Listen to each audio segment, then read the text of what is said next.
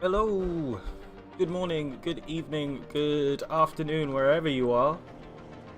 As that just happened. Alright, welcome. We are back. Racing Pals Endurance is back for 2023. Everybody's been looking forward to this for a very long time, myself included. We're here at the Mount Panorama Raceway, Circuitway. I can't remember what the official name of it is, but we're here at Bathurst, everybody's favorite track, your favorite driver's favorite track, and today we're racing for 4 hours. Good old classic combination, 4 hours of RP endurance. GT3 only today. My name is Deep Cuts. I am your commentator, and joining me in the booth is everybody's favorite commentator and the voice of Racing Pals, I think, as Mercedes gets very loose there. It's Huski. Huski, how are you, back! mate? He's back. I'm back, everybody. Yeah, no, I'm good. Last time we were here for an endurance, I commentated it, and big difference. No GT4s. I think some of the GT3 drivers have just sat back and gone, "Oh, thank the Lord." Yeah, yeah. Keeping it simple and keeping it kind of true to real life, as we've actually got the in real life 12 hours of Bathurst this weekend. So a good in law, as people say, for today's it's race. Today. Yes, it is today. The real one's today. Yeah. So you can watch that one, or you can watch this one. But this Ours one, is better, yes, clearly. GT3 only, does simplify things a lot. And we do still have the danger zone as in last year. And we'll get to that a little bit later. But for now, as practice is, this is the free practice session. About 13 minutes remaining. And while these guys get to grips with the conditions in the cars and the setups and generally themselves, let's take a look at last year's video. Let's check out the highlights of last time around, as there goes an Audi, very pinball-esque down the S's. But yeah, let's have a look at what happened last year and give you kind of an idea of what we're in for today. Let's check it out.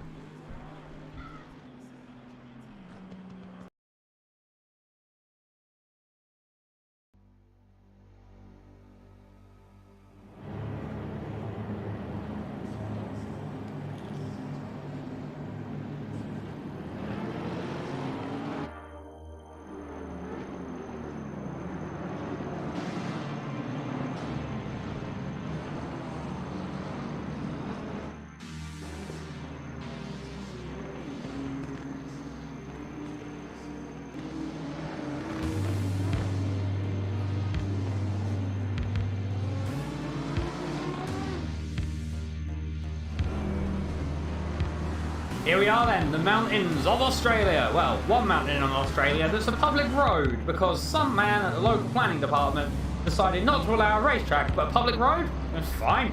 He is sacked. As we are away here for the 4 hour of Bathurst, many cars going into free wide already into turn 1. Little bit of jostling happening behind as well. We are watching actually a battle already unfolding quite close up the front. Bingus McBungus has actually profited beautifully off of lap 1, moving up into the lead. Oh, someone goes very loose before Skyline. It was Angsman. Oh, geez, right, I think, though, everyone, touch wood, is going to get through the first lap cleanly. Nope. At the top there, side by side with Bingus and Bungus into Murray's corner. Who's going to come out on top? I think it's going to be Erdal, but it is going to be a straight run down to the first corner. Who's going to come out on top? Erdal will get the inside, but Bingus and Bungus has the overspeed to get the nose ahead for Hell Corner. Beeg is on the back of Harmony to the outside of Murray Corner. Could he he try and get to the inside? No! Oh, they are so close to each other around these corners. That's what we've been waiting for. This has been boiling up though. He goes to the outside of the cutting. Oh, Harmoning just later on the brakes, manages to hold it. But Big now on the outside gets pushed out, moves to the outside of Murray corner again. Who's going to be first on the brakes? It's Big. He tries to cut back. Oh, so close. As he makes the move for P3 at turn 2. Is he going to hold it? No, they're going to be side by side into the cutting there. But Ed Costetta will get the inside. And that's P3 for Ed Costetta. Oh, this is not... Oh, I was scared there for a minute. Oh, and Kim George has to go wide. That is what we call in the business a mind punt. He's right on the rear there. He's going for a move. Down the inside of Forest Elbow. Side by side. Who's going to come out on top? Mo makes the move beautifully there. Oh, that's so close. He has to be careful not to throw away his big lead here. It's down the inside of McPhillamy Park. Goes Crispy. Overhouse has to slow down. Here we go. Through Skyline. Is anyone going to have contact? No. How on earth has that happened? How is Robert Moe going to go? He's going to move to the inside there as well. But it's 2 by 2. Bogdan and the race car BMW causing a bit of a roadblock. But the race car BMW moves over. No one's through the cutting. Down the inside goes Mo at the chicane. What a move for the Nissan there. As we now have the battle for P2. There is a Mercedes very much off in the wall, side by side through the cutting. Very, very twitchy there from Radzizi. He makes the move. Stick, however. Radzizi's round at Skyline. The race leader is round. No, he loses the rear himself, taps the inside wall, hits the outside wall of Skyline. No contact there between himself and Walkless. This is the battle for the lead in GT4. Bogdan got loose around Murray's corner. Deep cuts, taking the opportunity. But Benevenuti comes up the inside of Hell corner. And Deep cuts makes the move into the lead of GT4. So I've not been here. I've been looking at it. I've been, well, about an hour up really. the inside goes Bogdan at the cutting. He moves into the lead of GT4 with 5.5 minutes left on the clock. We are so close. Who will be the winner of today's race? Deep cuts, moving to the outside to try and get the extra draft off of the Nissan, down towards the cutting. They are side by side. Deep cuts comes out in the lead. But then, back down the inside maybe for Bogdan. No, Deep cuts holds it through the cutting to take the lead with 40 seconds left on the clock. Through the final corner there. To come across the line and take the win. It's Luca Harmoning for GT3.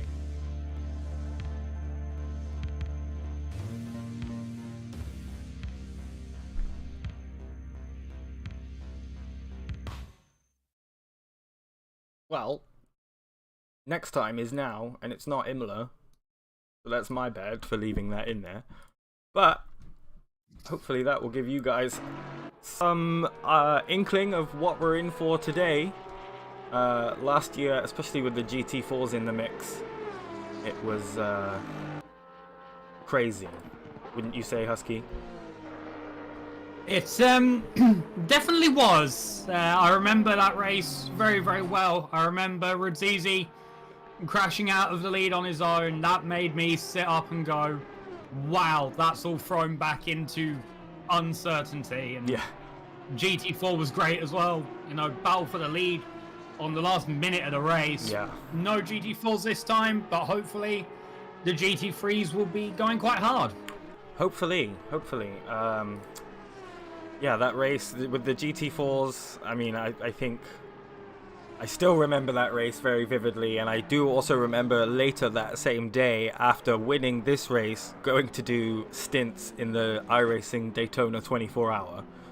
So that was a mental day, but started off well by getting a good W here, and some return faces on the entry list today, and actually quite a few new faces as well. We had 48 signups. It looks like we have 37 teams present today, which, I mean, I think that's still more than what we had last year. But the kind of poster child, if you will, of this race, the Start Your Bastard Motorsports entry, proudly sporting Vegemite and Victoria Bitters sponsorship, with Bingus McBongus, the V12 Aston. This will definitely be a car to keep an eye on today. Anybody you're seeing, Huski, that you're particularly excited to see race? I never really sit there and go, I'm overly excited about these people, because a lot of the time, especially around Bathurst, you just cannot tell what's going to happen. I mean, we've got Bingus McBongus, we've got Moreno, we've got Fuchs, we've got quite a few names that I know from my time commentating RP series and RP Enduro, and I just don't know, this track can do weird things. You have to be on the ball all the time, because otherwise the ball's going back into the pit lane and you've got to repair a car. Yeah, and it looks like there's a lot of drivers already struggling with Skyline. That's gonna throw, a lot of curveballs into this race. I'm very excited for it. We've got 3 minutes left of practice. Somebody else I want to touch on as well. Yeah, Pierre Moreno, I think back with his first enduro in a while, if I recall correctly, at least from what I've seen. So excited to see what he can make happen in the Audi. And let's not go into the bop and meta choices of car and everything, but again, another car that's very good on the long straightaways that this track offers. I think the Conrod Straight's about 1.9 kilometers, almost 2 kilometers, I believe. But we do have, I was just going to say, we do have Beeg back in this HRT Mercedes. So another car to watch. We saw him in action in the little highlights video from last time round. With me butchering his name for 4 hours solid. Yeah, I remember that. It adds to the charm. That's what I was going to say. Yeah. The commentary last year, it was very easy to make a stream highlights video because the commentary is so good and the action is non-stop. So it was hard to keep that video under that edit under 6 minutes. I think it's about a 6-minute video, something like that. I'll put that on my CV. Very highlightable. Yes. That's what I'll do. Hopefully today's will be too. Love to have maybe another highlights video. Let's see if this race can match that. It will be hard with the GT4s, but as I was saying before, we do still have the danger zone. That's basically from Skyline down to Forest Elbow, basically the downhill twisty bit of this track. But any incidents caused there will basically incur a harsher penalty. So the stewards, which we do have live stewarding today as per every Racing Pals Endurance event, the stewarding, they're going to be busy today, I think. Well, I did say to them they need some form of deity watching over them today, but that's really just the nature of Bathurst, isn't it? Indeed. Lots of Mercedes I'm seeing, which more Mercedes than I thought I would see. So I thought it was interesting. We do have an NSX entry and a couple of Lambo entries, which is interesting. I think this is a nice spread of manufacturers today, so not a lot of people. Lexus as well. Was there a Lexus? I'm sure I saw one floating about, yeah. Which, because I remember I was saying to you before we started the stream, someone's bought a Lexus. Oh, that's right. That's the annoying thing is that ACC will only show me 23 cars, even though there's 37 cars on the grid. Well, qualifying is going to be if you ain't first, you're mental. last. That's true. Qualifying with 37 cars. Remember, only one class today, so no split quali, no 15 minutes for GT4, no 15 minutes for GT3. Instead, we're just doing one 20-minute session today. So the poster's actually wrong, but it was decided after the poster was made. But just a 20-minute qualifying session, and with 37 cars on track, getting some clean air or getting some tow it's going to happen. So this is going to be a busy qualifying session for us. And as well, for people wondering, there is one class, as people have probably already seen on the tower. There is Silver and Pro. That is really only there for the ease of the viewer and the ease of us. That just shows who's here solo and is mad, and who's here as a team and is slightly less mad. I do know, I was reading in the chat earlier, and I can't remember which team it is, but there is a team who they signed up as separate entries, but they're sharing a simulator. So I think the stewards have kindly agreed to clear their DQ at the end, should that happen, because only one of the drivers will be driving, if that makes sense. Please fix ACC entry lists, Kunos. Everybody's tired of this. I just have one big question about that, and that is there driver swaps quicker or slower than ACC's in-game driver swaps? That's what I'm wondering. Depends on the simulator, I would be willing to imagine.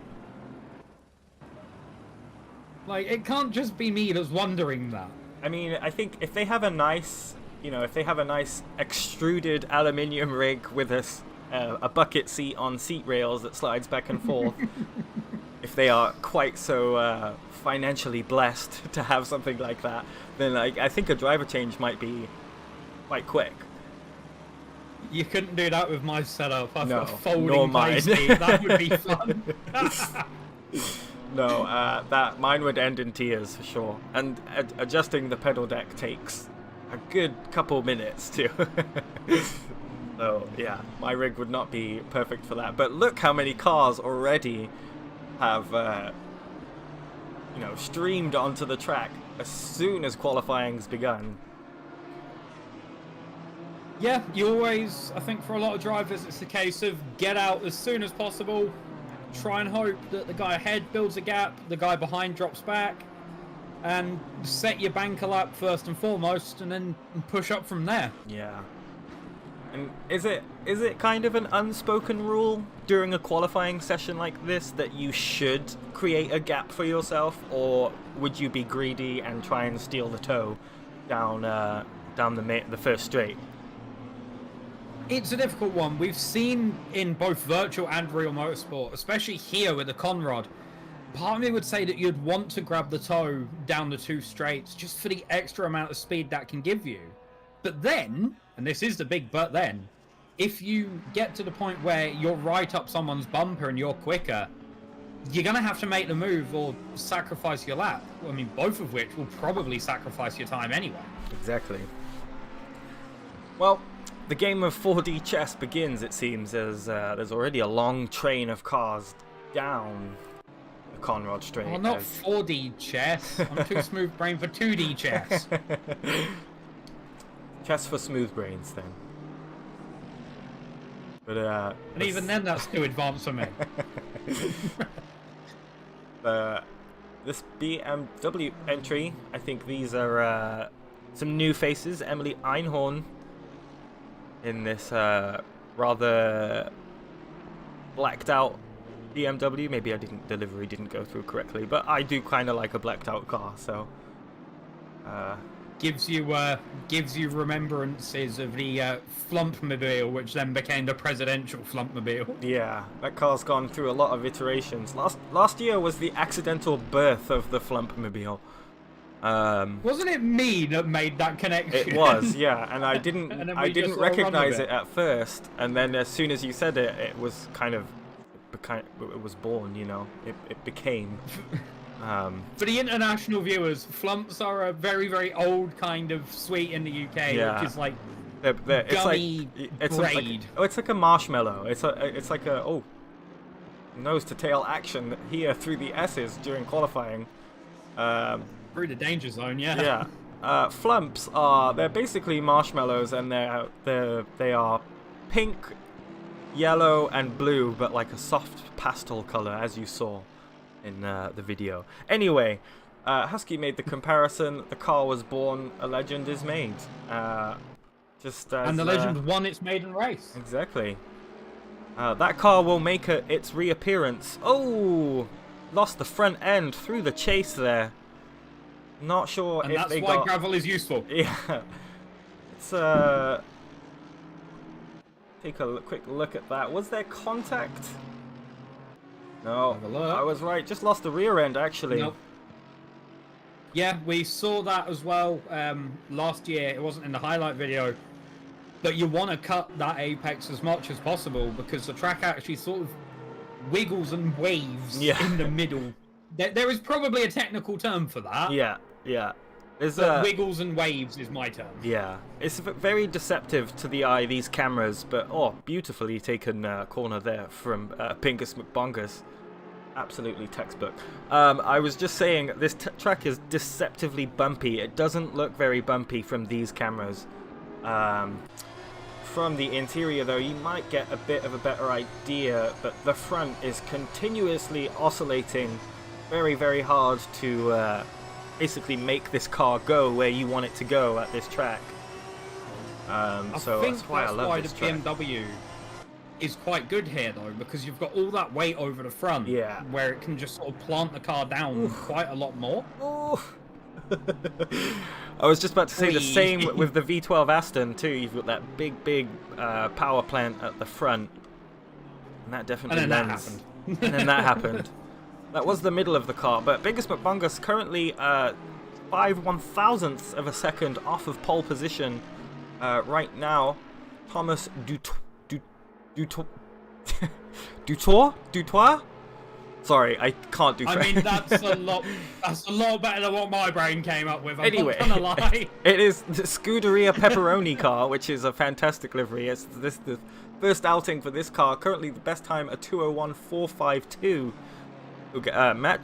Matching close to in real lifetimes, close-ish. We did see. I can't remember off the top of my head if I've seen Detroit before, but Scuderia Pepperoni definitely rings a bell. I'm pretty sure they were running the M2 CS's either first or second iteration of Nürburgring. Maybe But that name definitely rings a bell to me somewhere. Yeah, and Beeg has actually just come through in this HRT AMG to steel pole. So far, And exactly a 10th up. you know what you could say about that, don't you, Deep? That was a big lap time. Was a big lap time. Meanwhile, current best sector 2, this man, Giulio D'Alberti. Quite like the colours on this BMW too, and looks like he's gonna have a little bit of tow from that Pepperoni car.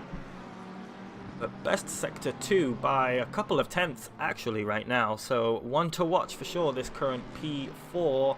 I should just say P5 as Pierre Moreno crosses the line. And exactly a tenth away from the car from Bingus McBongus. So tenths, it's coming down to tenths of a second with 12.5 minutes left to go as we just spot a yellow flag. I am expecting big things from Pierre and his teammate today. I mean, we've seen the skill that Pierre does have. Sadly, I don't think the sort of his, I would guess we'd call them the main rivalry of racing pals, the Ed Castetta versus Pierre Moreno rivalry that we've known for so long. But both of those, we've seen them battle before. We've seen what they're both capable of, and part of me wonders how Pierre's going to do in the Audi. I'm still used to him in a Porsche. I can't get used to it. Yeah. I don't like it. It's different. It's different. There's the Lexus I was talking about. Yeah, there it is. I was just about to say, Pierre Moreno is actually teamed up with Jeroen Uderdorp, so interesting driver lineup there. I think we might have seen that pairing once before. But a strong driver to hand over means, you know, it's with these team entries, you never know, but currently first and second respectively are solo entries, so that shows how much I know. Just want to go to this man, Mark Hoyer. I hope I'm pronouncing that right.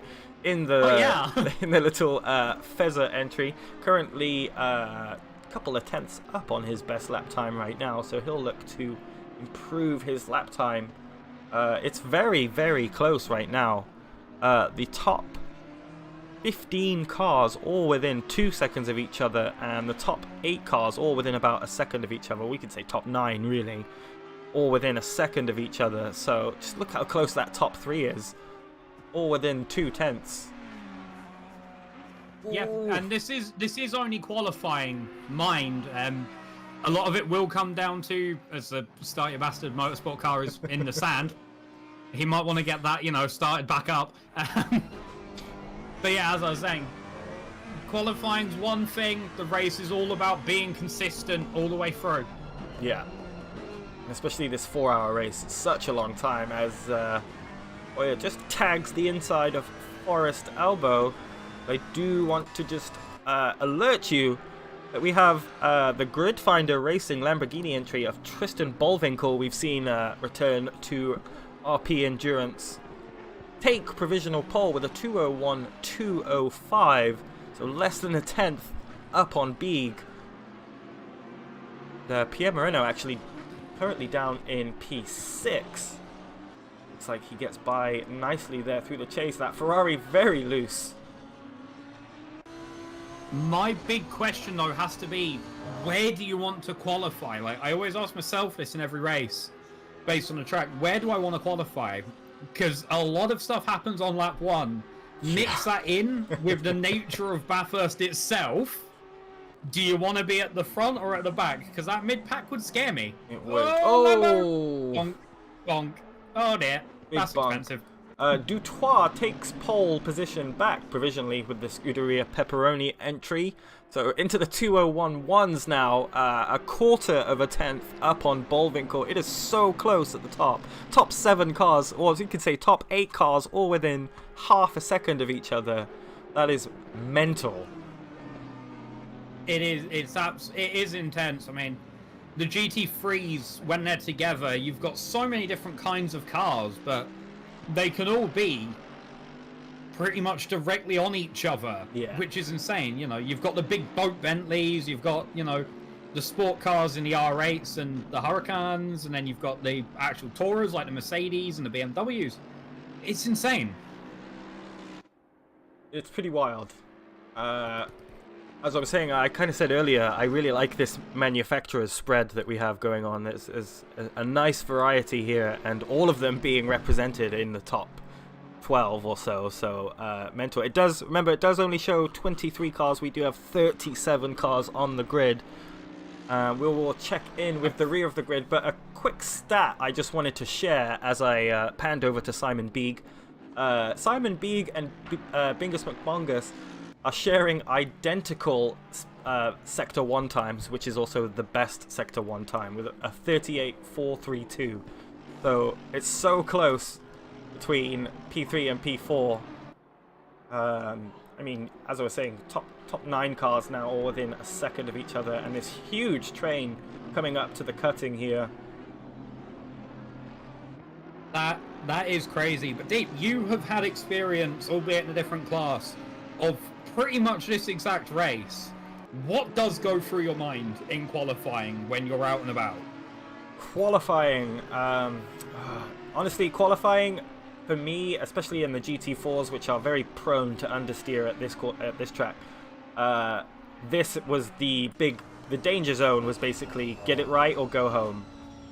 This is where you're gonna gain 90% of your pace in a GT4 is through this section right here. As we roll down through Skyline and the S's, and this is Forest Elbow.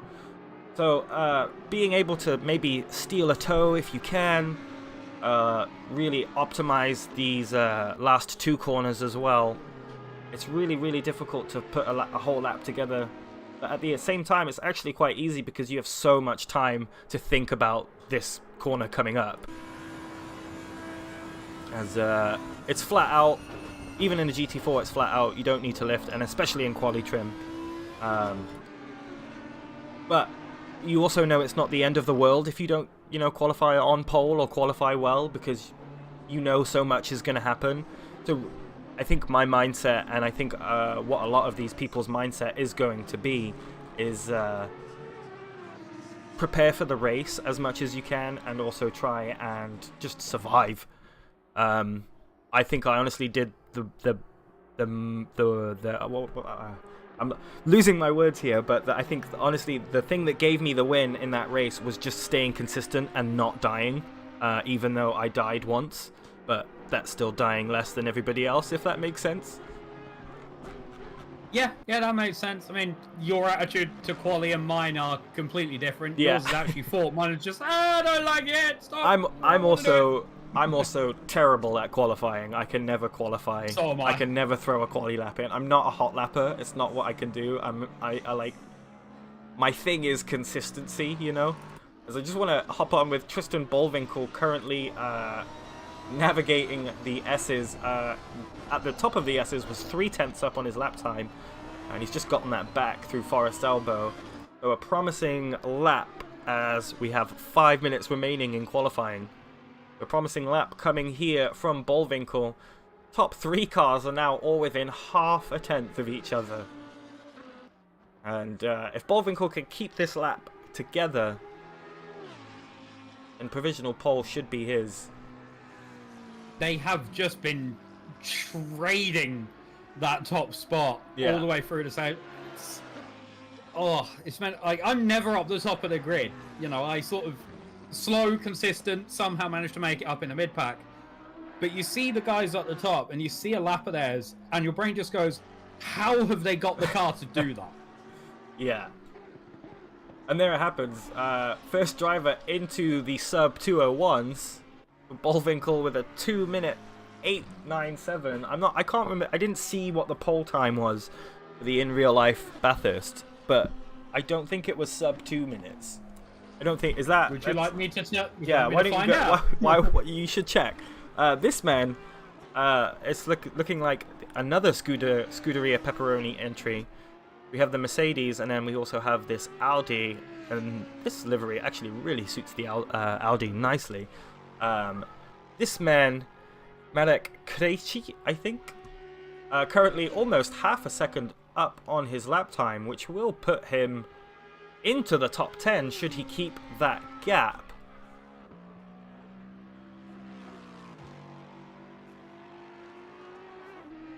Simon Beeg and Bingus McBonga still currently sharing that best sector 1 time. Bullwinkle has the best sector 2 and 3 times. So the number 8 car on pole at the moment looking quite dominant. The pole time, as I've just looked it up, and we might have actually beaten this, was the 999 Mercedes at a 2:08.881. Oh, so we haven't beaten it. We are a couple hundredths off of that. Pole time right now is, in this game, sim, I should say. It's not a game, it's a simulator. 897, 2-minute 897. A couple hundred. So yeah, very close to in real life. Krejci is still improving on his time, as is Sam Maudsley, who we've seen. Oh, that's going to be confusing. We have this pink Mercedes and another pink Mercedes, as he just high fives the outside of Forest Elbow there. Back with Krejci down into Skyline. Is confusing. Yes. Thank goodness for the in-game graphics. Oh, the back end looked a little bit loose there through the S's. Oh, and did you see that? There's another Scuderia Pepperoni car in front of him. Be wanting to get some tow. But Krejci right now has the potential to qualify into this top 10, as we are getting down to the last laps of qualifying. Minute and 30 seconds remaining.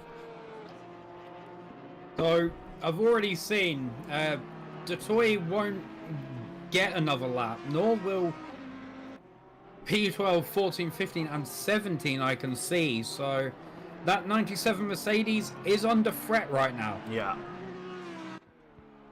And Krejci does it. Takes P10 with a 202.1. So close to the 201s.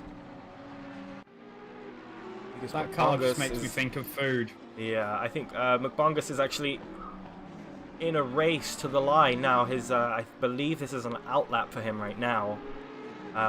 Same with Beeg, as he starts his final flying lap.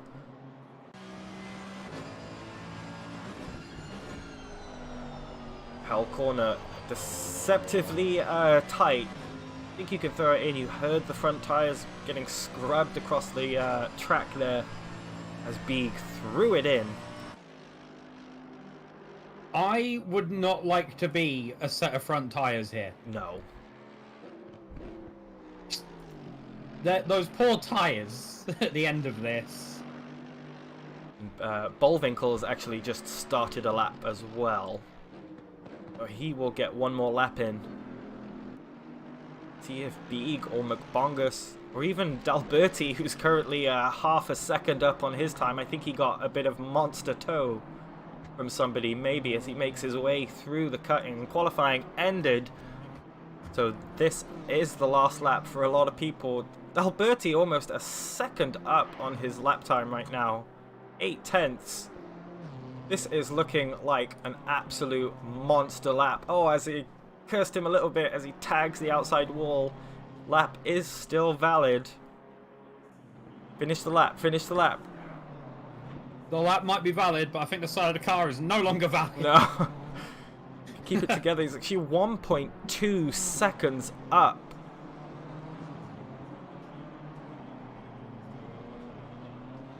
This is very, very exciting to watch, as I hope he can make it. We've got a lot of drivers out on track and a lot of them actually up on their lap time. So look at the timing board to change quite a bit. Bullwinkle actually making his way through Forest Elbow, a couple of tenths up on his time. D'Alberti makes his way through the chase. I absolutely love this corner. I was about to say, don't take too much of the inside curb. Don't take too much of this outside curb. He's still about a second up. Don't take the curb and you'll be right. Yeah.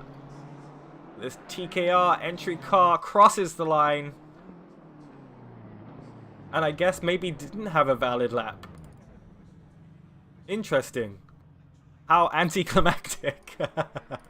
Pierre Moreno still on his lap, a couple of tenths up as he makes his way through the cutting. That was weird. It showed on my timing timing app that his lap was still valid, but he should have had pole by like 4 tenths. And that's it. That's qualifying over, as I guess Pierre Moreno ends up taking the L on that one. P6 for him, but there is your starting grid. And I was about to say we do start this race at in the morning. I was about to say at night, but in the morning. Who turned the lights off? So Tristan Bullwinkle, the number 8 car in this sorry, the Lamborghini. I was in between screens there. In the number 8 Lamborghini on pole, with that blistering time almost matching the in real life pole time. Dutois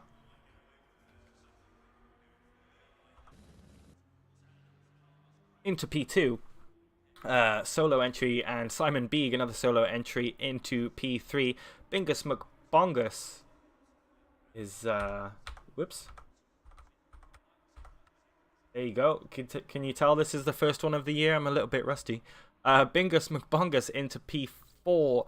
Dalberti taking that P5 with the unexplainable non-pole lap. I'm not sure if it must have gotten invalidated when he hit the wall at McPhillamy Park.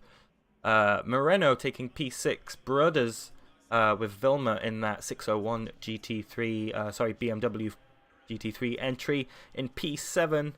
Nice to see a Honda NSX in the mix and in the top 10, and Hoyer, who we saw driving pretty quickly in practice and in quali in P9. So there's your top 10 quali. I'm sure we're going to see a lot of everybody today as these guys get ready for the formation lap. How excited are you for the start of this race? I'm just trying to think, where might we see the most action on the opening laps? Ooh, turn 1 is always, fun. But I really think it will be the chase at the end of the lap. So I think the last 3 corners is when you'll start to see drivers really want to push and see if they can clear the car ahead of them. Especially, as I was saying, with the danger zone rules, if you will, just incurring a harsher penalty, it's going to deter people from making a move, into Forest Elbow or down through Skyline. It's really going to kind of put them off that, because if they get it wrong, the steward's wrath shall rain down upon them.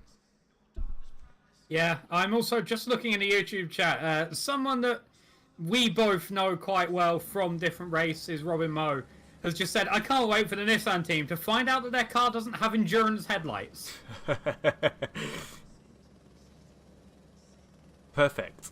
I love it. You I don't told Mo, I told him to hang out in the chat, and he doesn't disappoint. So I'm glad he came through as these guys begin their formation lap. You see how dark it is. Can't wait for this. These guys. I think, always for me, I'm not sure if you're feeling it, but even sat here, in the commentary booth, as I most normally am, a lot of people probably are more used to my voice as opposed to my, let's say, dodgy driving standards. I always still get that feeling of uncertainty before a race, somehow even more so when I'm here doing the commentary than in the car. But I guess it might be because we get to see everything. Yeah. It's kind of a blessing and a curse having the all-seeing eye. I always say it as well in the driver briefs that we have beforehand. I always say, if I'm commentating, if you do anything silly, we will see it, and we will most likely laugh at it. Yeah. And we also have a fair amount of viewers in the YouTube chat today, so if you see something you like, clip it, tag us, and we'll make sure that everybody sees it.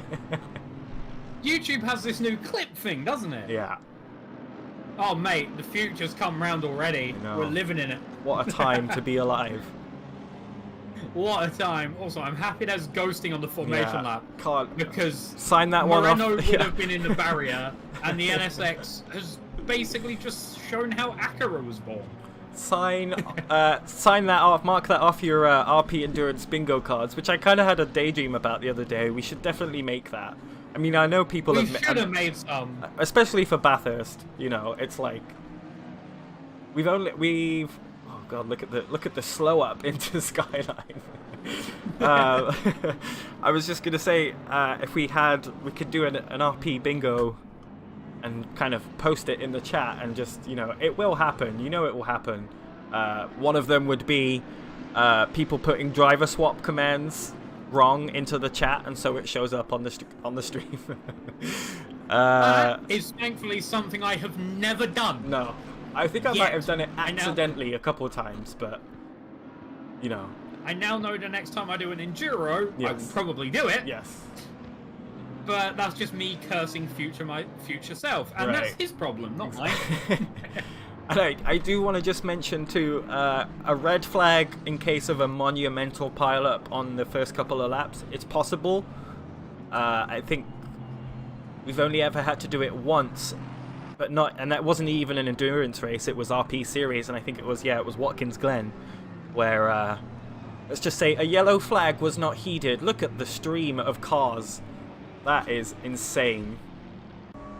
I also just noticed that Hoonigan-inspired Aston Martin, if we remember the World of Motorsports. Rest in peace, Ken Block. Absolutely. Absolute insane rally driver, insane drifting driver. Yeah. I don't know if he ever raced GT, but he had a big impact on motorsport as a whole. Yeah, rallycross, everything else, as we are getting very close to starting this race. These guys move through the chase. Can I do the thing? You can. Yay! No, it's anyway, gonna be about 5 minutes and I'll probably get it wrong. Yeah. Real quick, yes, massive respect to Ken Block. Motorsport would not be the same without him. Rallycross, Nitro Circus, Hoonigan, all of that. We're bringing motorsport to the masses, making it mainstream. So rest in peace to him. Huski, over to you. And because it always catches me out that first one, so thankfully Deep Cuts was talking, and it's lights out and away we go! Yay! Say the line, My voice is Bart! not used to that anymore. Dingus McBongus, everybody too wide through Hell Corner. Not seeing any... Everybody's still on track. Just about. I won't touch wood this time. No, We remember what happened last time. As Dutoit looks at the rear of Bullwinkle as they make their way through the chase. McBongus still jostling for position, still in P4. This is crazy to look at. Jeez, you could just see all the lights appearing. Just like, oh, someone's in the barrier. Yeah, we've seen a little bit of a hit there. I think for the most part we're all good. Oh my life. It's the M25 on a Friday evening. Bullwinkle still leading this race, top 4 unchanged as of right now. It always does, though, pose the question, do you want to go aggressive from the get-go, or do you want to sit back, weigh up the guy in front of you, let everything sort of settle out a bit more, then put on the aggression? Yeah, I think maybe it's so dependent on the guy in front of you and the guy behind you, especially in these early stages where you basically your aim is to stay with the pack. McBongus now has actually Pierre Moreno right behind him, but going to be able to stretch the legs of the V12 here. It is a stark contrast as well versus his performance last year. Because last year we did this, his start was immense and he was up in the lead, and now he's sort of stayed more or less where he was, which is worlds apart. And just look at Moreno already looking after he was a bit shaky through the cutting. Oh, some glorious texture pop in there. Lots of dust being thrown up. I think that was from Beeg ahead. Bongus looking like he wants to try and make the move into Hell Corner, but he actually has Bergold behind. As not that one. Not that That's one. the wrong one. This one. That's the right one. And there's already some penalties having been applied as well.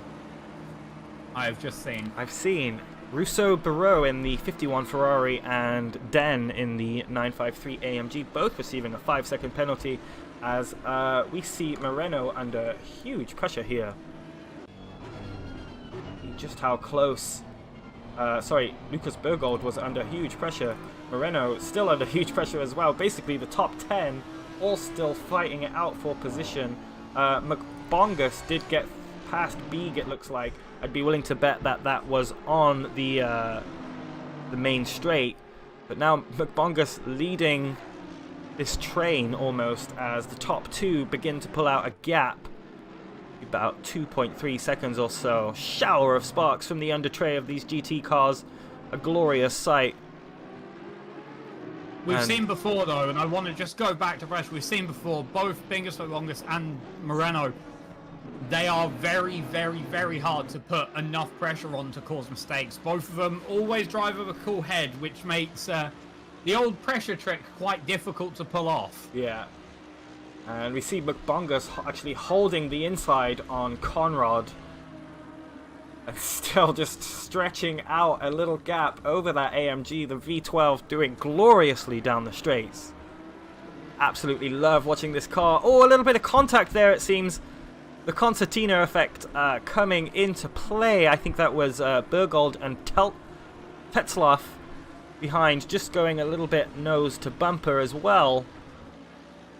Doesn't look like it's caused any problems though. Maybe a little scuff on the back of the car, but nothing to be worried about. And yeah, Dutois still chasing the rear of Bullwinkle, about a second between those, but we will jump back to this battle. This is the mass battle for P3. Look at the size of the train that Bingus McBongus is leading right now. That must be about 12 cars or so. It is. It's 12 cars, all within a second, a half a second. Sorry, 3 seconds of each other. As looks like maybe one of those penalties was cleared, or maybe we're just not seeing it. But everything happening all at once, it seems. These guys still duking it out. I think if I was Bergold got ahead of Moreno as well. Look. Yeah, I saw that. Moreno not letting it go down lightly though. These two mid-engine cars are gonna go at it into Skyline through McPhillamy Park. They go. And I was about to say, it might be quite frustrating if you were Simon Beeg to catch up to the V12 in the twisty bits and then just lose out in the straights.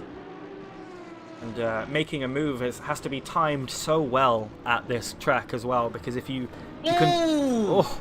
The Honda hit the wall, Moreno's through, yep. Yeah. Just saw that right out the corner. Let's have a quick look to see what happened there. He's gone in too hot, yeah. Bonk. Keeps it out of the outside, thankfully. And yeah, Moreno says thank you very much. Yeah. Yeah, I'll have that, thanks. Bergold finds himself in P6. Moreno now free to chase down the rear of Beeg. Has a second or so to make up, as Bingus McBongus is still under pressure from the aforementioned Beeg. Just want to jump down a little further down the grid as we see this battle. We've got Gottwald under huge pressure from Blommen behind in that number 12 car. And a big stack of cars right here as well. He's going to get him into turn one, I think. He had a better exit than Gottwald. Yep, as we expected. Merck's going to try follow him through as well.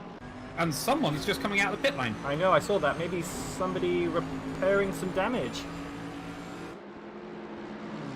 And a huge stack of cars here. 6 cars all within about 30 feet of each other. This has the potential to be messy.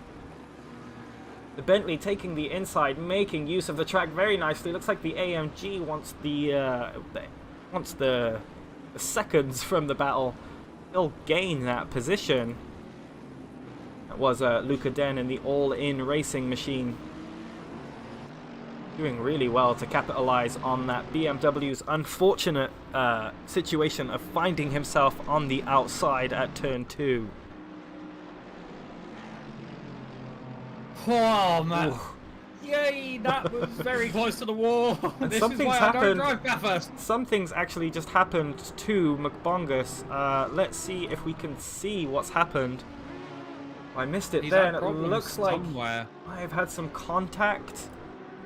That's coming out of Solomon Park, that. Yeah. Not seeing anything in race control. No, that's coming out of Solomon Park. Just something must have happened between the car and the crest at Solomon Park for the Start Your Bastard car. I've also noticed that my long break from commentary, my throat and my vocal cords, not really very used to it anymore. All the same, yeah. Same here. Same here. Jump back down the grid a little bit. So unfortunate. I mean, McBongus finds himself now only P8. Oh, it's a long way to go. Only 10 minutes have elapsed so far. So, yeah, we've got a very, very long way to go. As Francois Pelletier finds himself jumping the curb at the final corner. Actually lost that and as we position said to the as well, BMW. for Bingus McBongus, it's only P8, but now that's given him a whole heap of work to do. Yeah. But would you prefer to make your mistakes and your problems at the start or at the end? At the start, yeah. I was just seeing Hoyer has found himself down in P30 after all of that. There's Steering something damage? not right with that Oh, car. yes. Oh, that's heavy Big damage. steering damage. Straight into the pit lane, smart move. But that, wonder what's happened to him. But I did see the lights flickering as well. And hey, look, there's another Ferrari. There's so many cars in the pits already. The McLaren winking at us. Yeah. Lovely. Just want to jump back. We're on board on the rear wing of Simon Bieg as he finds himself now under pressure from both Moreno and Bergold. Moreno doing a fantastic job of not crashing into the back of Bieg under the heavy braking, but it looks like the NSX is chilling in the back, maybe getting a little bit of tow. NSX, another good car on the big straightaways. Moreno looks at the inside through the chase, makes that move work. Oh, and not able to make the move stick though around the outside as Bieg has the inside for the left-hander. Still comes out on top. We saw last year as well here, Bieg when he was attacking preferred the outside at Murray Corner. But this time just covers it off from Moreno. This is going to be a good battle, I think. And only 11 minutes in and we're already experiencing back markers. You saw the marshals waving the blue flag there. It's like this, is that an Aston? Can't tell. It's too dark, man. It is an Aston. I have some news from the Start Your Bastard Motorsport car from Jake, his teammate. The 85 car got sideways off of the curb and had to hang on for dear life. Yes. Classic. Moreno actually lost the spot there to Bergold, Yeah. Bergold has he's just sort of come out of nowhere in each of the moves, and every time we've looked, he's been behind, and then boom, he's ahead. Yeah. McBongus already on his way to his recovery drive. Up into P7 and chasing down P6. Jump back on with Bieg as he's actually pulled out a little bit of a gap from Bergold. So we see Bergold making his way through the S's, still has Moreno right on his rear bumper.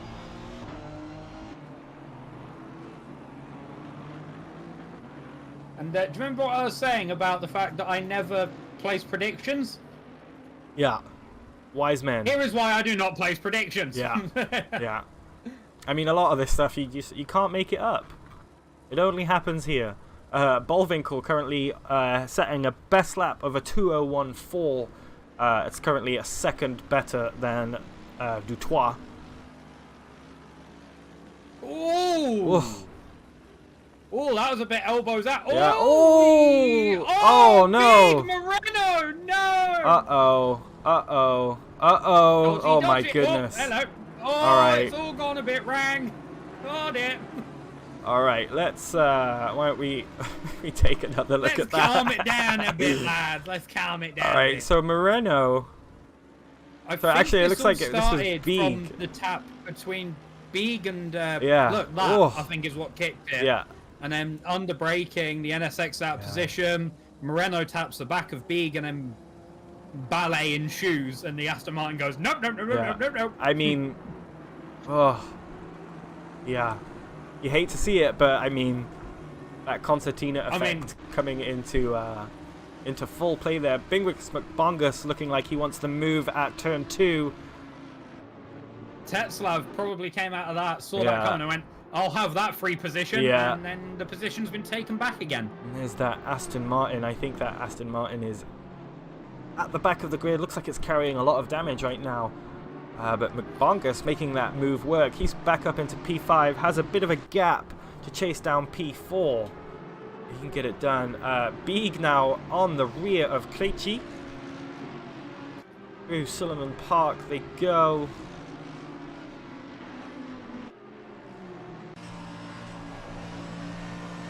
What's the hotkey for names? I don't know. Oh, I can't remember. Oh well. I mean, it's slightly useful because It is slightly useful, but it's not realistic, and immersion is ruined. Yes, it is. You see, in some motorsports, they do this weird sort of thing. It's called the future. We need to get used to it. Yeah. And Moreno is actually right on the rear of Beeg once again. So these guys just continuing to battle in this P9 first and 15 P10 minutes. as well. Yeah. They were battling for lost now P3, few positions, and now they're battling. Look at this train of cars, though. Oh, we've got a move going on ahead. Oh, not again, please. Modulating the brake pedal a lot there. Moreno, chomping a little bit of the inside curb, losing out possibly to this Lamborghini Blommen on the outside. He has the inside for the final corner. That Bentley is going to take the spot as well. No, he's not. Who's going to get the better? Yep. Oh, that was touchy. It was all down to who gets the better exit, and I think the Bentley's just done it. So much later on the brakes there too. Maybe the Lambo kind of yielded, shall we say. But Beeg now leading a huge train. See all of these cars behind. So Krejci actually getting past Moreno, it seems, as Krejci not close enough to have a look at the inside of turn 2. But all of these guys, I mean, look at this. This is the battle for P8. And there's 7 cars in it also.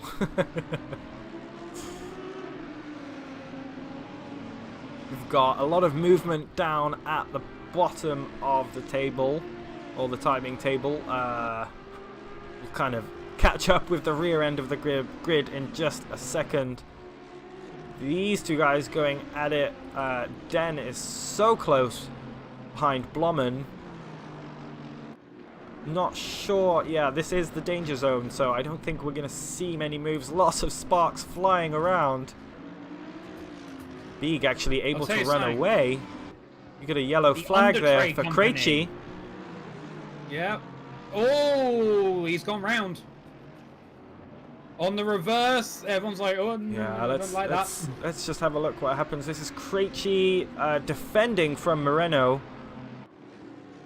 Down Skyline he goes, catches a bit of the inside curb. That pink Mercedes hit it. Oh, he just lost the front end, look. Yeah, it's just bottomed out down the compression. And that is not the view you want out your front window. That's very true. Oh, yeah, quite scary. I think that is not a good view from the front window of both Krejci and any car that's coming through that bit of the track. Yeah. So Moreno up into P8. Bingus McBongus has a 5-second penalty. But taking a big bite of that exit curb was Moreno. Under a lot of pressure. 85 and 95, causing a collision.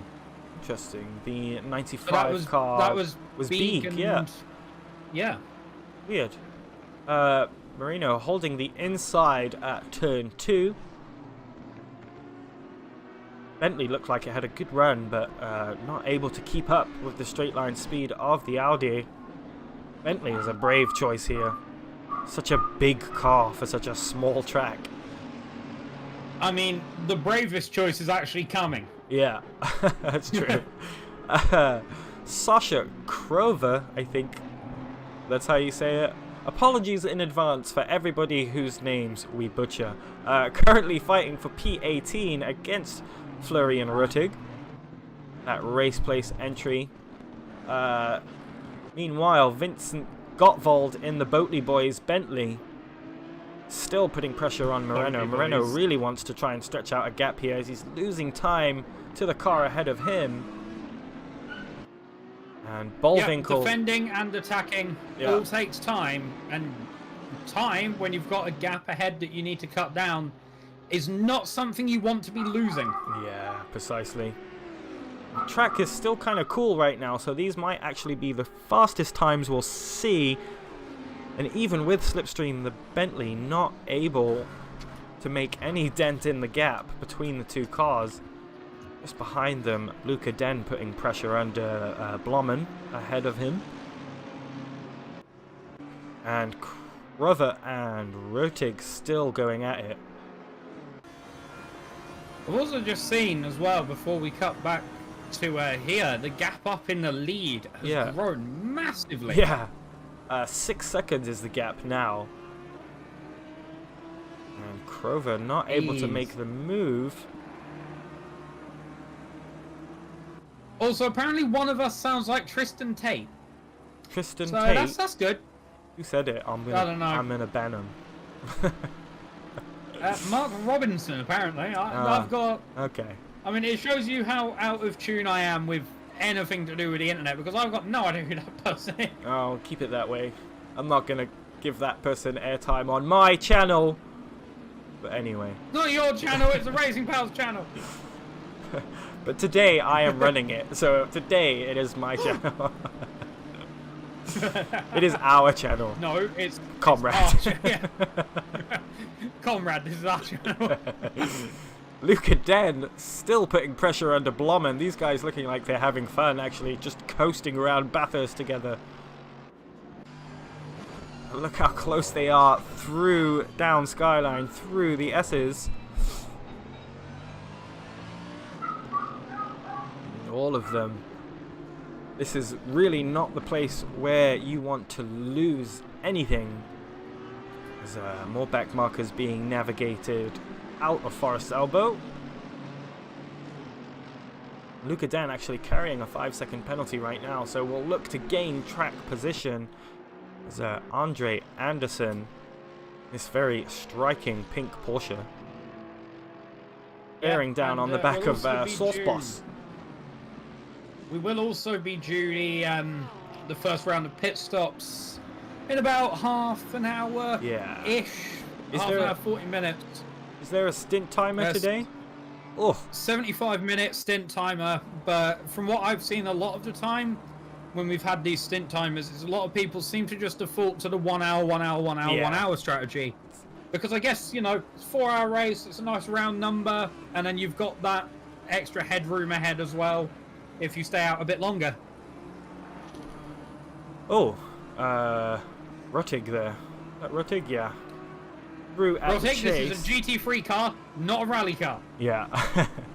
And Husky, I'm going to leave you with this battle, and I will be right back. I'm scared. So, while I'm being left with the battle between Palatea, that has been butchered massively. I'm sorry, I barely speak English. And Luca Den, the BMW did make up the position through the cutting, but now he hasn't really got much of a datum of where to go through this section. It's not very well lit. Normally, you'd be following the car ahead, looking at their brake lights, and that can give you a more or less idea of where everything is. But when you're there on your own, you need to sort of guess and just see what your headlights see.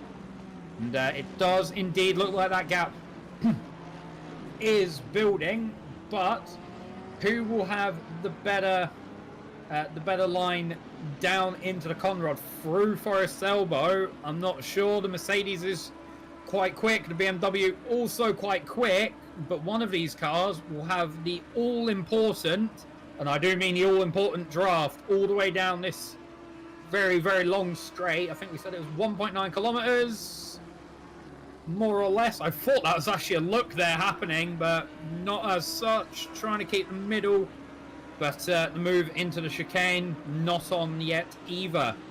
So Francois should keep the position, maybe out to turn 1, but there is another corner, which the exit is very, very, very important for, down towards Hell Corner. As that Deep has left me alone, and now I'm scared. But now back onto the front straight.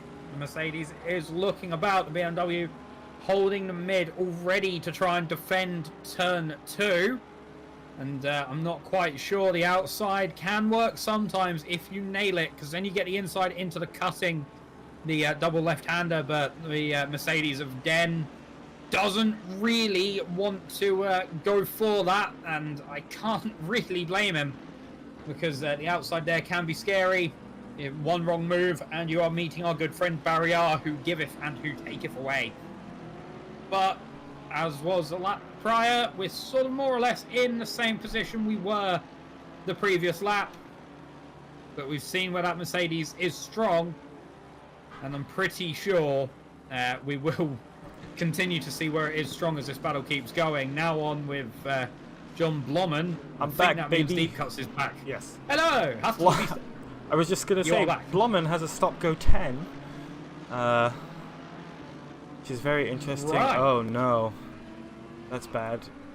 I just accidentally clicked on Content Manager instead of Discord. Bad. Causing a collision with the 503 car has come through from the stewards. That's the Honda NSX of Kochen, I think. Names. Difficult. Continental European names, as Beeg is in the pits. Could he maybe have had damage from that previous incident that he's now decided needs fixing, or... Potentially. Oh, Porsche deciding to have a little bit of an off-road go. And that has actually lost him bags of time. Yeah, Blommen's To the actually... Mercedes behind him. Blommen's actually caught up to the rear of Moreno. But Sauce Boss bearing down on the back of that Porsche still. And yeah, finally And now looks no like... longer bearing down on the back of that Porsche. I was about to say, it looks like finally things have sort of settled down after about half an hour or so. You see the sunrise beginning to start just over the horizon there. So the blindings will happen as people navigate their way down through Skyline. As Krejci finds himself down in P15, chasing the rear of P14 as Crover continues to make their way up the grid. Nice move there on Yannick Kuppers. The time has come for Huski's first entirely pointless fact about Bathurst. Go. During the V8 Supercars race that happens at Bathurst, any one person is only allowed 24 cans of beer. One person, 1 can every hour. However, as Bathurst is a public road-ish, let's be honest, the entrance and exit to this public road is at Murray Corner and at Hell Corner. Oi! The Porsche has been sent to the Shadow Realm. How dare you disrupt Husky's facts? Let's just have a look. Flashing the lights. Oh, it looks like that Porsche slowed up. And GTR couldn't do anything about it. Well, It's a at least shame. it doesn't have endurance lights, so you can't break those. There you go. But back to Husky's entirely pointless fact. Due to this 24 cans of beer restriction, what a lot of people do in the week leading up to the race will actually go and bury cases of beer around the track. Nice. And then dig them back up during the race. That sounds like something I would do. That is so Australian. Yeah. I have never heard anything else like it. Yeah, I seem to remember too, people were trying to get around it by switching to wine, but wine was something like 12 liters per person. And I'm actually excited. I wanted to touch on a little bit more of Bathurst history, if you will. But I'm excited to see that we have a Nissan GTR entry with Pascal Philly. Not sure if it's a what or a V sound, but there you go. There you have it. A nice. We'll call him Pascal. Yeah, there you go. Pascal. in the Nissan GTR, affectionately named Godzilla. You know, that's all from the R32 Skyline? Yeah, the Nissan R32 Skyline, which Nissan brought over to compete in the Australian Touring Car Championships, and was so good, it basically got outlawed and got nerfed into the ground. But, you know, a twin-turbocharged, huge engine car coming and stomping all over the Holdens and the Fords. You can't have that, so...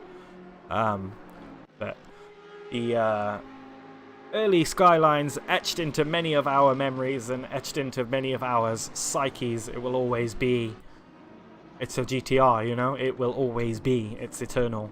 And I'm glad that we have an entry as the sky behind looks very pretty. As Luca Den passes Jay Blommen. I was getting excited for it, but Blommen entering the pits within the first half an hour. There is also the reason the GTR, this version, is so ingrained into our hearts from the glorious Nippon Steel construction of the QP GTR from last year that we saw around the place. Yeah. We'll always remember that car, and it's etched the Nissan GTR GT3 car into the history books of racing pals. Yeah, definitely. And I'm hoping we'll see some more GTR entries in the future. Kind of touched upon this at the beginning of the race, but I do wish the balance of performance were sorted out evenly, so that people could race cars they want to, rather than just not the fastest cars, you know. I mean, I can't comment. I'm an Audi boy through and through. Yeah. I just drive what I think is fun, which lately is the Mercedes GT4, which I don't know. I just really like it. The Flumpmobile. The Flumpmobile, exactly. If any of you tune into RP series, you may or may not see the Flumpmobile return for that And that if you series. do tune into RP series, you'll be stuck hearing me. That's not a bad thing, as Campe made a very nice move there in the Hoonigan car. Made a very nice move through McPhillamy Park on the inside. This is the Porsche that we saw get knocked about a little bit by the GTR, and now has fail games on the Doge Racing team to contend with. Not sure if the Porsche is carrying damage, but it does seem a little off the pace, shall we say. Last lap was a 2:18. Fail games going side by side through the chase. They go. Has the move sewn up before the turn-in, so good job for them. Blommen makes their way back out onto track, and Krejci is right there too. And that was a little bit of a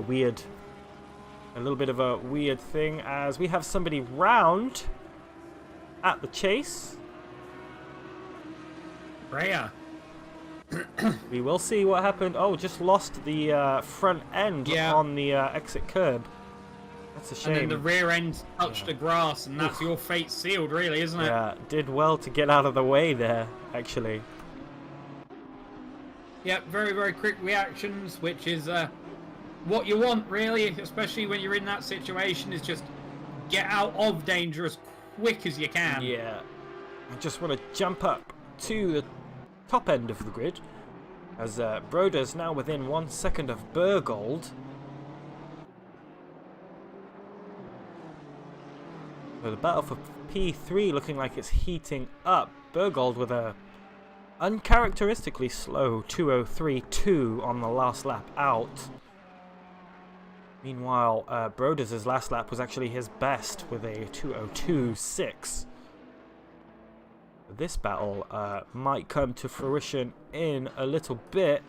Crover, meanwhile, still trying to put the pressure on Freya after making that mistake, as that's a big frame chop right there. What is going on? Technology, we love it. Doesn't like me following this car for some reason.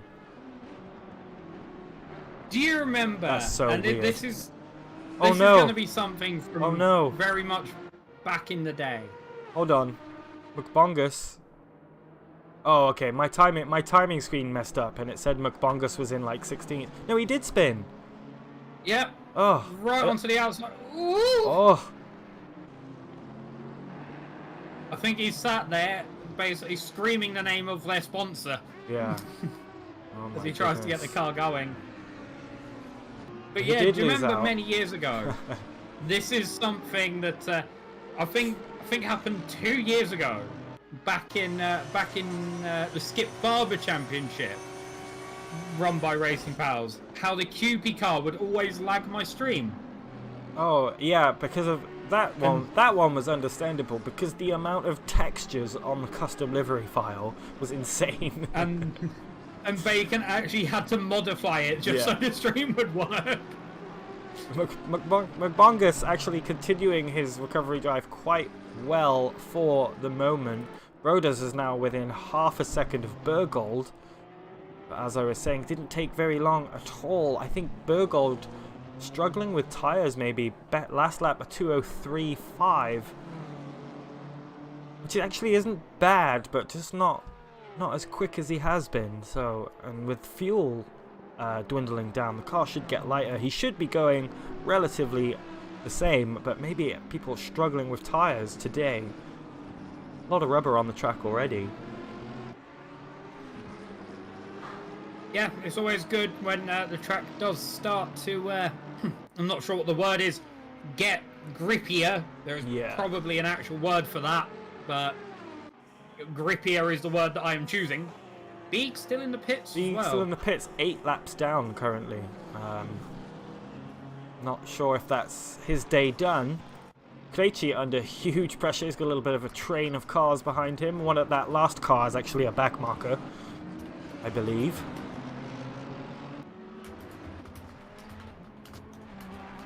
Yeah.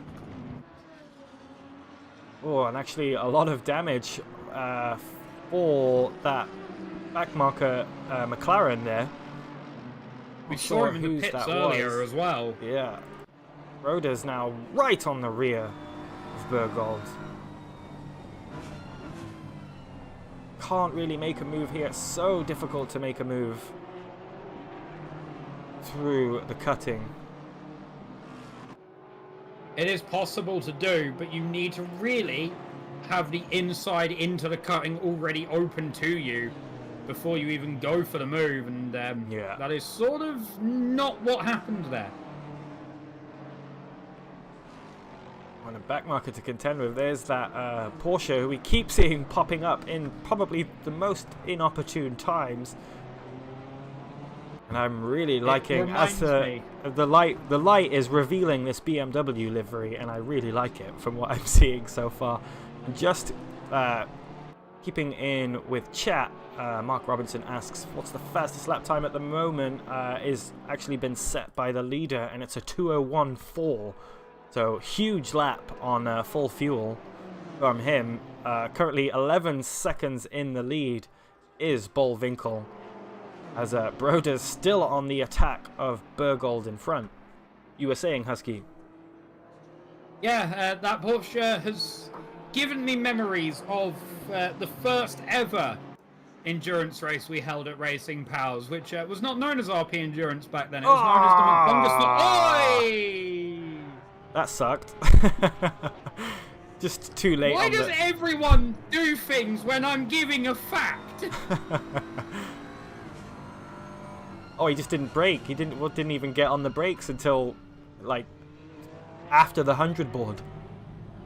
Okay. He did at least wait, which is good sportsmanship. That's but true. Probably shouldn't have happened to begin with. Stewards will take a look at that. Bergold retains P3, so for the time being, as you were saying, Husky. Yes. Back to my fact. The first Racing Pals Endurance, which at the time was not RP Endurance, it was the McBongus 400. Mm-hmm. I'm sure you might remember that back in, what was that, 2020? 2021? No, 2020 maybe? 2021? Jeez, it's been so long. Yeah. We always remember that everything that happened, the BMW M Sport car just seemed to be there. Yeah. Regardless of what it was and where it was, it just seemed to be there in everything. Yeah. See, I'm bringing out all the facts. All the Racing Pals history. I love it. Kokan, looking down the inside as they make their way down Conrad Straight, has the inside at the chase, at the kink, sorry. Oh, and the Ferrari so much later on the brakes. Bit too late. Sorry, that's a McLaren. Far too late on the brakes, and yeah, Kokan takes the position. That's P18 sewn up. Good for him. Brodus still on the back, still battling for P3.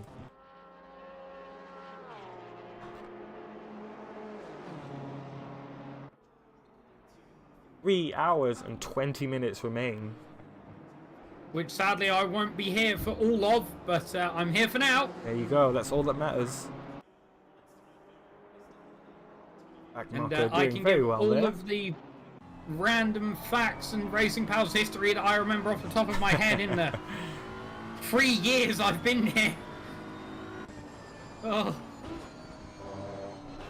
Krejci under some pressure. Yeah. It's just dawned on me, Dick. Fresh out of my first ever commentary series into Racing Pals, and as you said, I more or less became the voice of Racing Pals over the past years, which is a bit insane when you think about it. Yeah. I mean, I wouldn't have it any other way, so these things work out for a reason, you know. So I'm okay with it. Then I went away, did a series in RP series, and the rest is history, as they say. Oh, the Audi losing out massively there. Krejci losing 2 positions as he was forced to the basically forced offline. And Rousseau Barreau making great use of the car's mistake ahead. Broda's still on the rear of Burgold. This is very, very close, and has been so for a while now.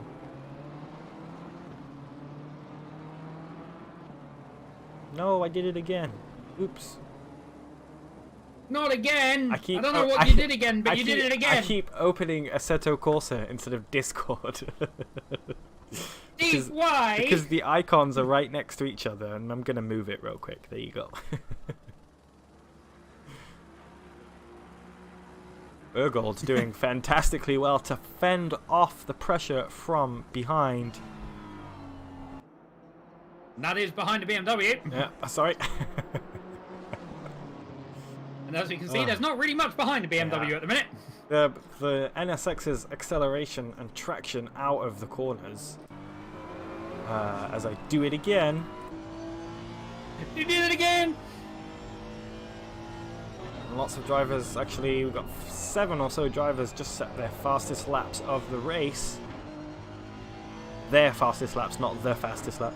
But yeah, you just see how much of a gap NSX pulls out on corner exit. It's quite impressive. Back with Rousseau Barreau as he tries to make a move happen down the Conrad Straight. So this Bundesbrot Racing BMW lost out, made the position, and Rousseau in the Ferrari behind able to get that position as well, looking to make up yet another position and enter P15. Yep, I'm reading that 15. right. I pick the worst days to not wear my glasses. Oh well. And you could be me if I don't wear my glasses. I can't see anything anyway, so it'd be like a blur is going over a blur into a blur. It's all blurry. Help. You see just how, as I was saying earlier, just how far away the NSX pulls on corner exit. There. Ugh. Ugh. That's so disheartening. Like, oh, I'm going to get him, and then, oh no, I'm not, because hashtag just NSX things. Part of me, though, does wonder, right? And you may have an opinion on this, and I hope you do, would it be better, especially with the amount of times that the front wheels head off the side of like a bump or a compression or whatever we're going to call it this week, would you want a longer car or a shorter car? I suppose if you're in a longer car, it's longer until the front wheels touch back down.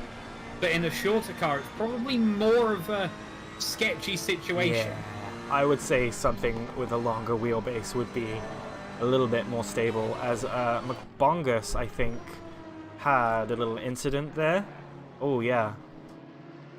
Was there contact? Yep.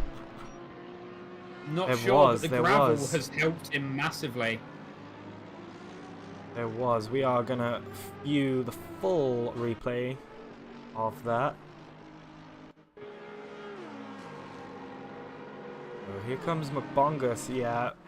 Just a bonk on the side, and that BMW loses out too. Maybe, ooh, I'm not sure. Not sure who will be deemed at fault for that. Stewards will have a look, as Bingus McBongus now relegated down to P9, so he's lost the position. I think that was, yeah. Oh, not Luca Den. That blue BMW, I'm not sure who it was. It might have been a back marker, actually, so. It may have been. I did see the lights flashing before he moved out.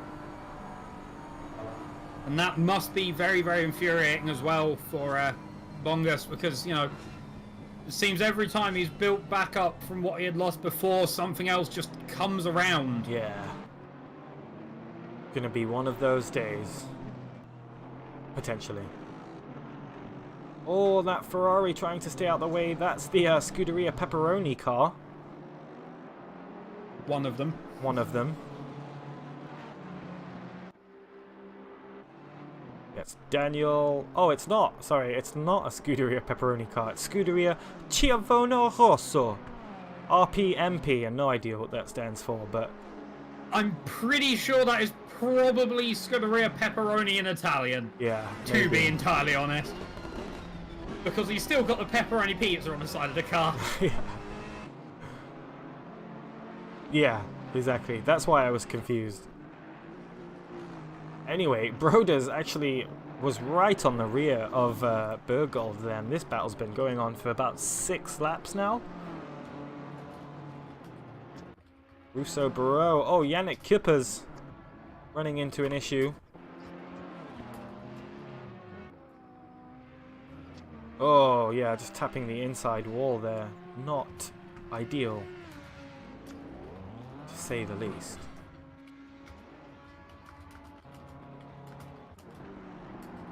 These guys still going at it. This Petrol Brothers BMW will not let this NSX out of sight. No, he stayed right on him for quite a while so far, but what is going to happen when the pit stops come about? That would be the question. Yeah. 10 minutes or so, we should see some cars begin to dive into the pits.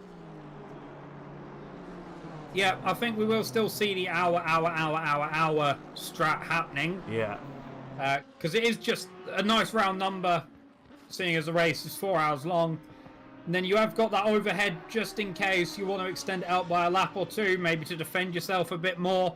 Exactly. Or maybe because you've got clean air and you can get a good lap out. But this man here, this Lamborghini, has been absolutely on point thus far. I mean, an 18-odd second gap to second place. Yeah, I was about to say, not this lap he just finished, but the lap before he was actually in the 201s again. Only driver to hit the 201s this race so far, so looking very, very dominant straight out of the gates here. And Broders still not able to get past, has to contend with the back marker. That car lost it. That was, yeah. I mean, that is one way to get out the way, I guess. Whatever you gotta do, do what you gotta do. Florian Rotig finds himself P20 right now, has 31 seconds to the car behind him. So he's chilling right now. Actually about to overtake Yannick Kuipers. Makes his way into the pits. I would not be surprised if that was to repair some damage. Broders falling slightly away. However, Pierre Moreno as well. 25 seconds is that of penalty. Wonder, I mean, see any? He's 229. I'm not seeing any. contact. No, I'm not quite sure what that is about, but I'm pretty sure he's not going to be saying family-friendly words Yeah. in that voice channel right now. And I'm not sure if those family-friendly words will be in English or French. Not too sure. I know, his English is really good, actually. So, probably English because his teammate is Dutch. So I would assume they are both speaking English. Unless Jeroen knows French, which I don't know. But that's kind of I'm more besides thinking the point. that when I go on a rampage of non-family friendly words, I sometimes default to a different language. Yeah. Eric Siddons currently battling out for P33. That's the car for position just ahead of him, losing out slightly. A lot of damage on that Porsche, it looks like, already. Struggling to get it around, cutting. And we're hopping back with Broders again, who's still, it's just, this gap has been a consistent less than a second for 8 or 9 laps now. Let's see, their last laps are within, well, this time around, yeah, their last laps are within 3/10 of each other as Dutoit makes his way into the pits. Now there is a Scuderia Pepperoni entry. What a mouthful. Oh, weird. There's no TV2 cam when they're in the pits. I just realized that. Interesting. Anyway, it's getting about that time where pit stops will become more apparent. Not sure what the 10 minutes early thing, I'm not sure if they're trying to pit to overtake or maybe just get in early and go long the next time. Not too sure what's happening here. Yannick Kuiper's back into the pits, so not sure what's happened there. We just saw him in the pits last time around.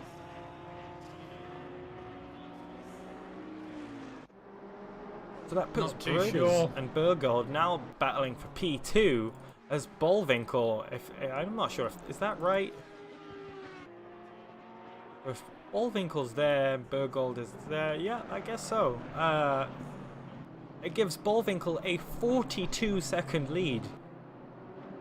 Jeez. Mental. As Dutoit was in P2, finishes his pit stop. Great livery. Love it. And maybe Broders here actually maybe looking to just save fuel behind the NSX. Maybe we haven't seen him go for a move yet. But in a race as long as this, I would be quite happy to sit behind and save a bit of fuel. I think going long here is the way to go. I think the overcut is very powerful. There is a lot of different strategies I think we are seeing emerge. And it is always a fight, innit? What strategy do you go for? Yeah. You know, do you react directly to the guy ahead, or have you got one in mind that you want to run from the get-go? You have to be adaptable, really. So long in these races. I mean, look at Bingus McBongus, for example. We've seen him claw his way back up on a recovery drive, only to be put back down again.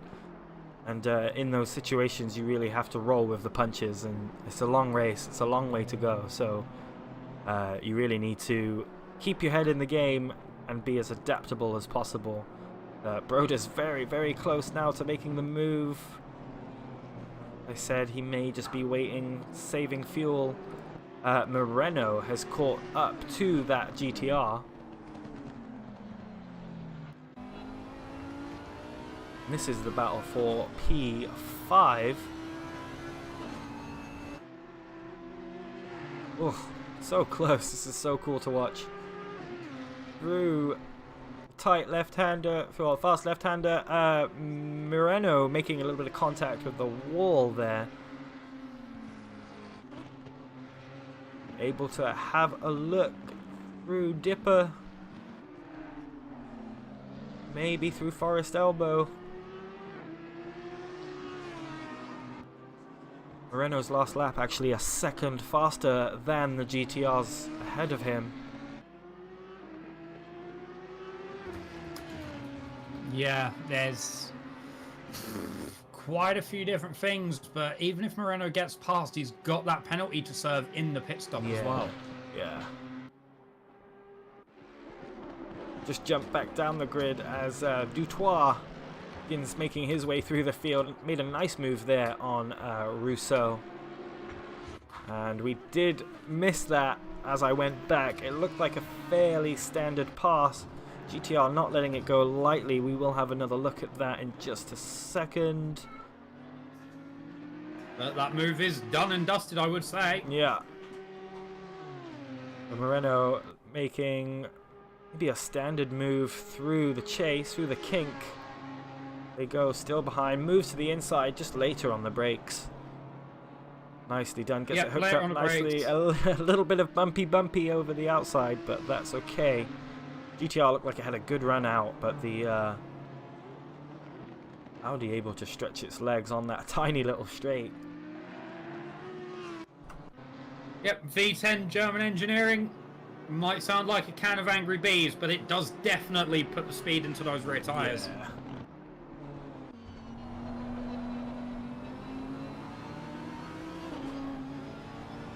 I was trying to figure out what's new on this livery, but it's the rear wing. It says Racing Pals, that's new. Yep, I would say that is a new addition. Oh! Must have... Ooh, that Nissan's gonna look now. Have a look through Skyline maybe. There was a BMW in the background there that had slowed and pulled off to the side. I'm not sure if that was just to let them by.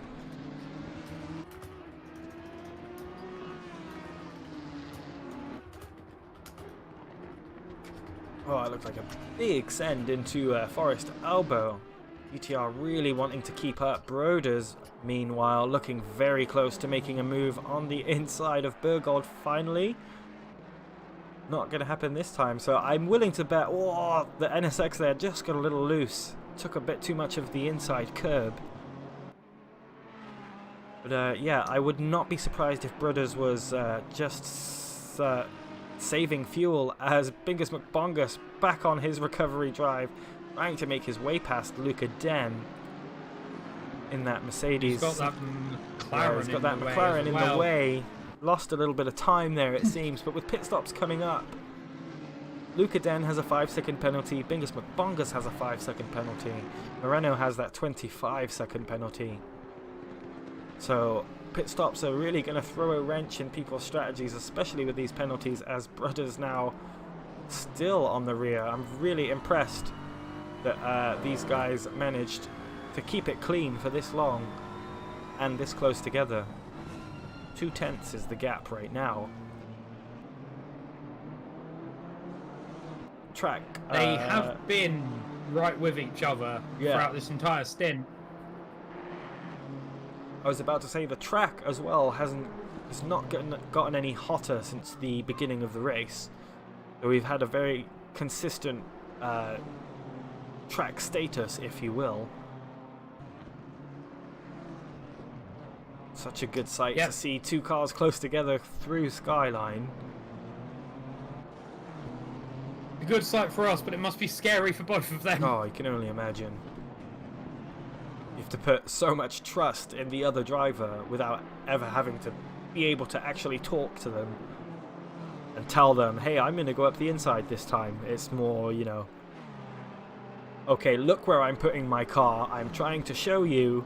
Please understand it. You know, there's all these unspoken agreements almost that happen thousands of times a lap, almost hundreds of times a lap, as Bingus McBongus still caught up to the rear of Luca Den. That's a BMW. That BMW is that's a back marker. Just hope that blue flags will be abided by. My heart in my throat for McBongus with that car behind. Bergold makes his way into the pits. Their first pit stop, so Broders finally gets past on pure pace alone. Meanwhile, McBongus still chasing the rear of Luca Den, looking to make up P6. Let's just have a look. The McBongus yet to pit as well, so we're going to see a lot of pit stops happen within the next 5 minutes or so. It's getting to that time though, Husky. Do you have a driver of the hour? Same to you, chat, I guess. There is quite a few. Yeah, almost too many. I think out of all of them, probably I would choose Bingus McBongus just from the fact that he's been on 3 or 4 recovery drives at the minute. Yeah. And he has come out of all of them not really too worse off from where he started. Yeah. I agree with that. I think that is a fine choice. Another one who's been in a similar situation, who I might choose, would be Pierre Moreno. Yeah, has found himself facing the wrong way a couple of times, and is now in P4. On pace right now with the cars that are in P2 and P3. That can definitely happen. Blommen making his way out of the pits. And McBongus still trying to chase the rear. Go ahead in the chat. From Jaker, Bullwinkle. We can't really ignore the fact that he started this race on pole and has just stretched that Lamborghini out so far already at the hour point, and it looks like his lead is just continuing to build lap after lap. And here we see Broders making his way into the pits, but yeah, Bullwinkle has not put a single foot wrong all day, it seems. Hey look, the Porsche's back. That's right. It pops back up again. McBongus takes the position then, finds himself in P6 on his 3rd recovery drive of the day. And Fuchs now actually in this other Scuderia Pepperoni entry. We have 2 of them very close together. And looks like Doyle has found himself in the middle of a pepperoni sandwich. 2 McLarens led by an Audi down the first straight as well. We're catching up with a lot of drivers. Another TN Racing Team entry, Nathaniel Lecron, about to overtake, well, looking to overtake. Oh, never mind, as the just Ferrari things happens. Middle of the car snapping. No, that's just what happens when you drive the Ferrari. You get on the throttle and it rotates. Was about to say he was catching up to P21, Hoonigan number 43, Hoonigan AMR entry. Bingus McBongus still chasing down Luca Den. Their lap times are actually very identical right now, as Pelletier into the pits actually changed their driver, so Eric Walling into that blue BMW.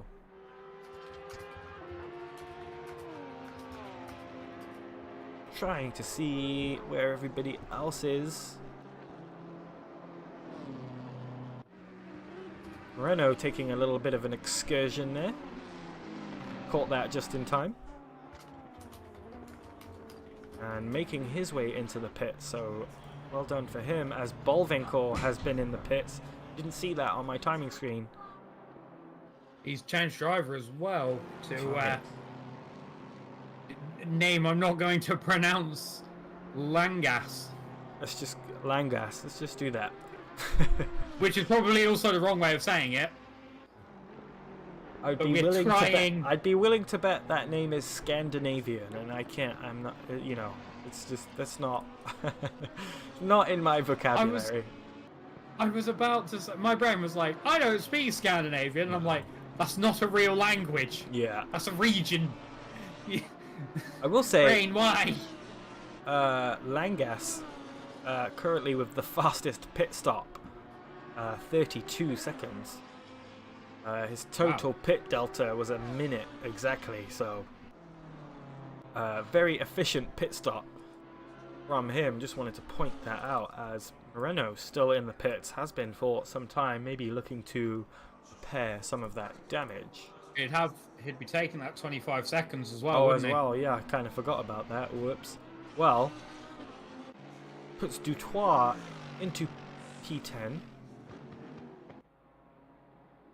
Remember, I think he was P. Yeah, this guy was he was P2 when he pitted. Yeah, I had a very, very long pit stop for some reason. And now another driver who we see on a recovery drive. Yeah. I mean, everybody else ahead of him, basically, apart from... Yeah, basically everybody apart from Langas ahead of him needs to pit still, so... Going for the super-duper undercut, it seems. You know, you just kind of learn from these things. It's best to get the bad pit stop out of the way first. And then you'll kind of know, he can kind of recognize from here on out that staying out longer might be the way to go. As Den coming into the pits, McBongus able to get by Tetzlaff, Billy and Den all in the pits right now. So yeah, 5 minutes gone in this second hour, and we're seeing a lot of cars come into the pits. Indeed, but Deep, from me, I've just got that scary text message that I now have to leave you and go and get dinner. No, but it's dinner time. No. It wouldn't be an RP endurance stream if Husky didn't have to get food halfway through it. So, I mean, that's you won't see me again. yeah. But yeah, this time, just to keep up with the meme, it's Chinese food tonight. Nice. Ugh. Even though the Scuderia pepperoni cars have made me want a pizza, that's not on the cards tonight, sadly. It's Chinese food. Yeah. Might ask them if they put pepperoni on with it, but you know, you never know. So, at least from me, enjoy the rest of the race, Deep. I will check in on stream as much as I can. Nice. And everyone watching, I will leave you in the very, very capable hands of Deep. And you'll probably hear my voice again if you tune in for our P series, which is coming up at some point in the future. Some point, yeah, it's getting close. February. Soon, TM. Yeah, soon, TM. Yeah. It is February. Check the Discord if you're not familiar. Sign-up's just opened, so Discord's in the video in the stream description. So go and look. Go look. Anyway, thank you, Husky. Thank you so much for getting this race off and started with me. Absolute pleasure, and yeah, we'll see you next time. As always, mate, I'll see you in the next one. Bye.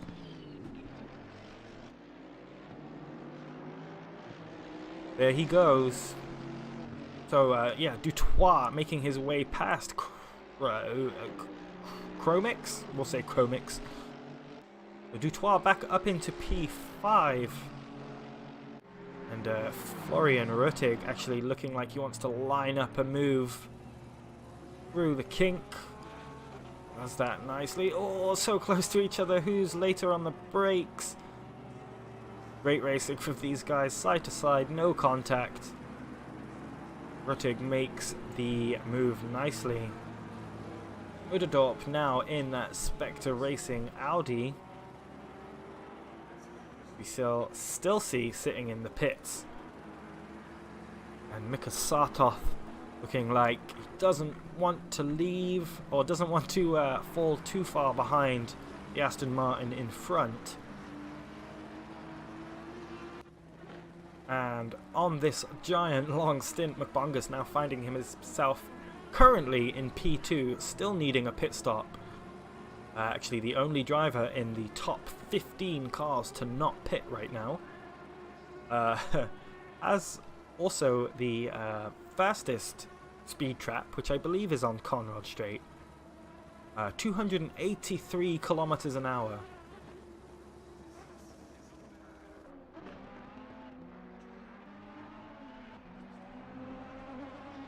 Look for McBongus to make a switch soon and potentially hand over to Jacob Alacia. Ooh. You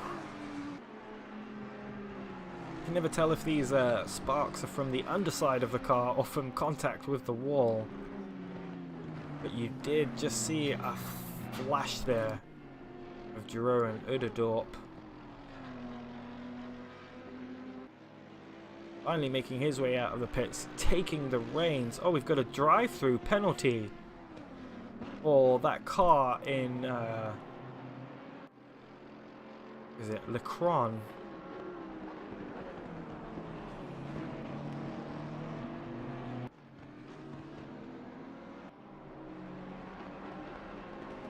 It's so weird. This guy, okay. Not sure, yeah, I'm not quite sure what's happened there. 51 car. Potentially this. Let's have a look. There's that Porsche once again. Oh, and just bonks into the back of him. Okay. And there was actually this one too. Oh, just turns that BMW around through Suleiman Park. Doesn't wait. I mean, that's a shame. That's probably what the drive-through is for. Let me check. Discord. Gotta find the channel.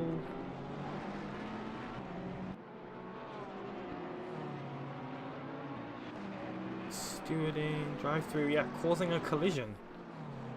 Probably for turning that BMW around.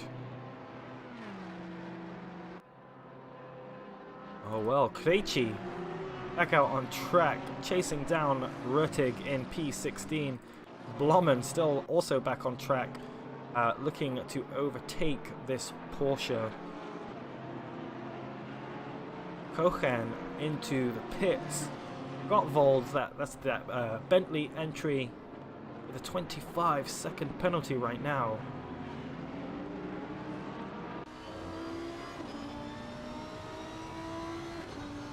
Not looking like he's not going to be able to make a move into Hell Corner.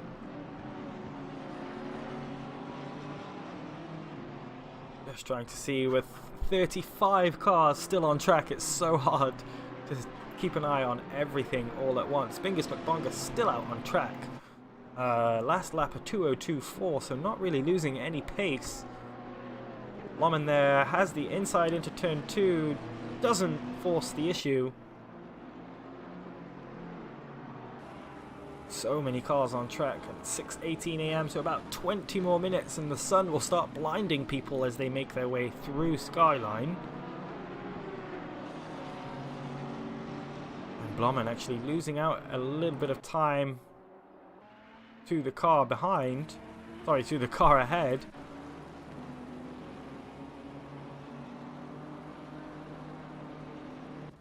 I'm not sure who that is behind. I think it's actually a back marker. Praying nothing goes wrong here. Throwing back markers in the mix at Bathurst is doesn't always end up how you think it would. This BMW fighting for P14 currently. Looking like the NSX is quite the formidable machine today here at Bathurst, as both of them tap the wall. High five as they go past. Blommen now still looking at a move. That Ferrari almost getting tangled up. Blommen still not able to make anything happen. And a lovely little train of cars to find yourself in the middle of. As Ruttig and Sartov both in the pits. And looks like Lecron with that drive-through will serve it right here. Back with Blommen, who looks like he's got some serious pace through that turn 1 Hell Corner. All about the exit here though. Can he close him down? There is, I think that's Florian Ruttig, so a back marker in this situation. Very courteously staying out of the way, that BMW making himself seen as well. That is for position as well. Rossellini in this Bentley looking to, oh, it's actually Lucas Schreck now in the race place car. The Rossellini, the Bentley behind, that is for position. That car catching up very quickly. I want to just jump up. Denny Xenon, another return driver with RP Endurance, making a good lap time last time out, actually. 2:03 even. 0.2 seconds behind this NSX. And it looked like Eric Volling might have had an issue because he now has Asbach and Blommen right behind. This is for position, so this is the battle for P11. Blommen actually dropped back quite a bit there, so might have had a little bit of an incident through the downhill section. Back with these guys. Porsche able to keep up nicely with the BMW down Conrad Straight. A bit later on the brakes too.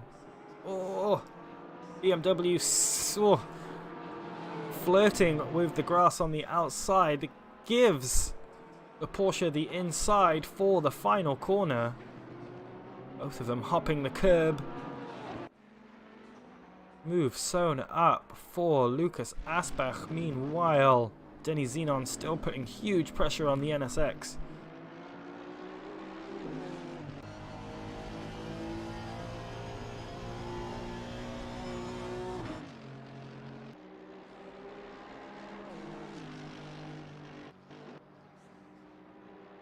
And this battle, this is the battle for P11 once again, still heating up. Both, all three cars have joined that little 3-car train already. Oh, Xenon is so close to the rear of Chromix on the downhill section. And then kind of how we saw earlier, the NSX just pulls away out of the corners.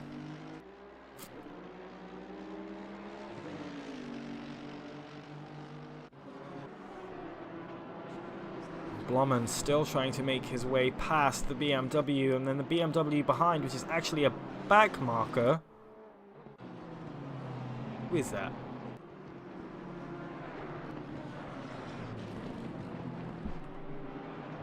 Yeah, P27. So yeah, definitely a back marker in this situation. Might actually be losing time because of the pressure that's being put on. I wanted to just say as well, Bingus McBungus finally into the pits. Looks like the jack just dropped Jacob Alacia in the car. Oh, and those guys still going at it. Denny Xenon here definitely will have a run. Maybe a look at the inside. Just want to go back to here as well as Gottwald in the Bentley, still trying to make up positions, looking like he will. Meanwhile, this battle for P5 still rages on as they enter turn 2, make their way up towards cutting.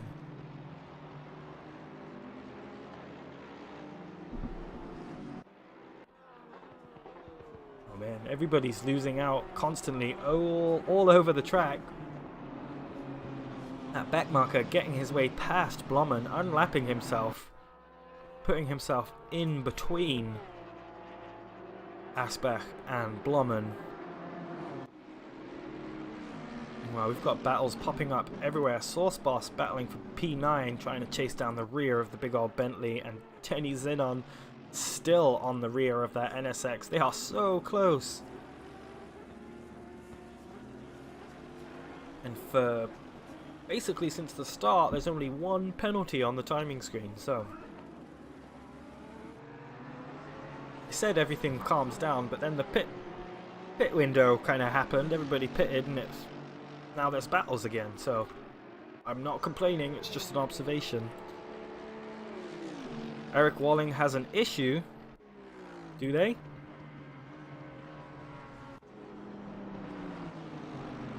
Maybe. Slow that last lap, 2:07. Denny Xenon.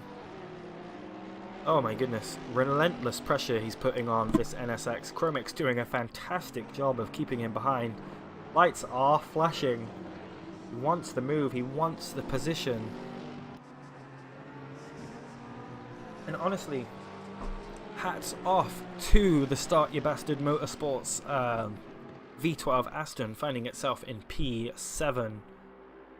all said and done, after all said and done with the pit stops. Leon now is so close. He wants it so bad, he's thirsty. NSX choosing the outside line. Can the Mercedes get alongside enough to make the move into turn 2? Oh, just makes it work.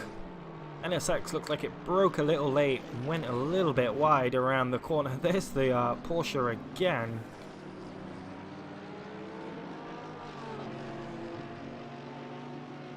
Just RP for race place.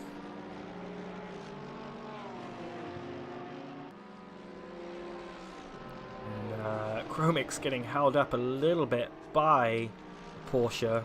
Blue flags are advisory, remember. It's up to the faster car to make the move safely. Will he do it here? Thought about it, backed out. Porsche chose not to yield. Meanwhile, Blommen chasing down the rear of Vorling. Excuse me.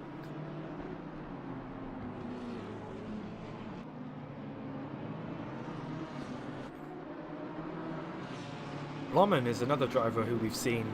This is Scuderia Pepperoni Academy. They have a feeder team. The Pepperoni squad has a feeder team, a junior team. It's fantastic. Anyway, Jan Blommen we've seen pop up here, there, everywhere, kind of all throughout this race. Meanwhile, someone we haven't seen a lot of, as ACC thinks twice about finding this grid finder car. Langas in the grid finder racing. Why is that such a tongue twister? Lamborghini, haven't seen any of, but currently a 42-second lead. Last lap a 2:03.8. A bit more on pace with the rest of the field currently.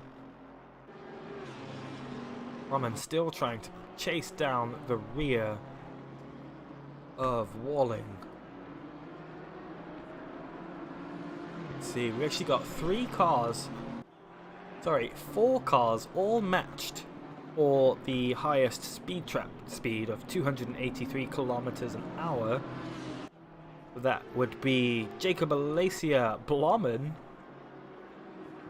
Uderdorp in the Audi. This goes to show how quick the Audi is. And this BMW, all have reached 283 kilometers an hour.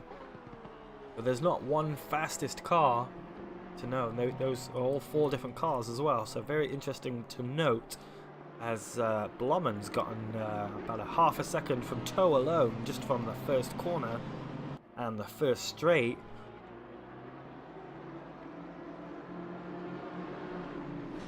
So difficult to make a move here, especially with traffic behind you.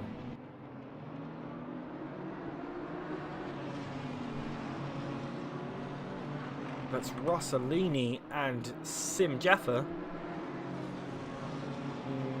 Sim Jaffa P30, Rossellini P18, and they're still battling. Love to see it. I just hope they don't slow down Blommen too much or cause too much issues, as there goes the race place Aston, a little off-road excursion. Wrong car, sorry.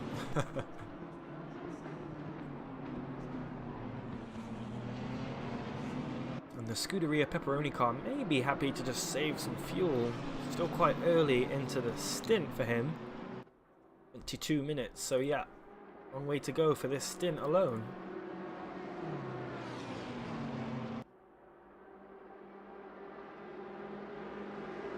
Where is Uderdorp? I just wanted to check in. Uderdorp actually chasing down the rear of McBongus. Sorry, I should say Alacia, because Jaco has obviously jumped into the car. Finds himself in P17 after that very long pit stop. Zephyr Freya looking like he needs the position on P14. It's the NSX. So the NSXs are causing a lot of mayhem today with their acceleration out of the corners, straight line speed. I wouldn't say holding cars up, but certainly creating battles. Boutoir finds himself up in P4, interestingly enough, after that very early pit stop. Finds himself about 12 seconds off of P2, so did have a penalty, I believe. Oh no, didn't have a penalty.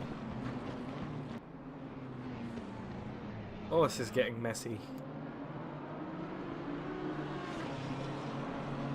But check in on chat. Eric Walling has an issue apparently. Seems fine to me. Holding up the Lamborghini here very, very nicely. As the just want to jump back. This battle right here, it's not even for position, but it is insane. It's happening right behind the actual battle for is it P12. These guys have been literally nose to bumper. Oh, it's so hard to watch when it's not even for position. This BMW versus Bentley battle, yeah, it's doing it for me. Murphy says go 718 Red Kiwi Racing.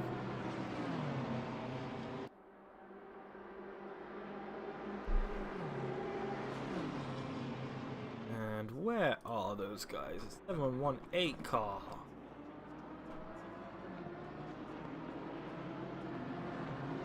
Sim Jaffa actually losing out as I was looking for the 718 car. Have a look. Oh, might have got pushed there by the Bentley. It was sideways before that.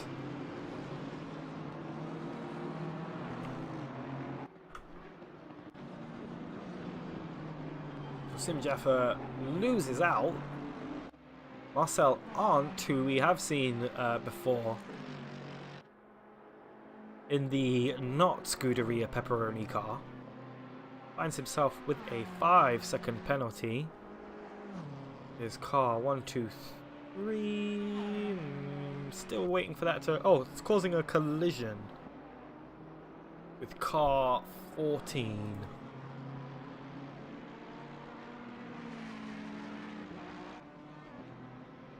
Not seeing it on my incidents page. That's okay.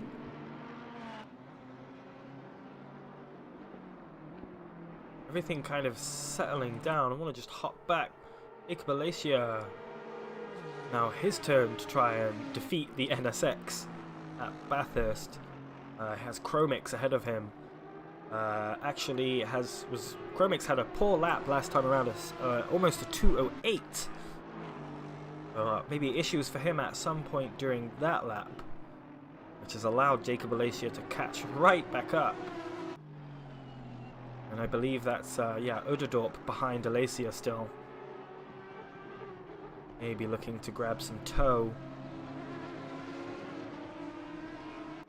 Follow Alacia around the track and try and get some laps back. Gottwald, looking like it was Gottwald that maybe pushed that BMW off.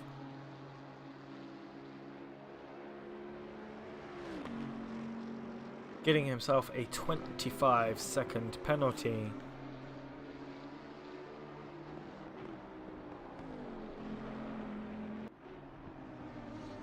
Meanwhile, Alacia still on the rear. How many drivers today have we seen almost stuck behind an NSX?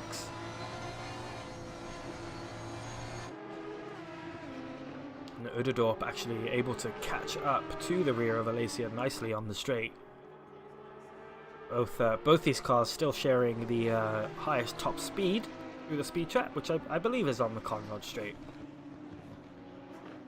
But yeah, quite evenly matched these two, it seems. I just see how quicker the Audi is through these tight corners.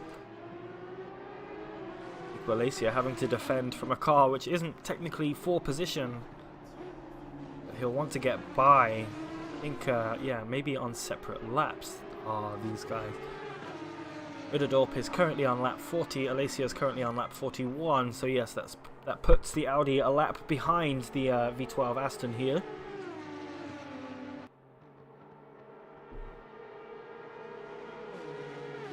And because of it, maybe having to defend a little bit. Glacier losing out a couple of tenths to Chromix on that last lap.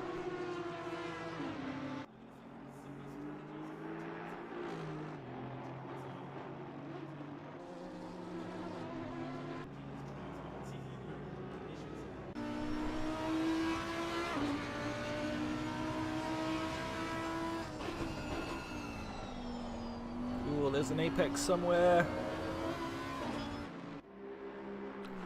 The Lexus makes its way out of the pits,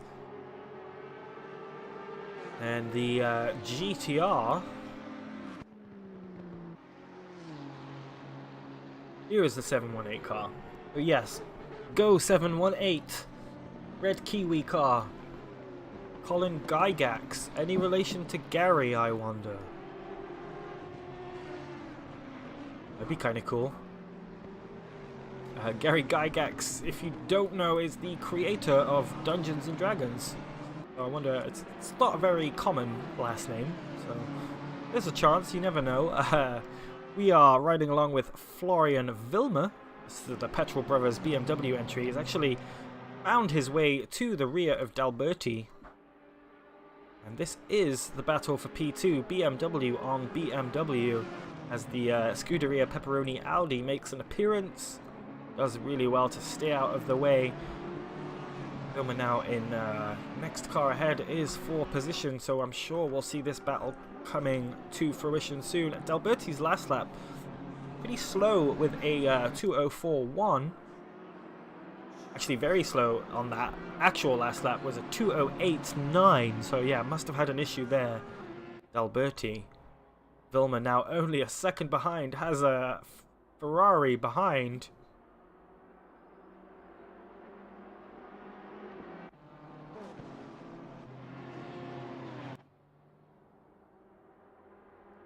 D'Alberti, sorry, Wilmer's last lap, not great either, having to contend with a lot of traffic, almost a 2 minutes and 5 second lap time.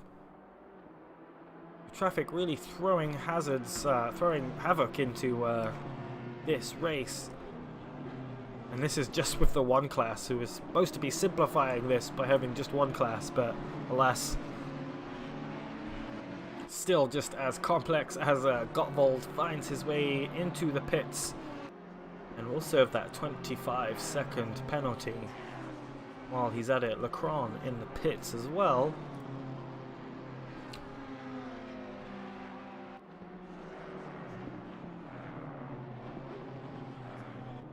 And now everything, with half an hour to go in this stint, finds its way to being somewhat settled down. Jacob Alacia still trying to catch up to the NSX. Still has Uderdorp behind him for good company. Uderdorp actually has a good 35 seconds or so to the car ahead of him, so in a bit of no man's land is the Spectre Racing Audi. Hopefully able to get the hammer down and get some consistency in. Haven't seen any blinding sun yet. See it just making an appearance this time around. You see it start to illuminate the track, and as you can see from the top right of your screen, the track is finally beginning to warm up, so we'll definitely see some changes in the track conditions and the grip levels fairly soon. I said about 6:30, 6:45 is when the sun starts to make an appearance, so here we find it.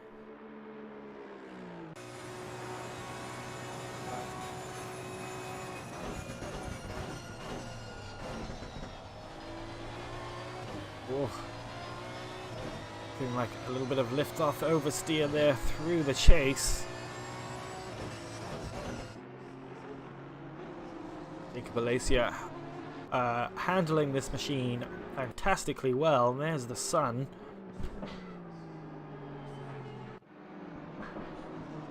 Wilmer seems to be able to catch D'Alberti in the twisty sections of the track. Come the straights, not able to keep up, so perhaps Vilmer running a little bit more downforce than the red and blue BMW ahead of him. It does seem to have a lot more grip in the corners.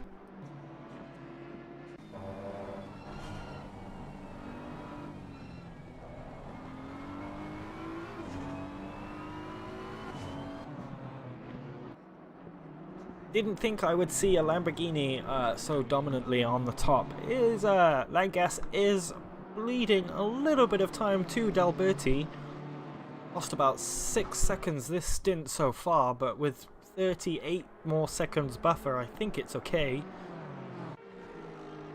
Alacia making his way through into Skyline.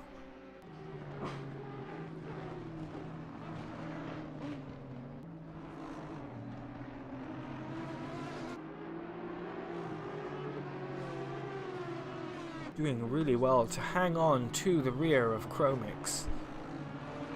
And with Uderdorp behind. Uderdorp is taking time out of the cars ahead, hand and foot. 26 seconds now the gap. It was 34 a couple laps ago. Wilma now very close to the rear of D'Alberti. D'Alberti trying to break the toe, holding the inside to turn 2.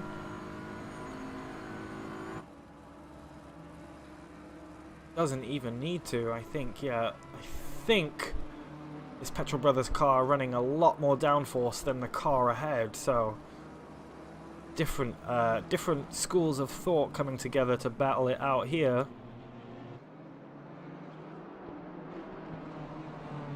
It's not like the Ginetta GT4 where you can just run max wing because it's gear limited to its top speed. So you just run max rear wing and be an absolute beast in the mountain section. It can work, but a risky strategy to choose the Ginetta here.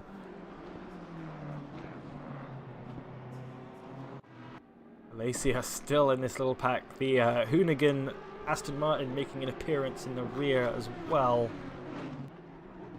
Oh, Chromix goes wide, loses the front end around the cutting. That will allow Jacob Alacia to run away.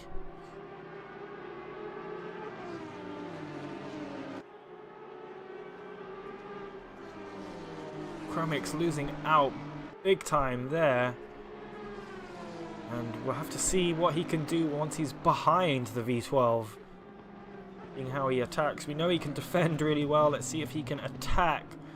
Uderdorp will now be on full attack. Oh, a big wiggle of the hips from Jacob Alacia through the S's. A bit overzealous with the throttle application, I think. And this V12 in clear air. Really able to stretch its legs now. Uderdorp able maybe to catch up. The gap is quite big. I do want to jump back up with this battle, the battle for P2. These guys still going at it.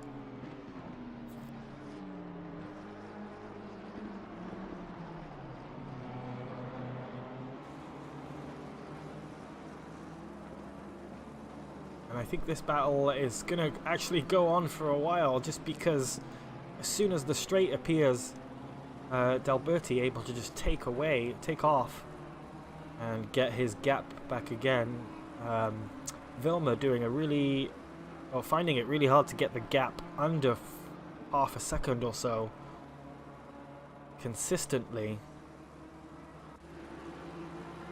Chromix now having to defend from Uderdorp. Will Uderdorp make a move into turn 2? Let's have a look.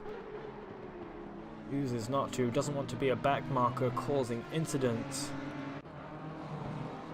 These guys still going at it through the S's.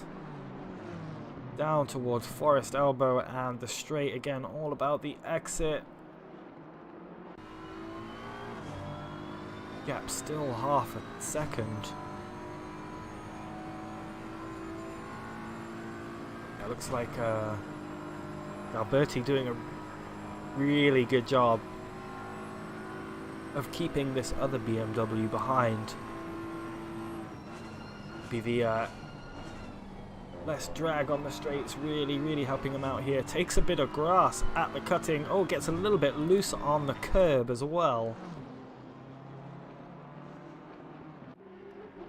Down through Forest Elbow come these guys. Chromix not wanting to give that position up too easily. Very hard to do when you've got Uderdorp right behind in one of the fastest cars on track. Desperately trying to claw that lap back. Udadorp actually finds himself almost 2 laps off of the lead lap right now. Wants to get by as quickly as possible. These guys go into turn 1. How many times have we seen this? Into turn 2. Very close together. They'll be close together for the majority of the mountain section. And then once they make their way through Forest Elbow, Alberti will run away. Get his half a second gap back. Oh, a lot of inside curbing there. Well, Vilma almost upset the chassis, but managing to keep it together. Yeah, the sun making its appearance there big time, so a lot of these drivers will be very blinded. Jacob Alacias have been allowed to run away in clean air, now has a 1.2 second gap to Chromix.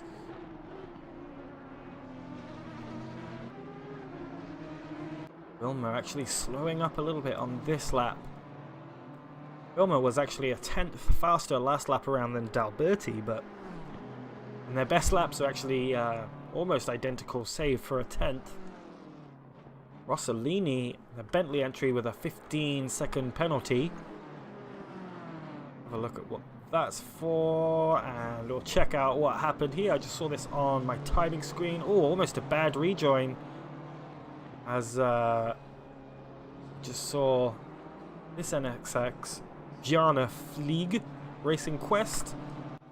Have a look what happened here. I think maybe he was already off. Oh, just threw it into the chase.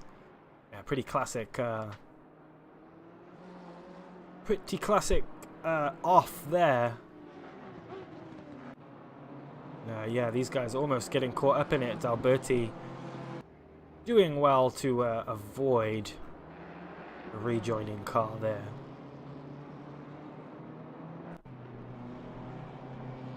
D'Alberti actually now finds himself 1.5 seconds up. Eric Volling is in the pits. Not sure if this is a scheduled pit stop or maybe something else. I'm not quite sure. Ugh.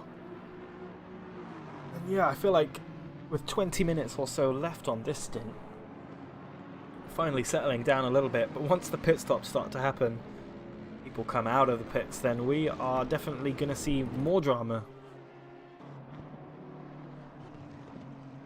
Wilmer now 2 seconds behind D'Alberti, maybe just unfortunate to find himself a couple seconds down.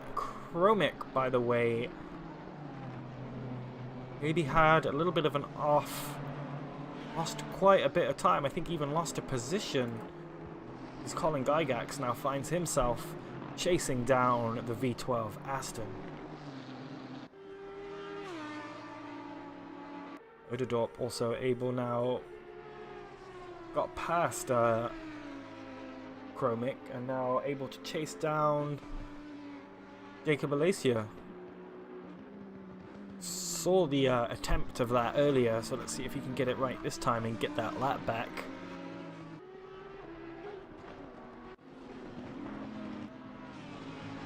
Langas in the Gridfinder Racing Lamborghini. 32 seconds to the car behind. Cannot understate how hard it is to be this consistent here at Bathurst. Feels like the track changes almost every lap or so.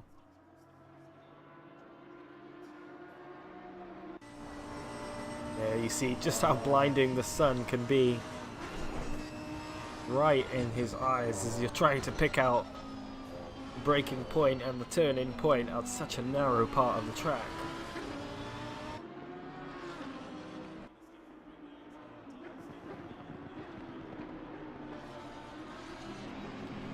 I think somebody might have just disconnected.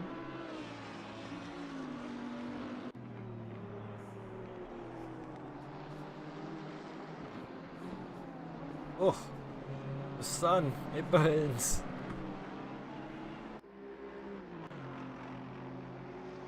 Please, one lap with the 718. Where it be?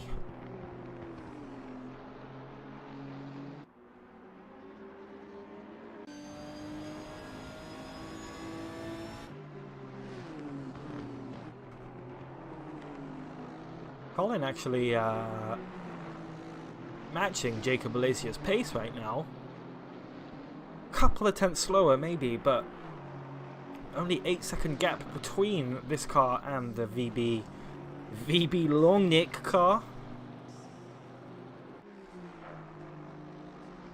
We might be able to grab that position back at some point during the race. Top 10 though right now, top 8 right now. Really, it's me personally, that's where I would aim to be, top 8. But I know everybody's expectations are different.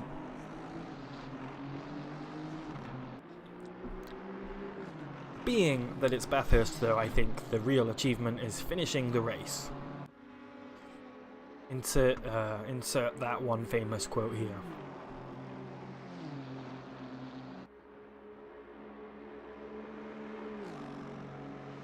So you've just hit lap 50 with Langas. There is your, there was your, basically a whole lap for Japan Performance Switzerland in the chat.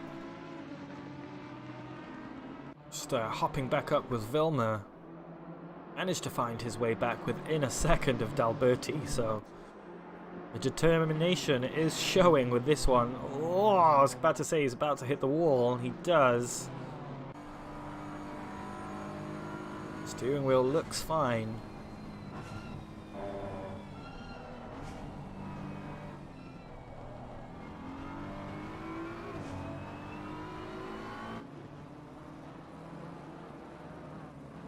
And getting to the halfway point of this race.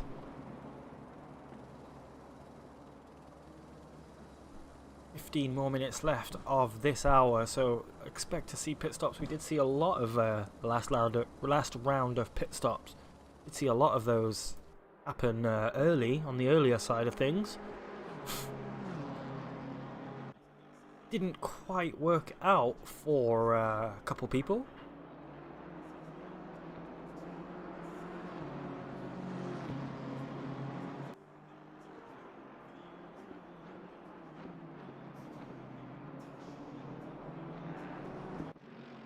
This Source Boss car actually catching the rear of Chromix. Slowly but surely. Actually, this lap alone, he's taken out about a second from Chromix. There he is, still trying to fend off. It looks like another back marker trying to unlap themselves. That is, yeah, Michael Gerlach. Ooh. I thought it might have been some front end damage, but it's just the trim on their car.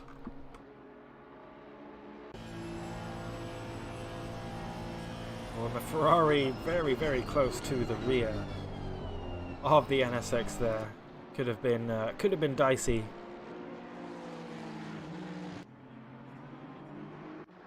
Wow, back up with Wilmer. These two cars just won't let up. I think Wilmer is he'll have to pass D'Alberti at some point. How are their stints looking? Both of them been out for, actually Wilmer's been out for 4 minutes longer, so just under 2 laps than D'Alberti. So if D'Alberti can stay out longer, I think he might keep track position, barring any pit stop mishaps or penalties given in between now and then, which I hope doesn't happen. And as I was saying earlier, Source Boss now right on the rear of Chromix. Oh, a little bit of corrective lock there. I think, yeah, Chromix looks like he got loose on the exit of turn 2. Let's just have another look at that.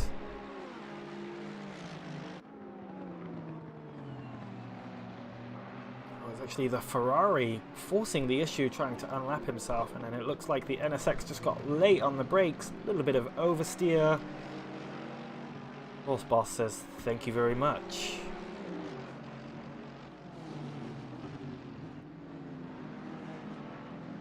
Horse Boss already a couple of seconds up on Chromix. And these guys still duking it out. We've got a yellow flag somewhere. Oh, that's Sauce Boss. Not sure if there was contact there. Let's check it out. Oh no, just lost the front end on his way through to Forest Elbow and finds himself on the outside. As Huski said earlier, finding yourself on the outside wall of Forest Elbow is not where you want to be. It's a shame because he worked so hard to get that position from the NSX. He now has to do it all over again. Wild. Carrying a lot of front end damage too. Maybe looks to pit soon. I mean, if you're gonna have an accident, towards the end of your stint is the time to do it. Oh, too much curb there on the exit. Almost upsets the car and sends it round. Vilma losing out actually this last lap. Might have had to have contend with some traffic. But as I was saying earlier, 34 seconds was the gap from Langas to D'Alberti. Langas actually bleeding a lot of time. 28 seconds now is the gap. So losing some of his buffer, still has a quarter of a lap worth of time or so. And Dutois is round at Skyline. Let's check that out. Oh, he's been there for a long time. Jacob Alacia actually moves his way past. Oh, this looks like my nightmare scenario. I do want to see what happened, so we're going to go back a long time. 60 seconds. So here he is at McPhillamy Park. But this is Dutois, had second place. Oh, and the bump just sent him round. Oh. Yeah, left right rear tyre, sorry. Just looked like it bottomed out over the bump and sent him around. It allowed Alacia to move through as well. Dutois here for a very long time. Just maybe had to wait for the traffic, maybe. Yeah, and here's Alacia coming through now. Oh!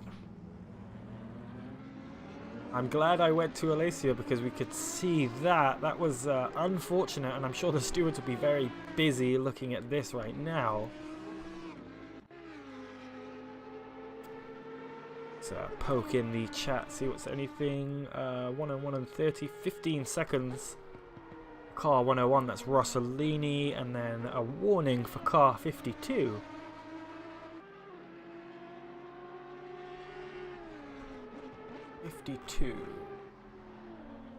That's the the Race Place 2 Porsche.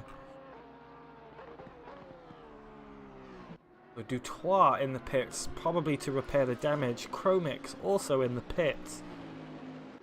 So the 718 Red Kiwi car of Colin Gygax moves up into the top 6. And we are here at the pit window. So everything about to be thrown into chaos. As Vilma lost a lot of time to D'Alberti ahead. Lost about almost 2 seconds since I looked. Well, that's why Freya into the pits. Gotta love a sunrise race, they always look so good.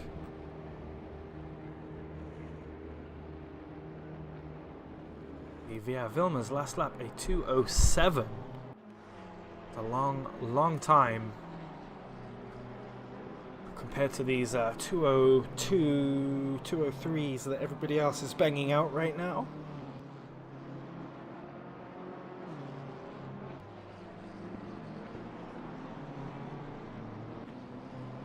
chat. It's hear from you if you've got a driver for hour 2 of the race, or we could even do the first half of the race. I don't know. For me, maybe Colin Gygax or just the 718 car. It's just been very consistent and it's just been plodding along. Getting some lap times. Langas maybe taking the reins from his teammate, Bullwinkle. Keeping the lead, losing a little bit of time, but still keeping the lead and still keeping it relatively consistent. I've really actually liked watching these guys go at it, Delberti and Vilmer. I think there's a difference in the setup, which is why they're so much faster on different parts of the track. Been really interesting to watch. There's a little battle going on here.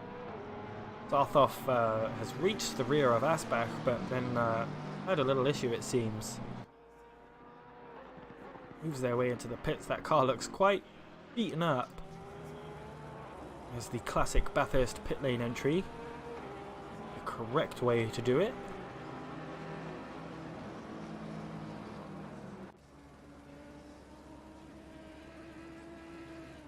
Oh, little tap of the outside wall of the entry to Skyline. I've sent that Scuderia Pepperoni Audi around. Did well to keep it though, and it's just, we've seen it. Oh, that's a lot of damage on that BMW. This one, I just saw one BMW with huge front end damage. Bergold has found their way back to the rear.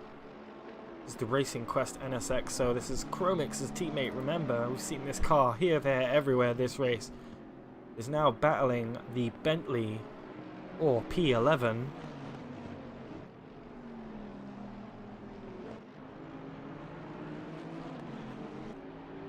As I was saying, pit stops throwing havoc into a lot of things.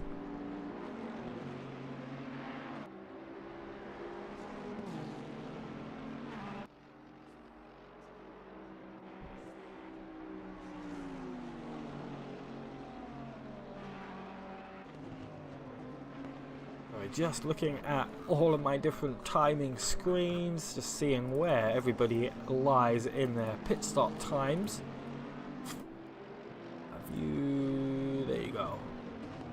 Yeah, pit delta looks to be around a minute for the quick guys. You nail a pit stop, it looks like you can get it done in a minute flat. So had Xenon moving quite slowly in his last pit stop. Well, 1:14, 51 minutes on their current stint timer. So Dutois again opted to pit early, maybe fuel limited. Not able to stretch it out past this halfway mark of the race.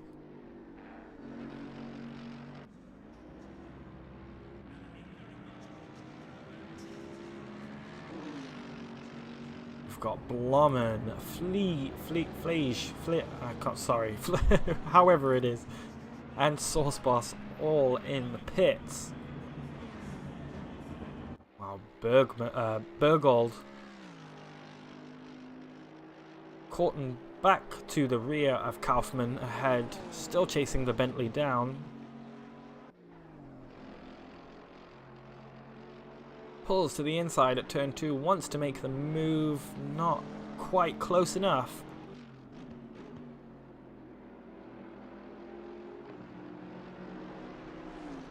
Let's see, last laps. Oh, actually, Kaufman very slow on the last lap at 2:05 compared to Bergold's 2:03.5, so a second and a half quicker the last lap around was the NSX. Might look to make a move here. Don't think he'll be close enough. No, not to force the issue into Skyline.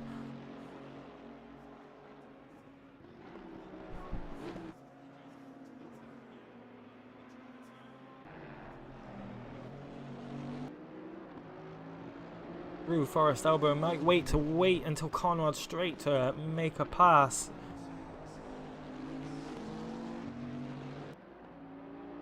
Let's see, Bergold's tyres much fresher than Kaufman. Kaufman actually we saw pit halfway through last stint, so they've actually only been out for 26.5 minutes.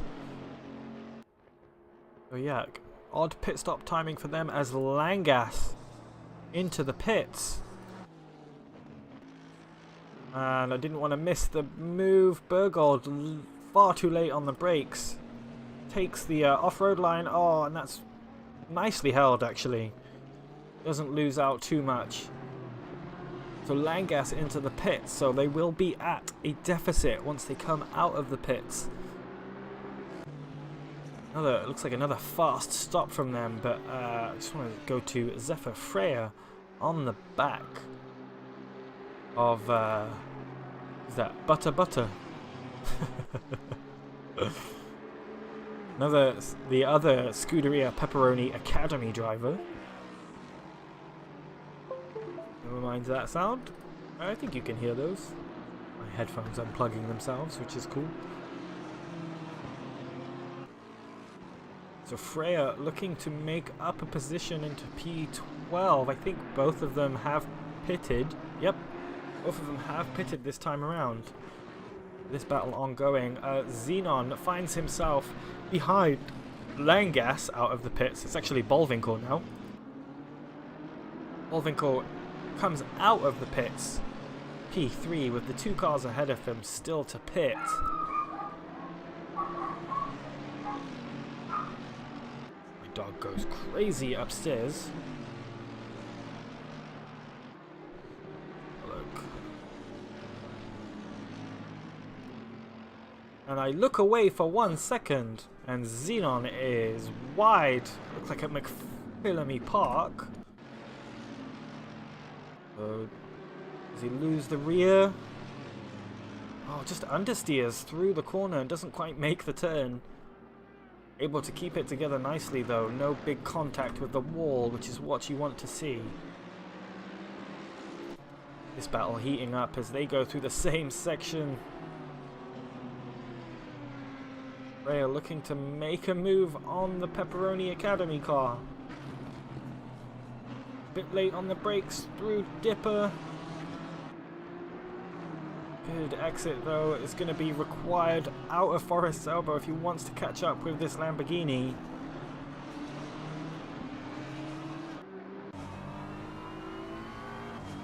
Got people everywhere. Who is left to pit? Wilmer's actually currently in the pits. But D'Alberti has the lead of this race but still needs to pit. We'll be pushing right now to try and get a big enough gap. Remember, a minute is the fastest time you can do a complete pit stop. Currently only has a 36-second gap, so D'Alberti could find himself down in about P4, P5 after he pits. Back on with this BMW, still trying to make the move past the Lamborghini. Has that Audi behind for good company. That is for position as well. Wilmer, as you see right here, has come out of the pits directly behind the 718 red Kiwi car, which is still to pit. He might want to hang out behind this car and save some fuel. Doesn't need to force the issue for track position. Has a nice little gap behind him too. Wilmer has a gap. The next car behind him is Dutoit. It's actually a lap down. 1 minute and 16 seconds is the gap. So yeah, 76 seconds to this man, Dutoit, who, as you may remember, started in P2, finds himself now down in P7. And it looked like Uderdorp there. Oh, there's been a big incident at Skyline. Let's have a look and see what happened here. I think this might have been, yeah, Source Boss. Oh, just lost the car completely coming into Skyline. Finds himself in the racing line, and that BMW has nowhere to go. Both of those cars trying to get themselves out of the way as quickly as possible.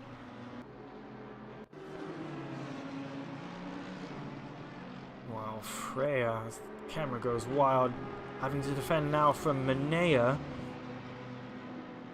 Actually drove in GT4 with myself last time out at Bathurst. It was a very good battle, sir.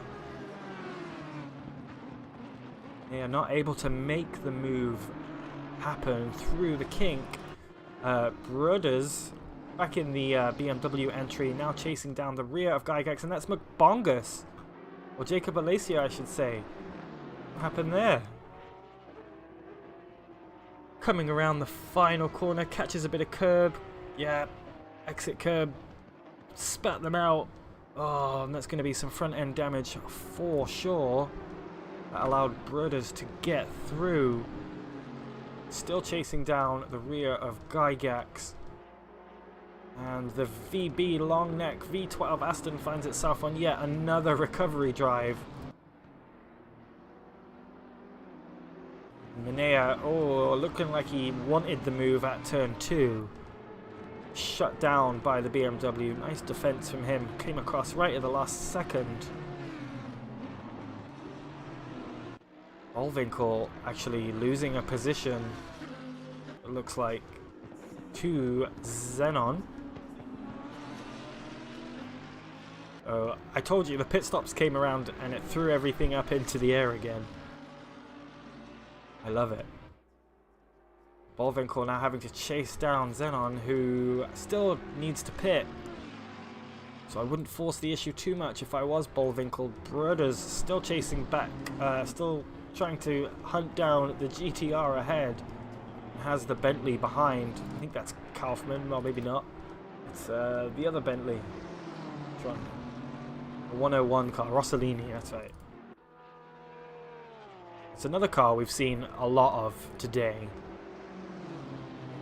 Oh, looking like he needs the move. Good defense from the GTR just to stay around in the middle of the track. And had to give it up eventually. A little bit of a drift there for the GTR through the chase. Nicely held. I would expect to see Gygax pitting soon. Meanwhile, Bullwinkle still chasing the rear of Xenon. Doesn't need to push too hard because the two cars ahead of him do need to pit still. Oh, Gygax almost got the position back into Hell Corner. Jacob Alacia into the pits. Yeah, making their second stop of the day.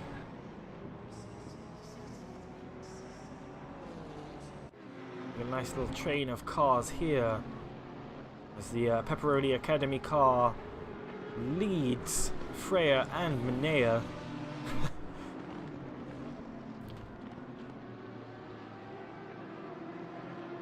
Again, another car finding itself in a Scuderia Pepperoni sandwich.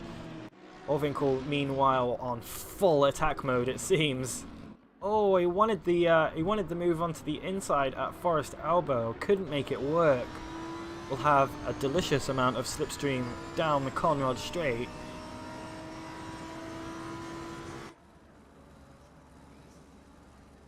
EMG looking quite rapid in a straight line, though.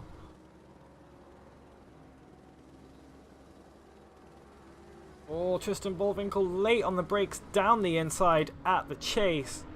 Does very well to make that move stick. Oh, Xenon, though, maybe looked like he wanted the move on the outside around the last corner. And Bullwinkle didn't need to make that move happen, but did so anyway. Ergold has moved through on Kaufman. Kaufman's last lap at 2:04, so I'm not seeing anything too bad with that lap time. Meanwhile, this battle for P2 is not letting up.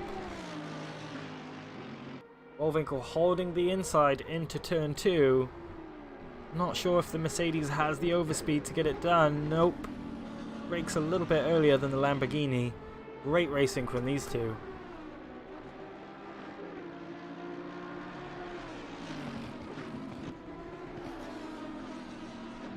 morning, on its way to being late morning, 7:15 a.m. game time. In-game time, I should say. I just want to jump back with these guys because they're still going at it. This is the battle for P12. The pepperoni car moving to the outside might have the overspeed to get the move done. Oh, BMW holds the inside, forces the Audi wide, and the inside line very strong at that corner.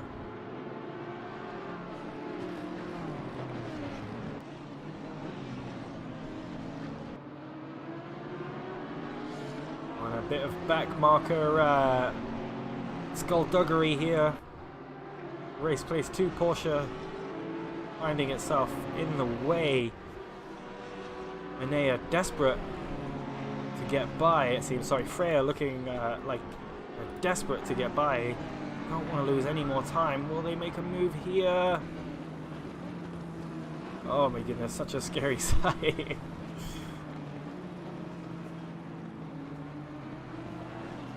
Porsche not obligated to throw itself out of the way, remember.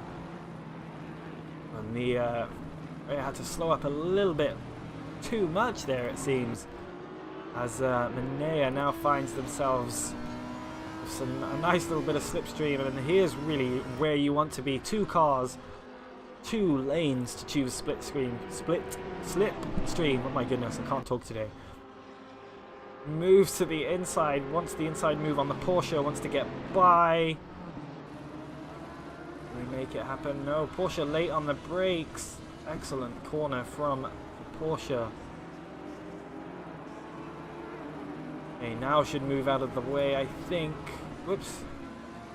There you go. McBongus with a 15-second penalty.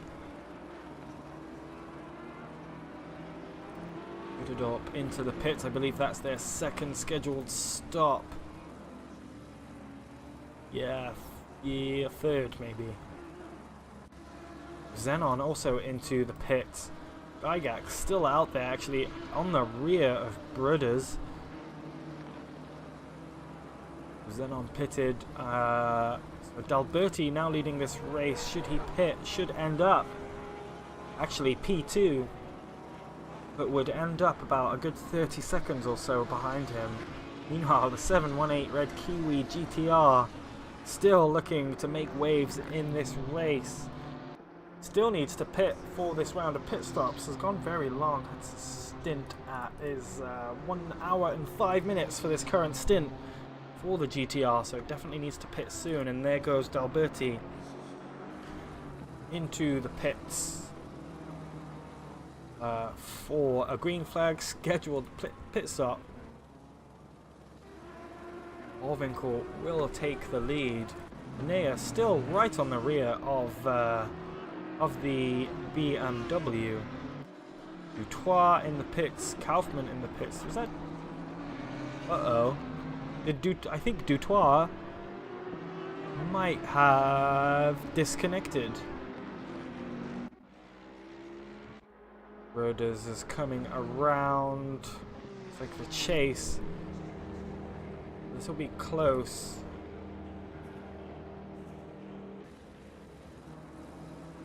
Can Broders get out ahead or end up ahead of D'Alberti? I don't think he will. There's the pit speed limiter line. Broders with a little bit of work to do to catch up to D'Alberti, who we've seen battling for this whole race. And they are meanwhile still on the rear of the BMW.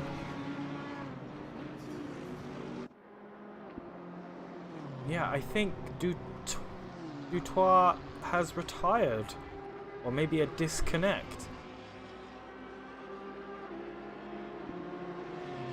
I was literally about to click on them so I could watch them, and then their name disappeared. We do only have 31 cars remaining. If there is anybody in the chat that knows what happened to the Dutois car, let me know. It's a shame because they started P2 and they were doing so well.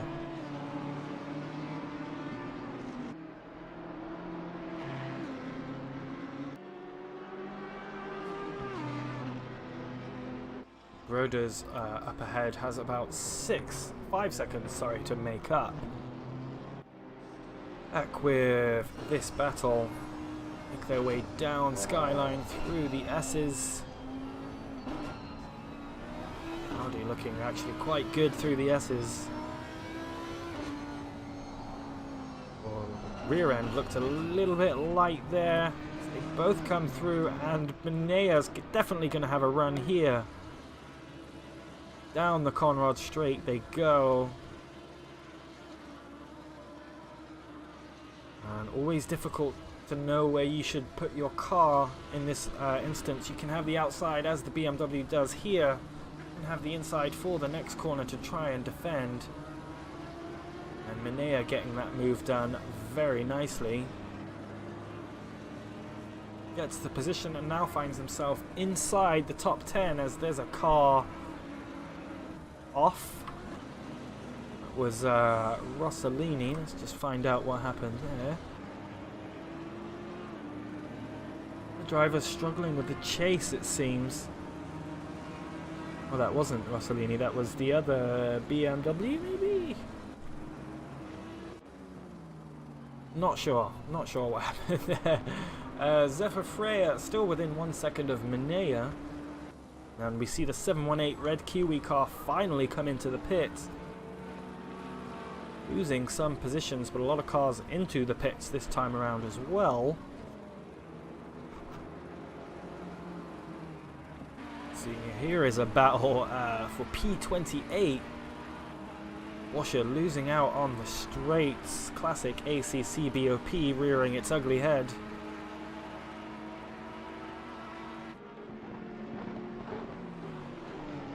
And the 420 Lexus getting that move sewn up very nicely indeed. And that was actually to unlap, maybe? My timing screen is acting up again.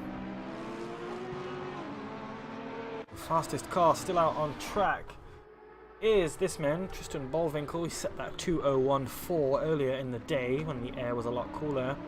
Finds himself behind P7, so he's about to put another lap up on Bongus. So, Bolvinkel currently the only driver on the lead lap. As we see P2, Kenny Tetzlaff rounding the last corner to complete that lap and then be on the lead lap. So you know what I mean.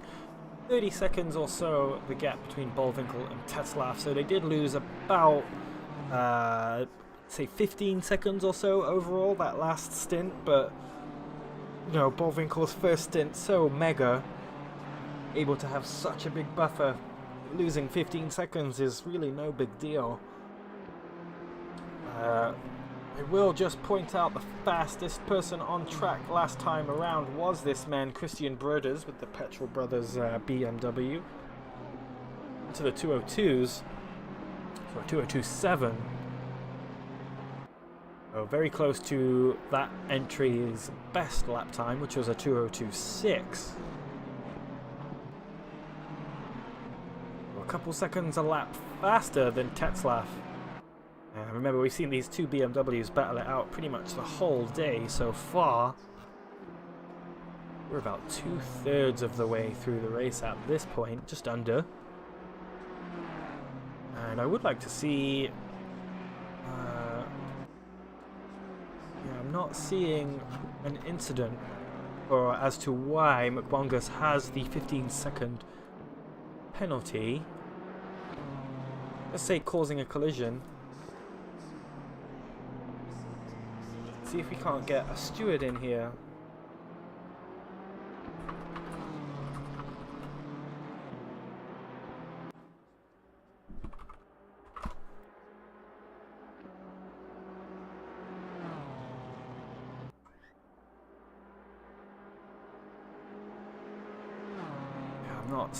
I'm not seeing the 85 car anywhere in my incident log thing. We are going to get a steward in here and give us a little bit more context behind McBongus's 15-second penalty.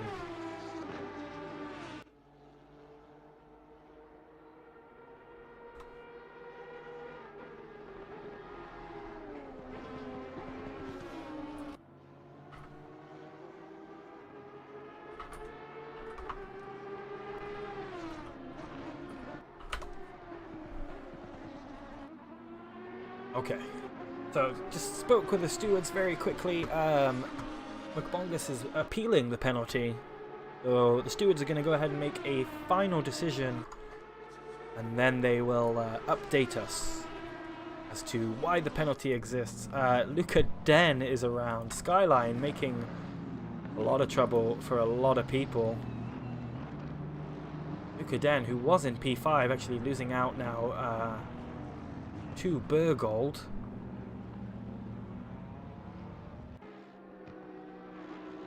We'll find out what happened another time, but McBongus now able to get that position back from Den. Huge front end damage on the Mercedes. Let's have a look at his wheel. Yeah, oh my goodness, it's almost 90 degrees to go straight. Like 45 degrees almost to go straight. That's how you know it's bad. This car will trundle to the pits. Who is left to pit? Nobody this time around, so everybody has cleared their second pit stop.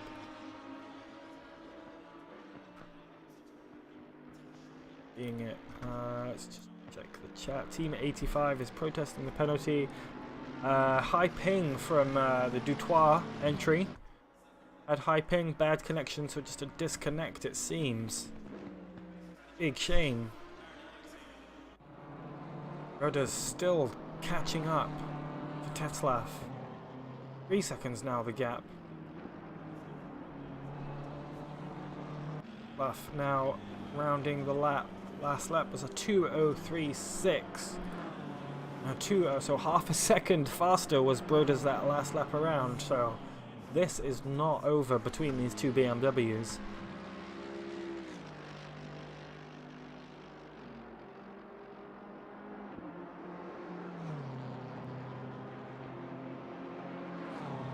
Crazy race so far. We've seen lots happen.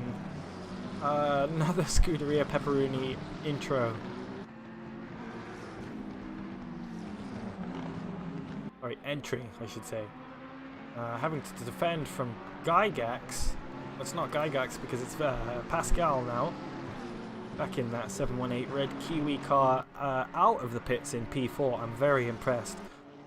Does have this man though to keep behind him, the green and black Racing Quest NSX. We've seen the very active. Anyway, Burgold now at the wheel. Seen his times, he can be very, very quick when he wants to be. So Vili looking to make the most. As we see, ooh. That Ferrari there got a little loose, or sorry, McLaren. That one, yeah, that was Mika Sartov.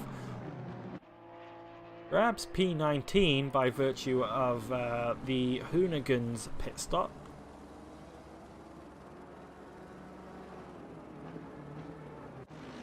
Rodas again taking another half second out of Tetzlaff this lap. Nea still hanging on to the rear of the purple and white Academy car.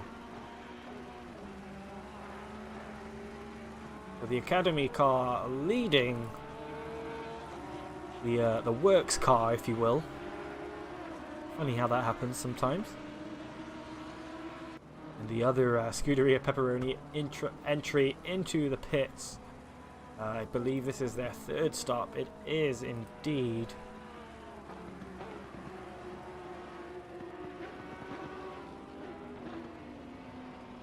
And just want to introduce one of our stewards for today. Jack has graciously come in to the commentary booth to just give a bit of an explanation on McBongus's 15-second penalty. Jack, how are you? I'm good, yeah. How's the stream going so far for yourself? 2.5 hours into it. Yeah, good. There's been a lot happening. It seems to be everything calms down about halfway through the stint, and then everybody pits, and it's chaos again for another half an hour. So it just now settled down after that, and we're following along with Bingus McBongus, as he's carrying that 15-second penalty. I didn't see it on my incident log. I was just wondering kind of what happened there. Oh, that was an incident that was back on their lap 53, so it was quite a little bit of a while ago now. Yeah. But there was a stopped car just after just after Skyline on the track, and a slow car that was attempting to rejoin. I The think we saw 85 that. car was carrying too much speed in to slow down in time and did cause a collision. Yeah. The stewards decided that due to the yellow flags being waved well into before Skyline, the amount of speed that was being carried was just egregious enough to warrant the 15-second, especially with the warning, to be extra careful in the danger zone through the mountain. Yeah. Okay, it makes sense. I thought it might have been something a bit worse than that. I think we might have caught that actually. So I think it might have been a couple cars round at Skyline. As it was one stopped on the end of the racing line, and it was a few cars, a load of mitigating incidents, but the 85 car did cause the major contact in that incident there. Okay, and so the penalties, I heard they were appealing it. I take it the penalty has been upheld in this case. So the stewards have upheld the decision. Just to note though, that with the briefing of any kind of incident like that, defaulting to a stop-go 10 in that area, we did discuss that and realised that would be too harsh for the kind of incident that it was. So default, it would have been a stop-go 10. We downgraded that to just a 15-second time penalty just due to the mitigating circumstances involved. Well, cool. Appreciate the update and get some context behind the penalty. Seems like stewards are doing a great job of being firm but fair, so props and kudos to you guys, and maybe we'll talk to you again before the race is over. I would politely like to say I hope that doesn't come to that. Enjoy the rest of the stream for yourself, and take care. Cheers, man. Thank you. Appreciate it. But yeah, that was one of our volunteers working hard in the steward's booth, trying to sort out the what's what and how's how of how penalties should be dished out. So if you didn't hear McBongus grabbing the 85 car grabbing its 15-second penalty for just colliding into a stopped car at Skyline, I think we saw it. But instead of being involved in an incident in the danger zone and getting a stop-go 10, that the stewards felt that would have been unfair, and downgraded it to a 15-second. So as I was saying, firm but fair from the stewards there, as we saw Minea making the move on his Academy colleague. Oh, and the Pepperoni Academy car, far too late on the brakes, straight on at the chase. And Gottwald back on track, trying to pass this BMW. This is for position, so this is the battle for P10 currently. Looks like he'll have a look on the inside perhaps. Very late on the brakes. Ooh, gets the move made though. That was a send. Send it he did, and it came off well for him. Broder's now actually 2 seconds only behind Tetzlaff. Identical lap times last time around, so watch this space.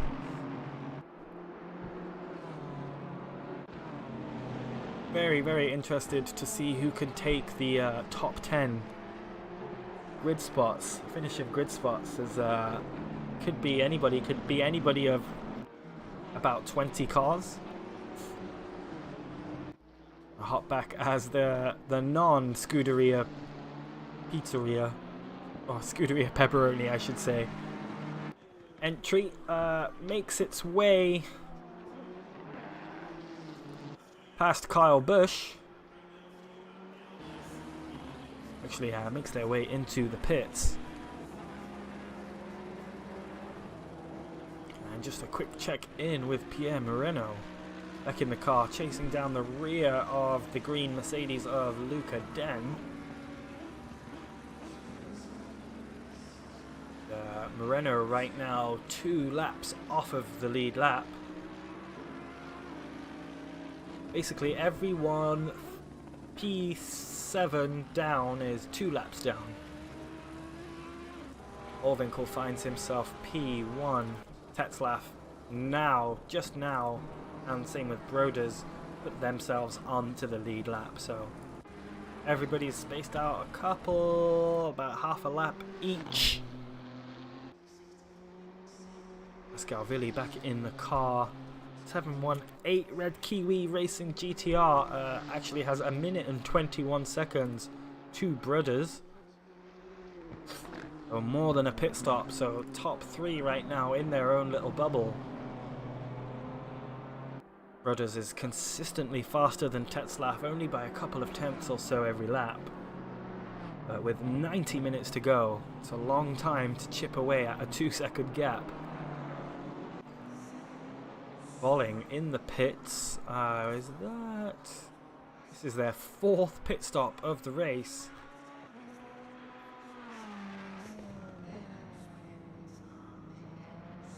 Not sure if this was a scheduled one or not.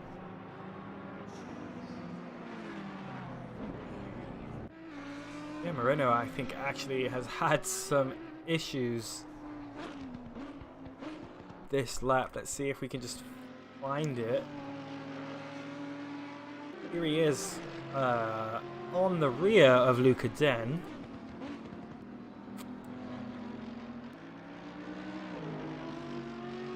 Yeah, it doesn't have front end damage right there, so there's an incident in this lap somewhere. Oh, there it is. That's a real shame. Looking like he maybe just lost it over the bump on the left-hander at Suleiman Park. Threw the car towards the outside wall and has lost a lot of time. Any front end damage too, maybe? Oh yeah. Oh, that's not good. That wheel is very tilted.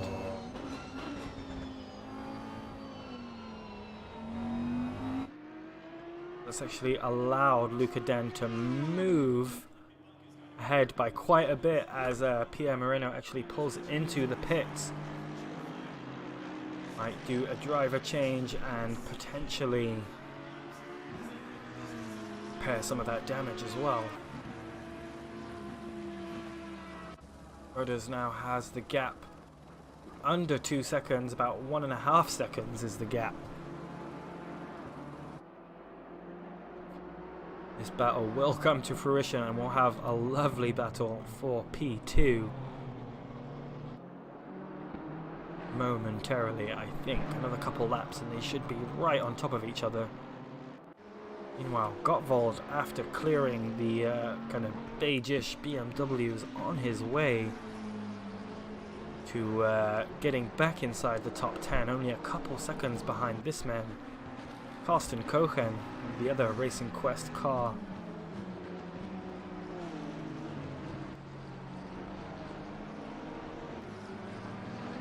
Yeah, Moreno still actually has just come out of the pits and it looks like... Yeah, it looks like they opted to repair that front end damage.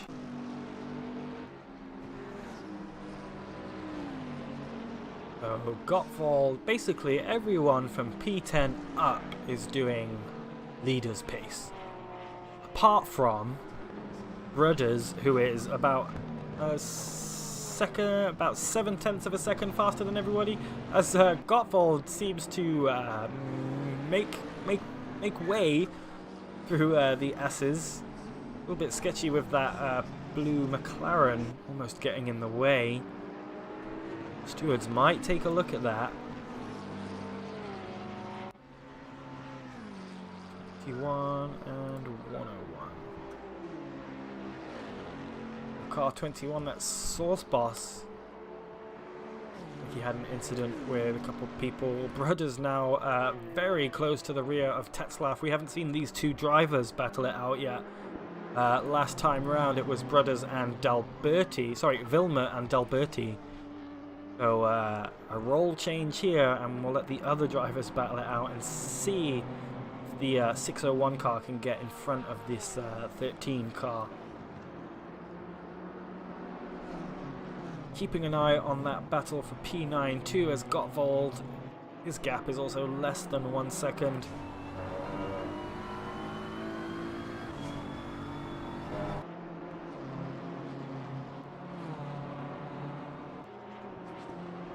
Ooh, Solomon Park. Oh, and at McPhillamy Park, almost touching the wall there, was Tetzlaff. And another Porsche backmarker ahead, just for good measure.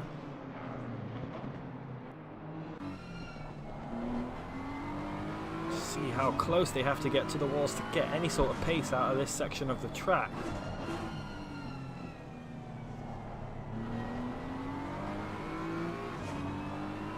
Rudder's able to close the gap under braking, as we saw earlier. I think the 13 car has a lot less downforce than the 601 car. Certainly throwing some strategies up into the mix.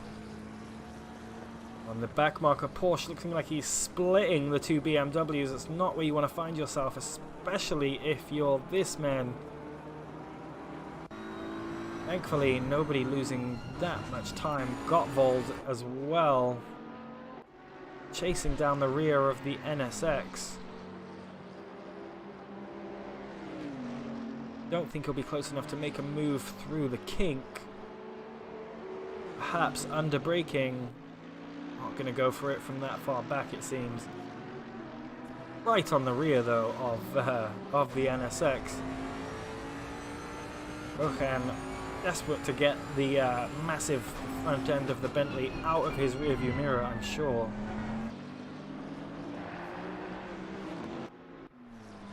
Meanwhile, these guys still going at it. Pretty much the whole race, these two teams have been bumper to bumper.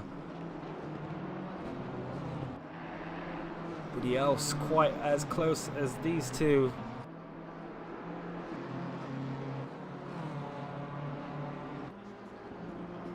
And having to keep it clean at this point of the race is so crucial. A yellow flag somewhere. It looks like it was cleared. It might have been Den again. It seems as so it was. Back with the BMW battle. Through Forest Elbow they come. And we do it all over again. Yeah, low wing 13 car, making it really difficult for the 601 to make any sort of move. Nose to bumper here. Will he look for a move down the inside at the chase? No.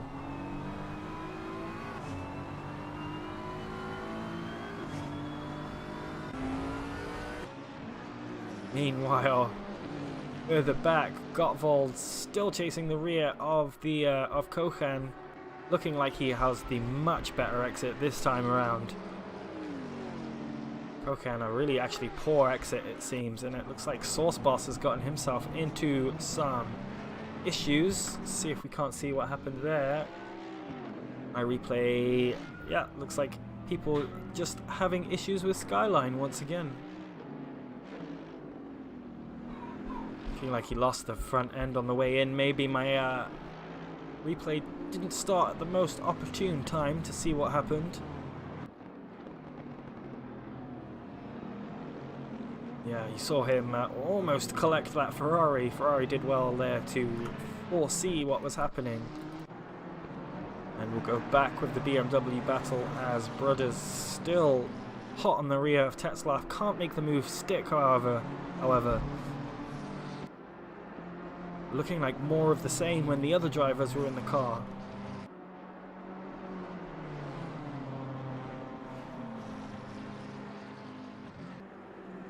Oh, and that was McBongus around, it looked like. Happened there. Oh, I did it again.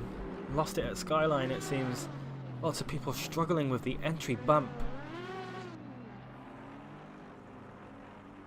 Just trying to see where this car rejoins.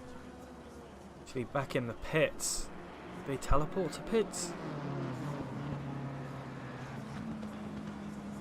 See the leaders moving there. I do want this replay to be over because these guys are they're battling hard right now.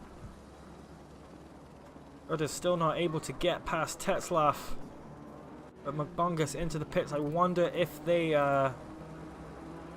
teleported. Bullwinkle's also in the pits, which will make these guys the de facto race leaders. They still need to pit, obviously, as well. Bullwinkle making his third and final pit stop. Be interesting to see if Bullwinkle can make it last for an hour and 20 minutes. It's such a long circuit. Hour and 20-minute stint is a lot, and of course Bongus has the 15-second penalty. Looks like they maybe did go back, teleport back to pits, as Broders wanted the inside there at turn 2. Wasn't given it. Very, very good defending from Tetzlaff. I'm very, very impressed from this team. Bongus down in P9 now, so close.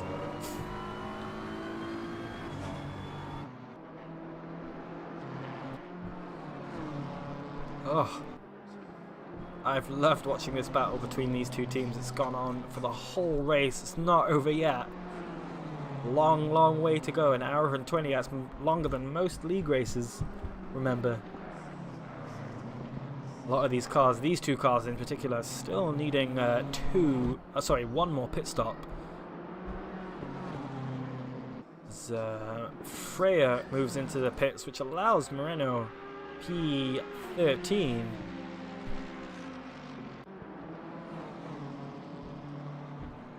And potentially too early of a pit from Bullwinkle, because Tetzlaff and Brothers could both pit now and come out ahead of the next car, which is the 718 Red Kiwi GTR. Not that they'll hear me, and not that they will heed my strategy call, but it could happen. It's a possibility, shall we say?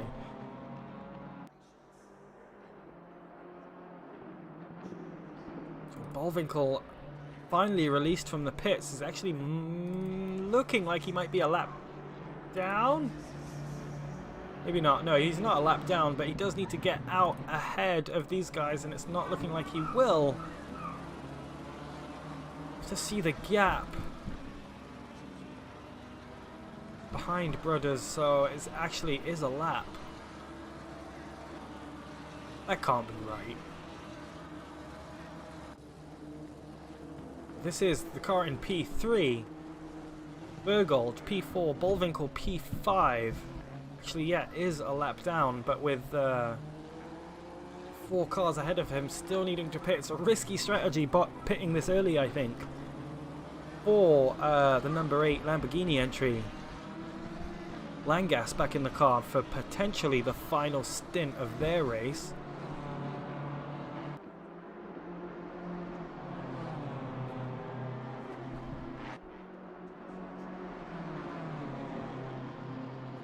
So Bullwinkle actually updating me in the chat.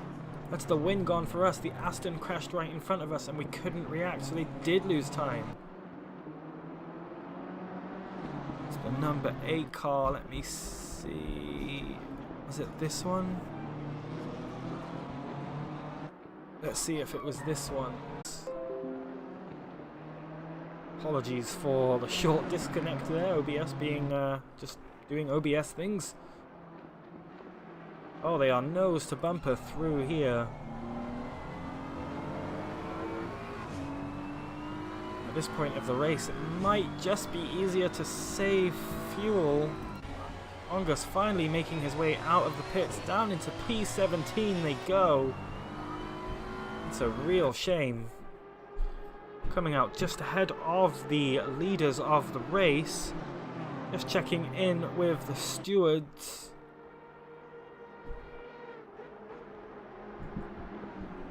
Not seeing anything for the number 8 car. I'm sure it will come soon. Look at race control once again. No, nothing there. Stop go 30 for the 12 car. That's potentially speeding in the pits. That is the Pepperoni Academy car, which had a real shot at a top 10 finish. Now though, I'm not so sure as Moreno takes that position. Moves to P11, only has 10 seconds to catch up to this person. That is the number 101 Bentley.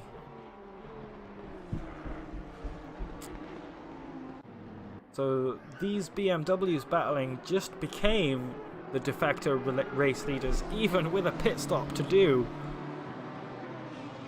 Brothers has been out for 10 minutes longer already than Tetzlaff, so I think Tetzlaff might have the upper hand here.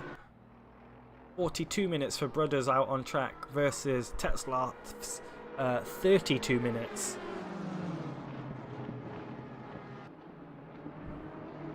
So all to play for still, with just under an hour and 15 minutes left to go. Quite calm everywhere else on the track. No real battles for position happening. We do have Moreno to look forward to battling for P10. I think this man, Vincent Gottwald, might be able to catch up on Minea ahead. Needs to kind of put the hammer down though. He's got to improve those lap times if he wants. So Brothers now looking to the inside at turn 2. Not able to make it happen though.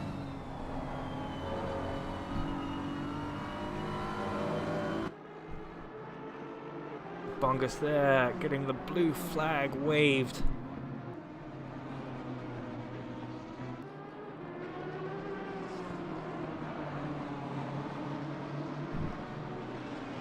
Two BMWs not actually able to keep up. Bergold, meanwhile, has caught up to the rear of the GTR.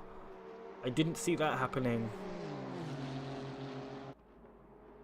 But there's a battle for P1 and P2 and P3, so the top 3 spots in this race are all up in the air. Oh, so close there was Bergold to Pascal. I thought there was going to be contact. Looked like he lost it under braking and was almost skidding straight in towards the rear of the red GTR. These guys still going at it. And just look at the speed of the Aston Martin. Already pulled out that much of a gap. Brothers now so close to the rear of Tetzlaff. Has the outside. Very well defended from Tetzlaff. And still holds the inside for the final corner. Oh, just a little bit later on the brakes was Tetzlaff. Not able to get around him though. These guys make their way up the mountain. Nose to bumper 2. Just want to jump back up with the leaders. This is the battle for the lead of the race. Hour or so left to go. Brothers needs it. He's so close to having the move done. It's taken the whole race for him to be just alongside each other. And Tetzlaff showing his defensive intelligence once again. Great car placement from him. Brothers no choice but to concede the position. Oh, so close.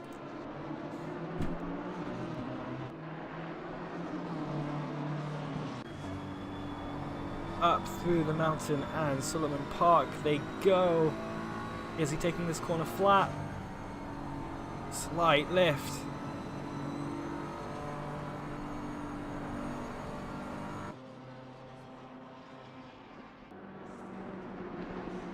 Crucial that both these drivers keep it clean.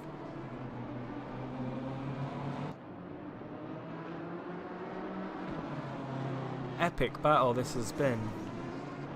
Oh, and too late on the brakes was Brothers. Almost careened into the rear of Tetzlaff, but made it work for him.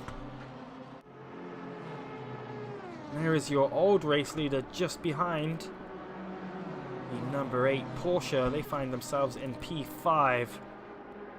Langas again, once again at the wheel.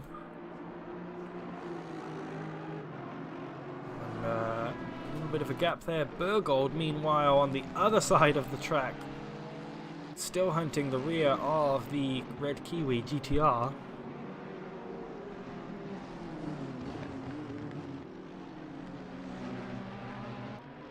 The back marker ahead of them, hopefully, will yield and make it easy for them to pass. They are so close to each other now.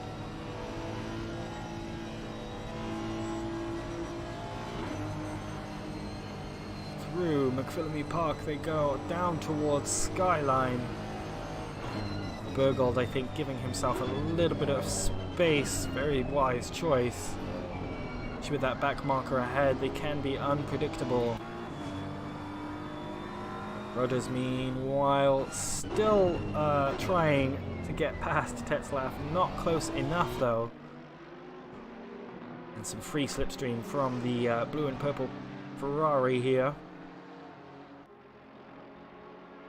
He will yield. Pascal flashing the lights, letting him know he wants to get by, needs to get by. Will this Ferrari split these two cars? Ferrari actually holding its position, and that's not what you want to see. Oh my goodness. Stewards need to have a look at that. Oh, come on, dude. Get out of the way. There you go. He's pitting anyway. Alright. Fair enough. If he was pitting anyway, he should have maybe put himself on the outside, as Bergold and Pascal Villi now side by side as they cross the line into turn 1. Bergold has the inside line, makes the move stick nicely. And I think if I was the Red Kiwi team, I might want to talk to the stewards about just what happened there with that back marker. Roda's now really charging onto the rear of Tetzlaff. These guys have been battling for the whole race. See how much later Broders can be on the brakes into every single corner.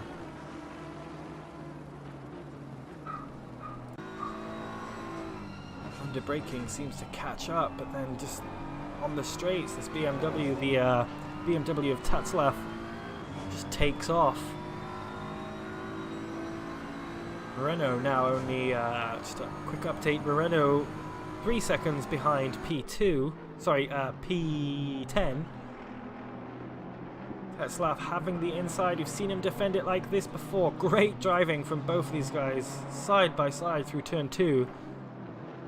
Very respectful racing from these two guys. These two drivers probably preparing to go all the way to the end on this race. With this battle.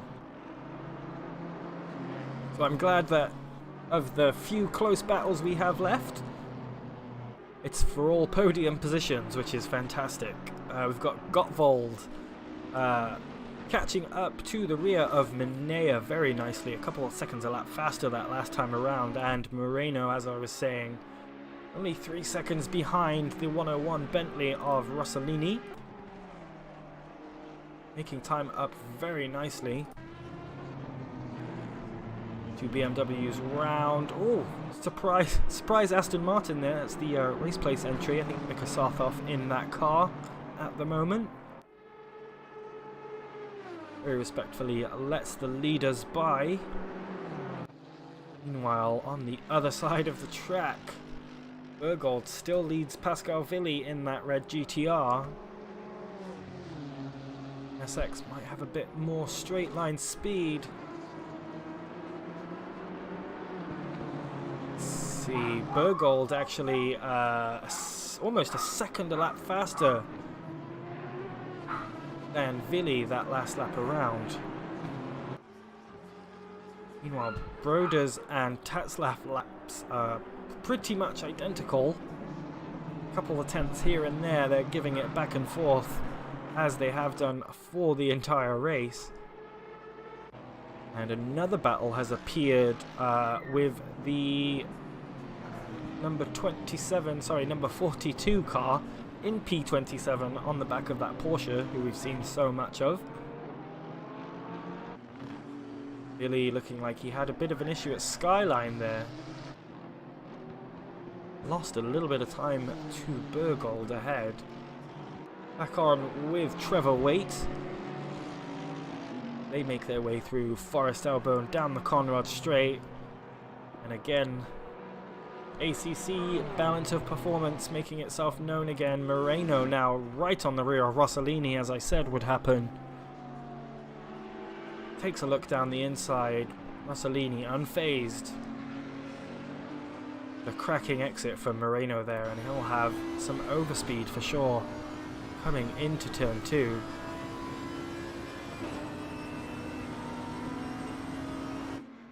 Chooses the inside at turn 2. And we've seen how strong the inside line can be at this corner.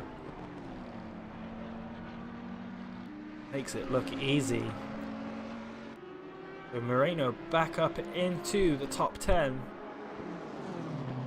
Roders follows Tetzlaff down the Conrad Straight. There is Bingus McBongus.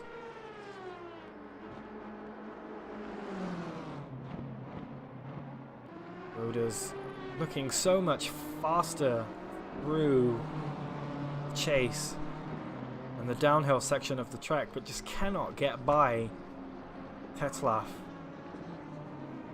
The 13 car's defense has been really, really good this whole race, as they're side by side now,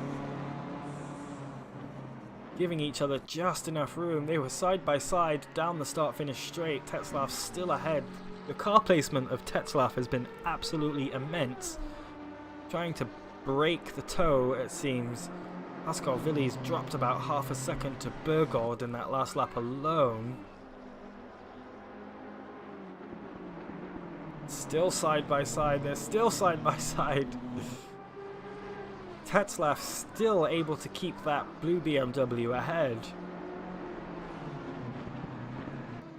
A long way to go, boys, so you can just see how close they are now. And here you see the 601 BMW. This really starts to shine through this section of track.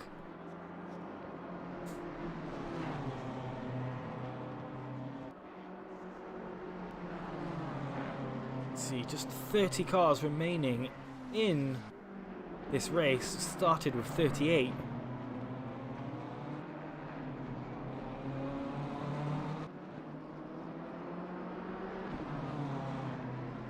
I think this battle will actually continue for quite some time. I do want to jump back to the rear end of the grid.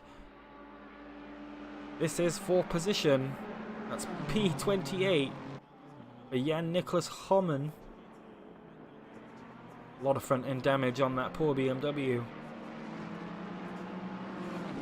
Got the move sewn up nicely. Broder's actually dropped a little bit of time. Looking like might have had an issue through Forest Elbow. Rossellini hasn't let this position die too quickly. He's still within 1 second of Moreno ahead.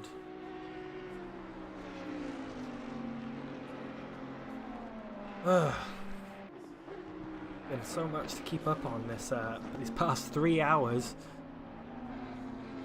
My drivers, I should say, of this 2 hours has to be basically everybody in these top 2 teams. Done so well. They've been so close together the entirety of this race. Broder's gonna need to pit soon. Tetzlaff will need to pit soon, but not as soon. We've seen staying out long is definitely the way to go. Maybe Broder's backing off, potentially using a different fuel map, wanting to save a little bit of fuel. Say that he's just kind of got the hurry up again. Gained half a second. Gained half a second in just turn 2 and 3 and 4 alone. Still on for a good result. Gottwald has caught the rear of Minea. A little bit of work to do before you can catch that Scuderia Pepperoni team. These guys back at it. Ooh, Forest Elbow they go. All about the exit here. Good exit from Broders, but Tetzlaff's just that much better.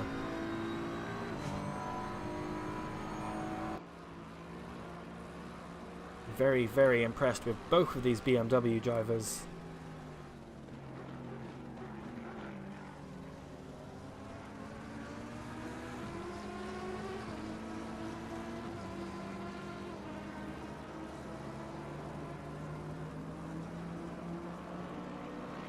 Oh, I feel like I need to catch my breath.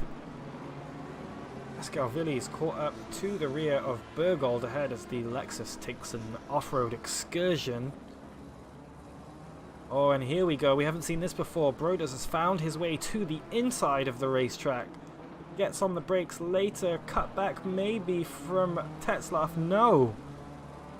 But Broders finally able to make the move work. And Gottwald lost a lot of time to Manea, it seems. Oh, Manea pitted, that's why. Back up with the battle for the lead. Both of them make their way through turn 2. Tetzlaff getting a dose of his own medicine there. Broders doing really well to cover the inside. Let's have a look at their last lap times. Broders' last time actually exactly a second faster than Tetzlaff. So Tetzlaff maybe dropping off a bit. This will push their strategies into the unknown because, as I said, Broders has been out for 10 minutes longer than Tetzlaff. Both these cars can hold the same amount of fuel, they're on the same tyres. So we'll see what that brings. Both of them have pitted twice, which is the minimum at this point.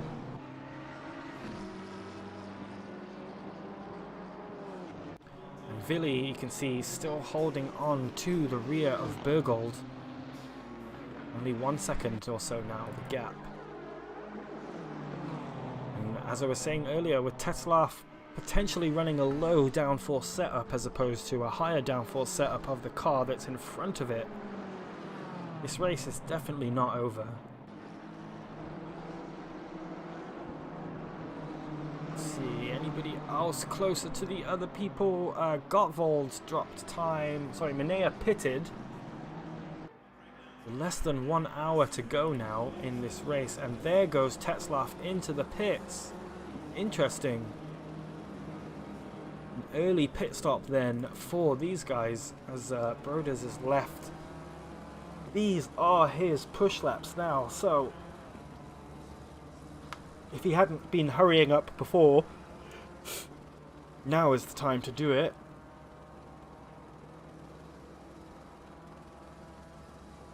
See, and Villi's and Bergold's laps last time around identical at 2:03.5. Pascal Villi just losing out, leading a little bit of time per lap. Talking half a tenth a lap or so. In these last couple of laps, he's actually been struggling a little bit for pace. Bergold should be pitting any moment now.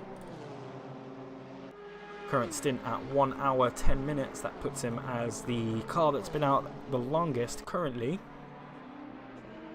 Villi able to maybe make a change. Moreno in the pits for what's probably their final pit stop of the race. Moreno probably handing back over to Uderdorp.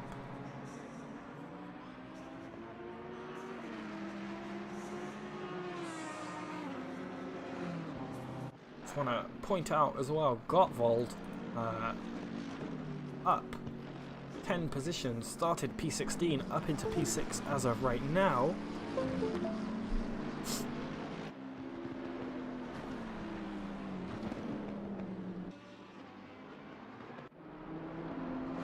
Alberti out of the pits, taking the reins for the final stint in the TKR BMW. See Broders as well into the pits.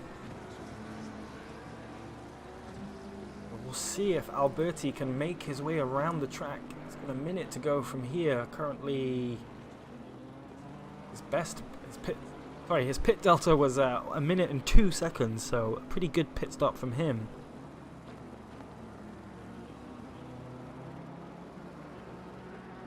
Bergold's actually been stopped for a long time, 50 seconds.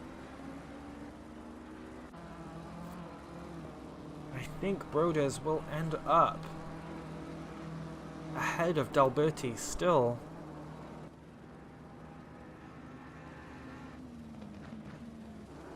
To see where they come out, and when he comes out of the pit, through the chase, D'Alberti goes. Oh no. Broders has been stopped for a really long time. 50 seconds. It's a long pit stop. Alberti rounds the final corner and I think will retake P1. Oh, Broders is going to have a lot of work to do. Sorry, Vilma back in the car. There goes D'Alberti.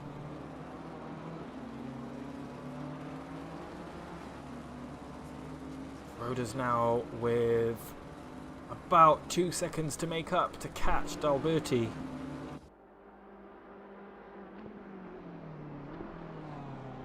I believe that's Rossellini. Yeah, Rossellini behind Broders here. All that work to do again. Undercut made to work from Alberti. Let's see the time stopped. 34 seconds versus 38 seconds. With Alberti having just that bit of a quicker actual stop. 4 seconds or so gained over Vilma, so the thing I've been saying all race, which is I don't think the undercut works, has just been proven wrong. So again, shows how much I know. Stewart's chat looks quiet for now. Don't want to jinx it.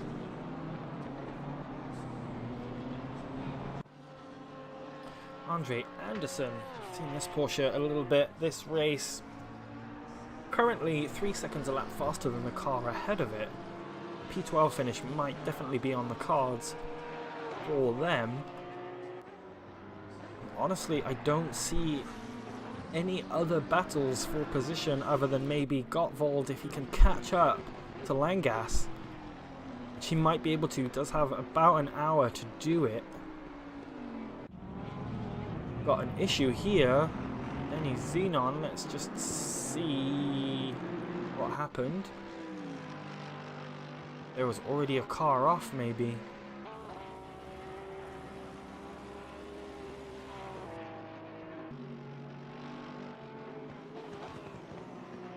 Or just didn't brake. Oh, and there's already a car off. What is happening?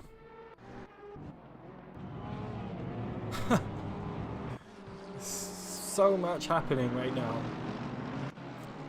Alright. Chromix, the Racing Quest NSX into the pits for its last pit stop. That allows Manea through. I think they have one more pit stop to make. Double check. Probably. Maybe not. No, they just pitted not too long ago. So Manea looking like a top 6 finish on the cards for them. Rossellini into the pits. Xenon into the pits. Anderson now is caught up to the rear of that car ahead fairly quickly. Was 2.3 seconds a lap faster last time around than the Pepperoni Academy car. The little Porsche actually doing really well to keep up with the Lambo, especially down the straights. Yeah, Moreno finds his way back into the top 10 with Xenon in the pits.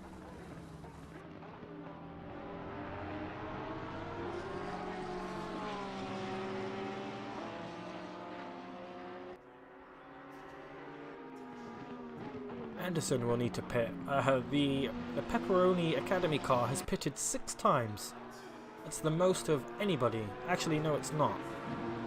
This man, the Lexus, has pitted 11 times, and so has Blake Underwood, that blue Ferrari. We've seen that around the track with a lot of damage.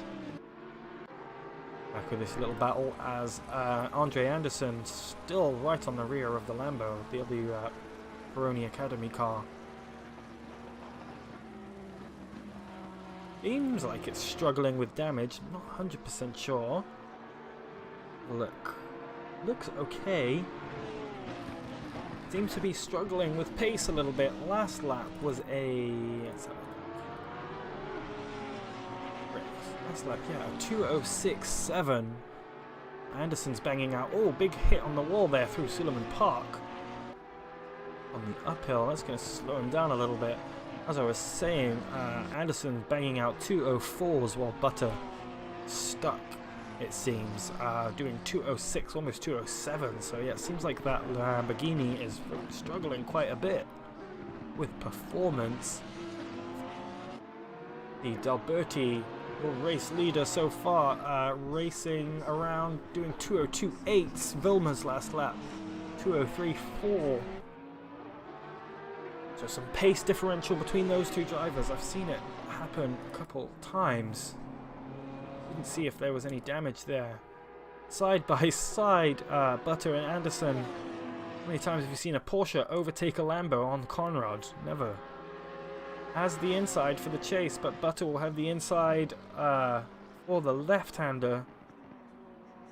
Oh, they're so close. That Porsche is such a beast in the corners. Gets by comfortably. And then just a little further back, Denny Zenon back on track. Into P14, challenging for P13.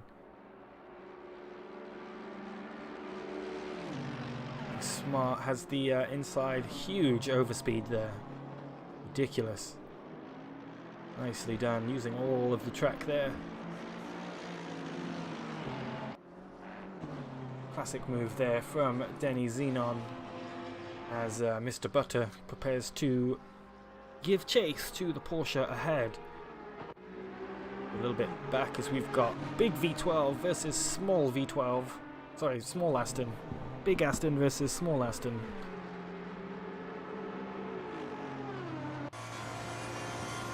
Catching the rear of the race place car just ahead at a rate of knots.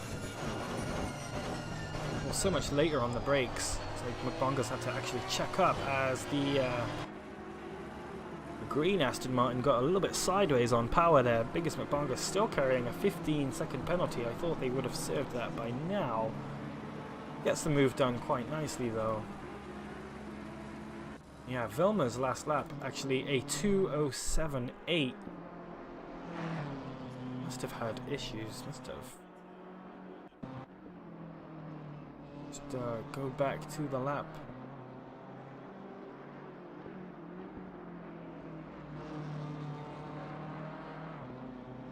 Getting a bit squirrely there, but nothing crazy. It looks like by this point, D'Alberti had already been quite a way ahead.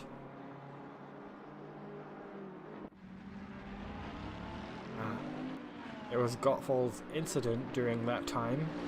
Gottwald now in the pits.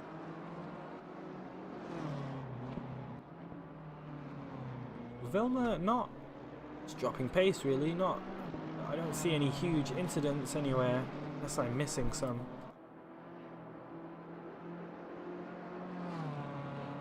I'm not seeing any. As I was saying, this man Gottwald in the pits.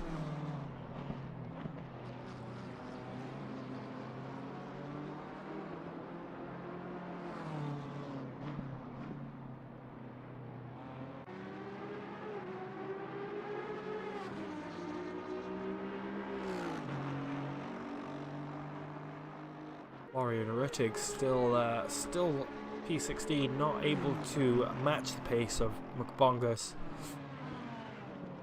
Gottwald still in the pits, just been released from his box. We'll have Manea ahead of him, as you just seen pass your screen there, ahead of this BMW. Catch down, it'll be about 8 seconds or so behind. Which is the same gap as Vilma and D'Alberti. Alberti really putting the hammer down. Last lap was a 2:02.8.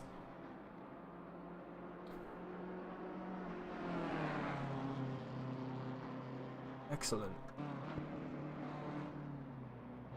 45 minutes left of the 4-hour race. Looking like everything's finally calmed down.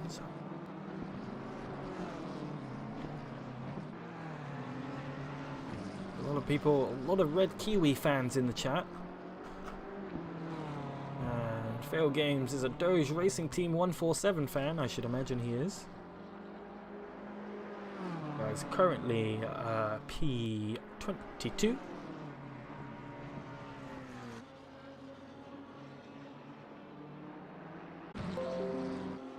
And more OBS just being OBS. I'm going to hop up to P18. Is Radu Maruta, I think. Another Scuderia Pepperoni entry. Closing down on Pelletier. We've seen a little bit in that blue BMW. He's actually chasing down the rear of him at a rate of knots. He's actually 3 seconds a lap faster that last time around somehow. Maybe some issues for Pelletier at some point. Can't see any damage on the car.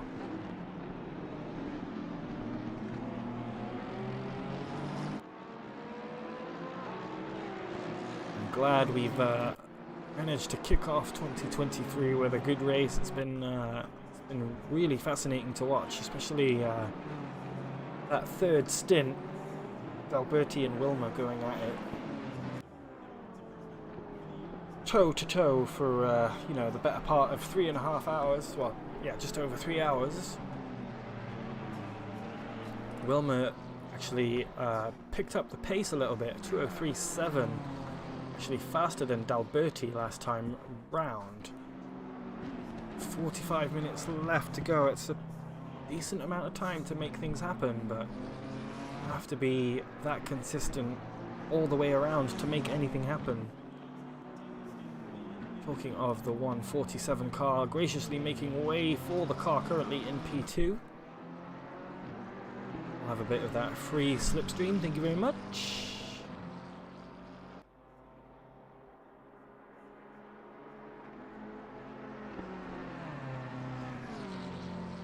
Oh. Yeah, steward's office calmed down quite a bit as well.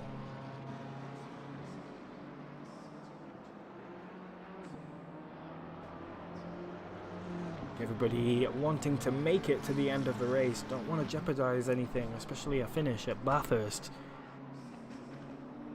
It's an achievement in and of itself.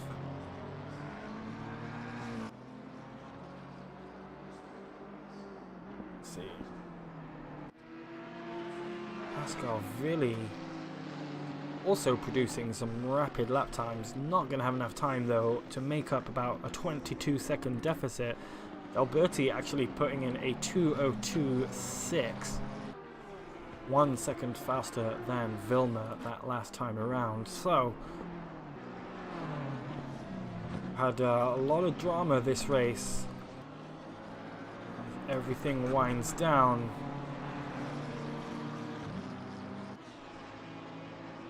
Let's just put ourselves back towards the beginning of the race. Can't go that far back. Never mind. I was gonna play the crash at the beginning of the race, but I can't.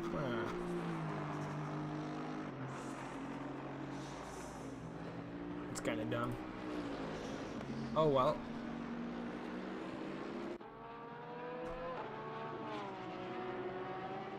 Butter meanwhile has the race leader behind him,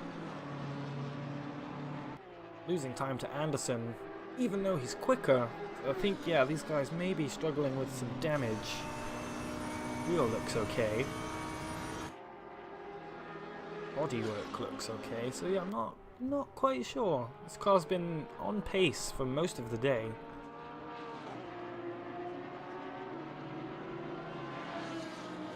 Currently about 3 seconds off the leader's pace right now, though.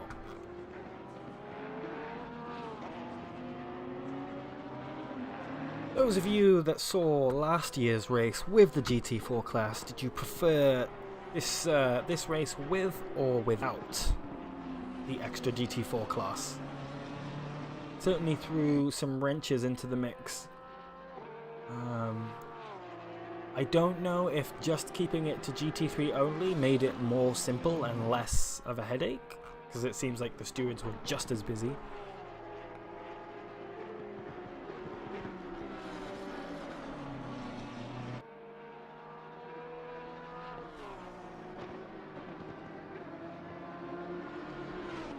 Yeah, I think Wilma might have to settle for P2. Just cannot keep up with the pace of D'Alberti right now. D'Alberti, Wilma and Villi all on the same lap. Langas has moved their way up into P4.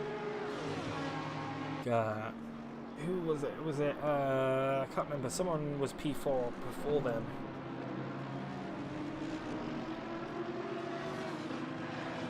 Something must have happened. But, I mean, not bad at all from these guys. They did have that dominant lead. Had about, yeah, 30 odd second lead at some point.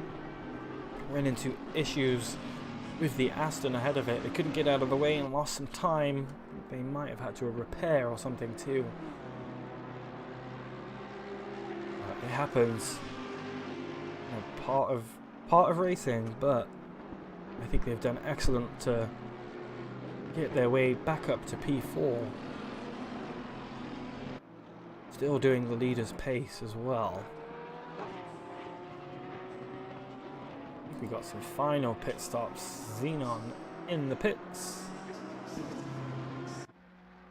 And I think, yeah, the 23rd placed 147 car just came out of the pits again. Looks like they've had some front end damage repaired.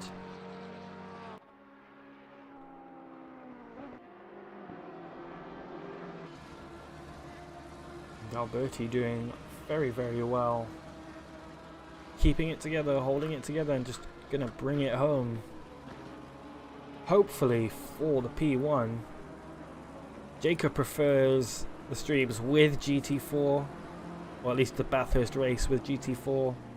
I think I'm the same, because it's not something you see in real life, multi-class at Bathurst.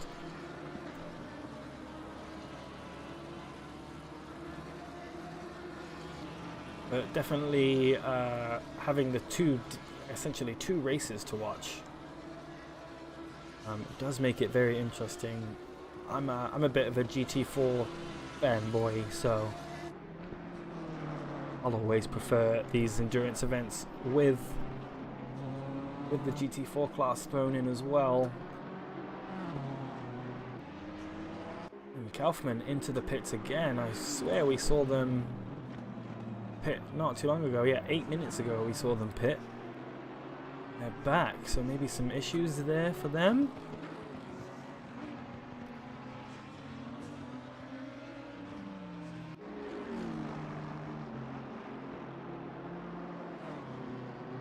Renault back in the car actually for the Spectre Racing Audi.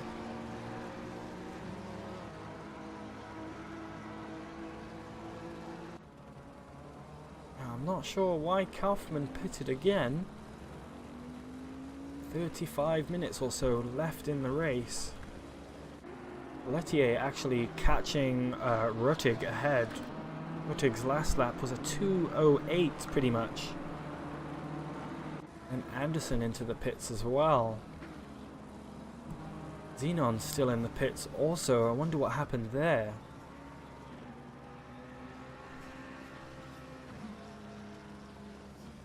Been in the pits for some time now. Let's see, time stopped 4 minutes, so maybe a retirement we're seeing right here from Xenon. Big shame. We're doing very well. We've seen a lot of that team this race as well. They've been all over the place. Moreno could very well catch up to Rossellini. He's got the former race leader just ahead of him to give him a bit of tow. Rossellini last lap almost a 206, whereas Moreno's pushing 203.0s.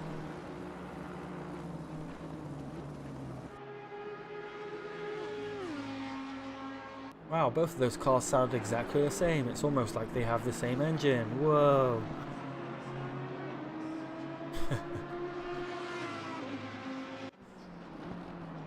Wilmer catching up, finding a little bit of pace. And Moreno could very well save some fuel here too. Only has about 7 seconds or so, and Pelletier finally making his way to within 1 second of that race place car. V8 Aston there, and just behind is Moreno and Langas. Not battling for position, but Moreno could definitely got enough time to make up 7 seconds, especially if he can keep his lap times sub 203s. Something Rossellini not able to do right now. You see as his bottom there, almost a 205 as his last lap. Pelletier now gaining and gaining. Looking like a much zippier car through this part of the track. Has to check up, but Aston slowed down a little bit through McPhillamy Park.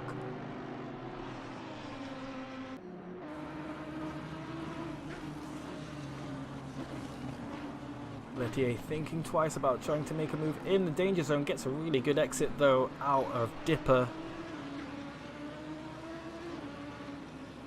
And we'll look for the run out of Forest's Elbow.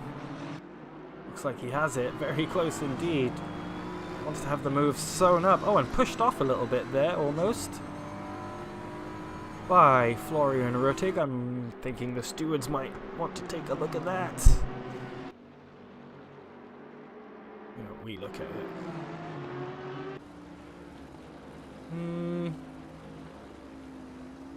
Maybe not pushed off, but wasn't given anywhere to go. Definitely walking the moral tightrope there. As Pelletier still behind. Oh, Moreno there just made the move on Langas. We'll have another look at that. Down into the final corner side by side. Great move from Pierre Moreno there. Not for position, but is looking to rejoin the back of the P9 Bentley of Rossellini. Pelletier is actually side by side now. Oh, a little bit of contact there into turn 2.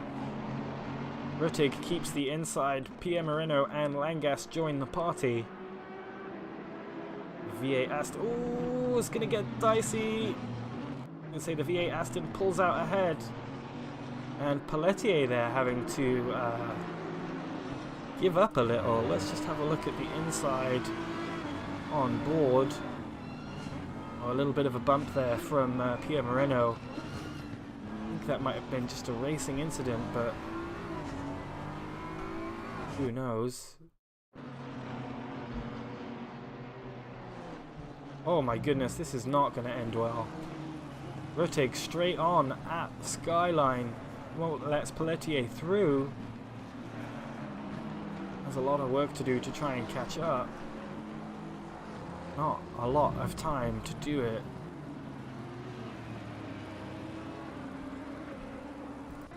Pascal Villi into the pits. Is that potentially... yeah, could potentially let... and stopped for 14 seconds. This could potentially let Langas through. Langas could be looking at a podium here. These guys still duking it out, even though they don't need to be. Oh no, what happened to the red Kiwi car? Was that a planned stop? It's out of the pit, so this is going to be really, really close. Here is Langas. Really not yet released from the pit limiter. You can hear Langas. He rounds turn 1. And there you see the red Kiwi GTR slot out just behind. That's so unfortunate. And I guess that was a scheduled pit stop for the GTR, who now has a lot of work to do in not a lot of time. Half an hour left in this race. Wow. Just when you think it was all sewn up. Oh. Really goes very, very wide at turn 2. That's Pelletier through. Ruttig is far behind already. So yeah, Colin Gygax back in that 718 entry, left to chase down the rear of Langas. Only 2.5 seconds is the gap right now. Half an hour to go, exactly as I said that. So your final podium spot not sewn up just yet. Gygax looking like he's struggling to get integrated with the car on this final stint. Big wiggle of the hips as he goes down Skyline towards the S's. And someone I've been keeping a kind of close eye on is this Sim Jaffa. Actually closing in on Marcel Arndt quite quickly. Yeah, last lap for Marcel Arndt, a 2:07, and Jaffa's last lap, a 2:05.7. So he's gaining. He's got about a second gap to go. Big job for Gygax to try and get these 2.5 seconds back against the car that currently has the fastest lap of the race. Is that them into the pits? There is. Why? Their stint's at 50 minutes. This is their 4th stop. Maybe couldn't make it work on fuel, so the 718 car goes back into the podium spots. Good for them. Very sad the Pepperoni boys got the stop and go earlier. Yeah, was that for speeding in the pits, by the way? I'm pretty sure it was. Auf geht's, Kiwi 718. Yes, go, go, go, Kiwi Racing. Everybody's cheering him on. Who won? Jacob said, who won the GT4 Bathurst Endurance last year? That was me.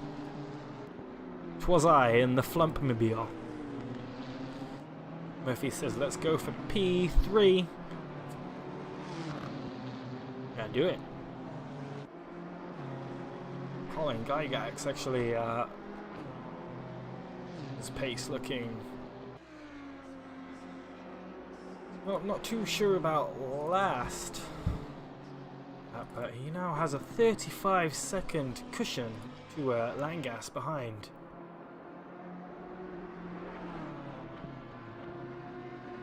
Jaffa actually looking like he had some issues this last lap around, and has dropped a couple seconds to Marcel Arndt, a non-Scuderia Pepperoni Scuderia car. And Ruttig with that 5-second penalty. Maybe what is Ruttig? The 53. That was this one.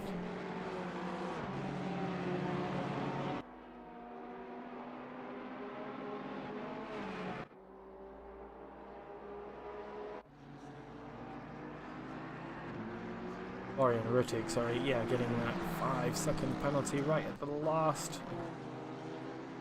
I end up giving the car behind, the 404 BMW, something to chase after.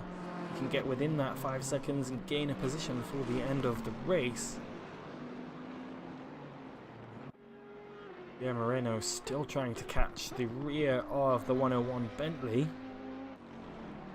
Still has good lap times, 2:02.897. Only person that was faster last lap was D'Alberti up in P1. That was a 2:03.2. Wait, 2:02.6.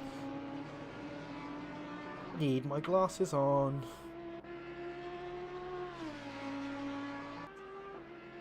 Oh, I'm so glad RP Endurance is back, baby. Dog's going crazy again. yeah, we're back. And what better place to do it? Oh, so brave there through Skyline.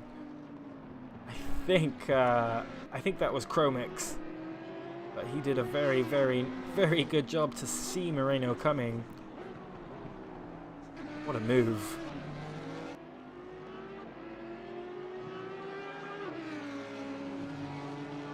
As I was saying, I'm so glad we could kick this year off with Bathurst. Absolutely adore this track, especially in ACC. It looks gorgeous. Trees in the sunset. I think every time we do Bathurst it will be a sunrise race because it's just the coolest way to do it. We have 28 cars remaining out of 38 that started, so using 10 cars, not too bad. I know not everyone was a hard retirement, a couple people having some connection issues. 2:03.4 for Pierre Moreno. This is Rossellini's 2:05.7, and you can see the gap closing. There's Moreno just in the background. P9 not spoken for. Chromix is also losing some lap time to the car behind. Only 8 seconds is the gap. 2 NSXs might be battling for P6 by the end of the race. So we get a yellow flag somewhere. Not sure where that was. Oh, and a bad rejoin. Let's just check that out. Or if there was already contact. Looks like at Skyline.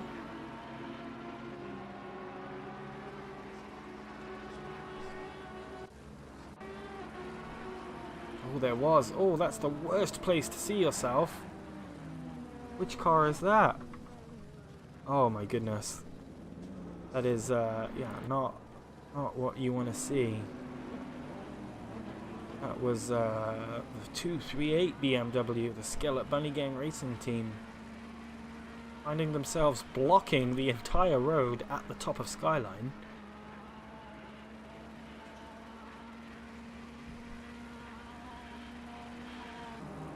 Bad news for them as Pierre Moreno now bearing down on the back of Rossellini.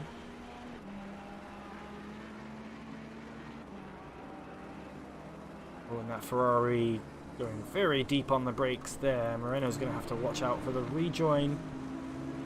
Gets by with no issues. And Alberti now really putting the hammer down. Last lap of 2:02.8. Nobody else in the 2:02s on that last lap around. Not even Pierre Moreno. Actually, Pierre Moreno was a 10th faster, but he's in P10, so it doesn't matter. Wilmer, also good pace from him, great pace actually, with like 2:03.2 on his last lap, and lapping consistently around the 2:03s area, which is no small feat. Be this late in the race, this late in the stint. Bathurst likes to murder front tyres too. Chromic actually still losing lap time to the NSX behind him. Beyond Fleege, teammates, but I don't have 503 cars livery for some reason. They are under the same organization's umbrella. You see a slowdown and across the line in formation. P6 and P7 in the same car at this track is not bad at all. Did I miss something there? Yeah. Okay. Ooh, he did lose it. Oh. Trying to get it turned around. Front end looks okay. That might be it.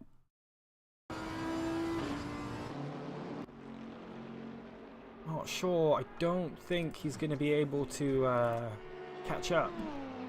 Got 21 minutes left of this 4-hour race. Hasn't even gotten that hot. Only 22 Celsius. It is only 8:40 in the morning, so. But we started at 18 degrees Celsius, I believe. Kyle Busch in the pits.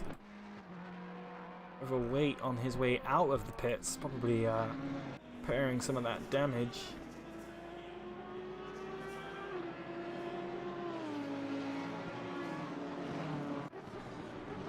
Angus McBonga's trying to catch the rear of Pepperoni Academy car of Butter Butter. Not too far behind, only 2 seconds is the gap. Angus finding himself behind this Porsche, as many racers have today.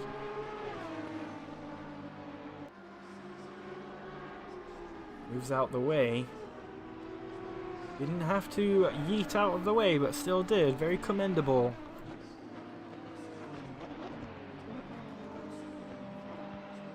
Can't remember. Yeah, it's the Race Place 2 entry.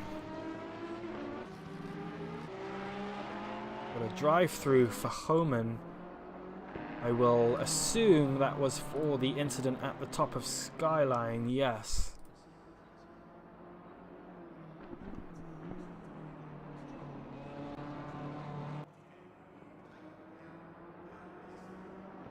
Drive-through not served this time around. I do believe you have 3 laps to sort it out.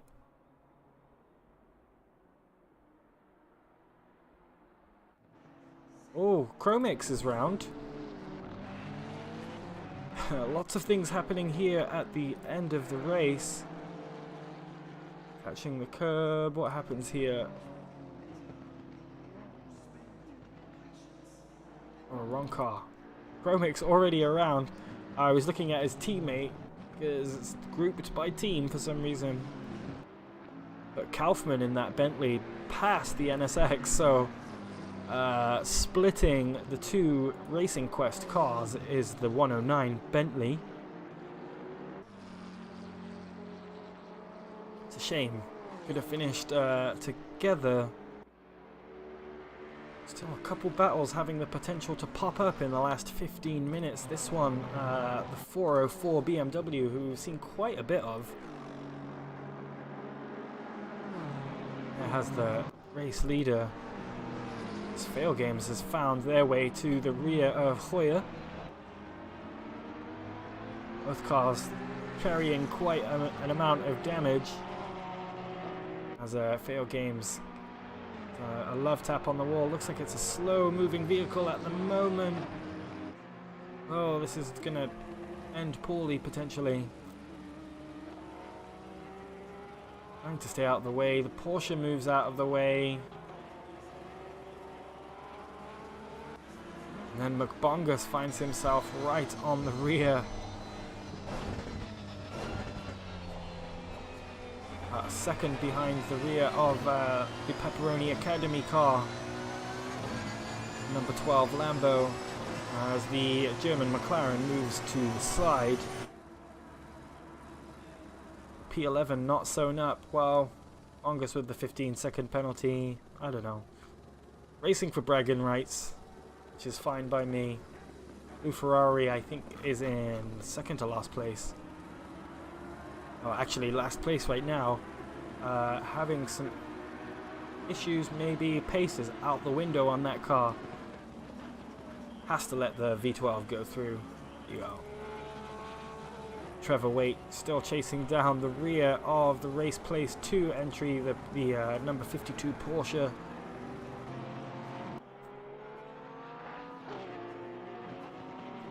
Trevor Waite with a 10-second penalty. Actually, they both come into the pits. Hoyer right behind Sartov here. Sartov, yeah, the German Porsche. Sorry, Ferrari up ahead. Hoyer, who we saw start in P9, now finding himself down up in P19. Might be able to get one more position back before the end of the race.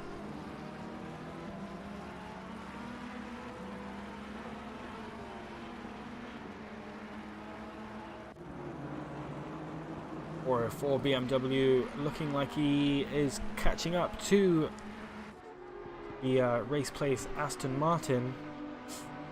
Comes Hoyer though, coming down towards Skyline. That McLaren in front, getting all sorts of out of shape on the curbing.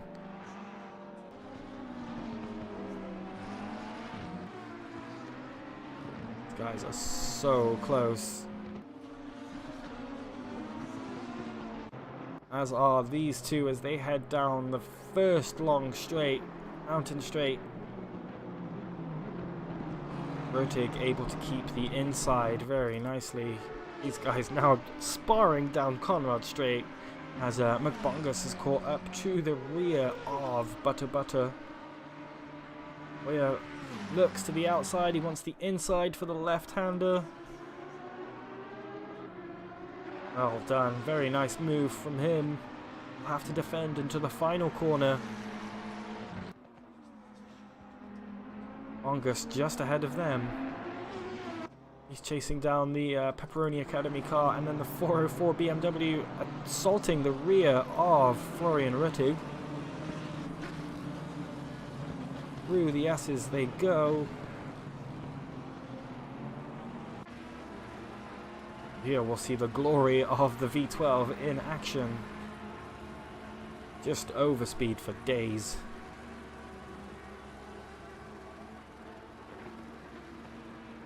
But no traction control or ABS in the V12 Aston, I believe. Maybe it does, but it's still really, really difficult to drive. It's so heavy on the front end.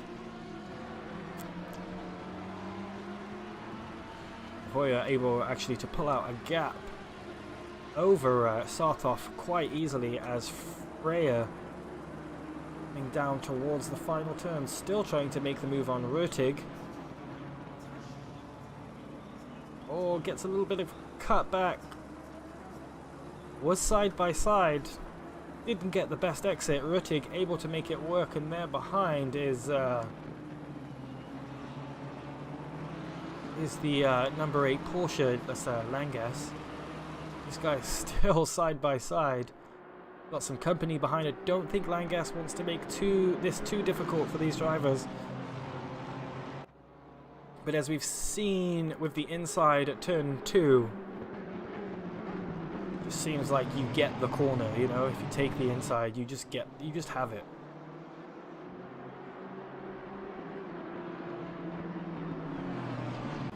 Yeah, trying so hard to get by. 13 minutes left to go in this race.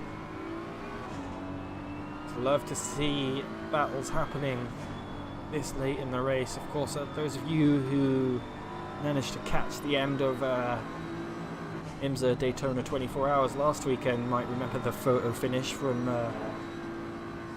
the LP2 class. That's kind of what we love to see at the end of 24 Hours. Hopefully we can replicate something here as Freya gets the front end all sorts of out of shape. Driving past Skyline, might have felt a bit of pressure from Langas, who was really trying to hurry him up.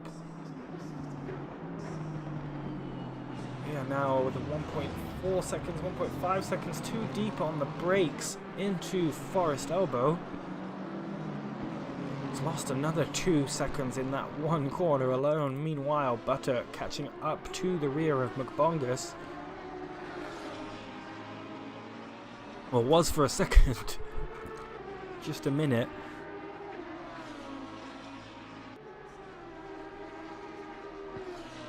Some excellent driving today. Excellent viewership today too. The chat's been popping off. I've been loving it. It's such a great return to endurance racing here at Racing Pals. Stick around at the end for an announcement regarding the next race. Freya caught right back up to the rear of Ruttig. See, their last laps were... It doesn't matter what their last laps were, actually. With all of those incidents. BMW looking like it's quite rapid in a straight line compared to the Aston. I thought the Aston was a pretty good all-rounder, but maybe I'm mistaken. It could be the setup too. This battle still happening. I think it will go basically till the end. Saw them close together here on the last lap. Ruttig holding the inside. It's looking like ooh, Freya wants to maximize the exit. Can't let himself get spooked out by the car behind. It's not for position. Sartov hitting the wall. Sorry, Ruttig hitting the wall up at Suleiman Park on the inside. Freya just had to check up a little bit. Avoid the contacts. Both of them down. Skyline. The S's. Dipper and gap remains constant through there. Oh my goodness. So oh, I was just about to say that I hope that doesn't happen because they were so close to each other going through Dipper. Have another look at that. Oh, the BMW behind just misses their braking point completely. Real shame.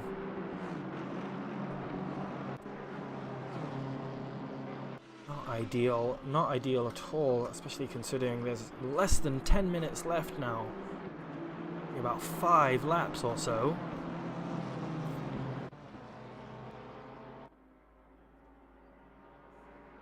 It looked like that car was having some issues as well.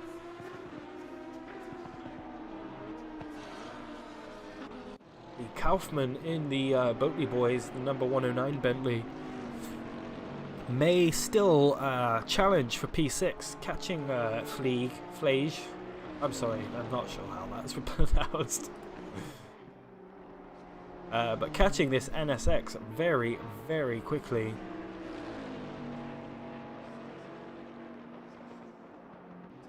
Might still see that battle for P6. I just want to see battles right up to the end.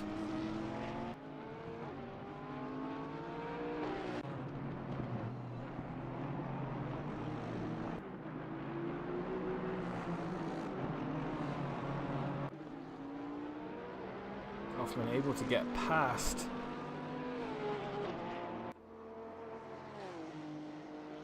get past the little Porsche number 14 car, and just making their way through the chase is Flagey. Freya caught back up to the rear of Ruttig once again. Needs to get this move done quick, I think. If I were him, I'd be very tired of being behind this bright green Aston Martin. I think Freya has the pace to make it done, to get it done. Or Ruttig kind of usher the BMW off of the track earlier.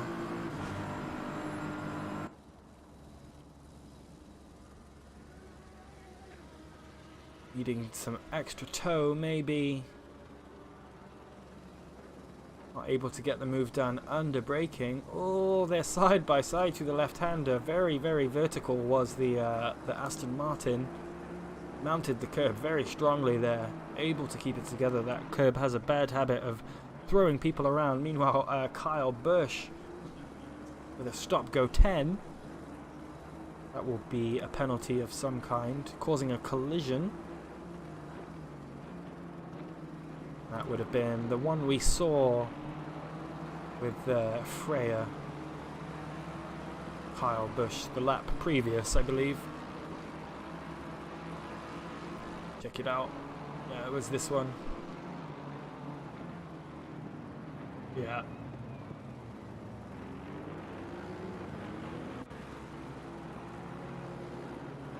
Meanwhile, back for the battle for P15, Kaufman has actually taken another second out of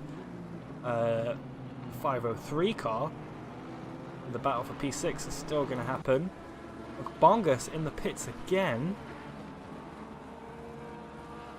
I think that's they maybe ran out of fuel.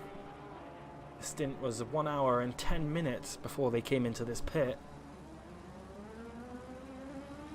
Must have needed to pit once again. These guys again go down Skyline nose to bumper, nose to tail.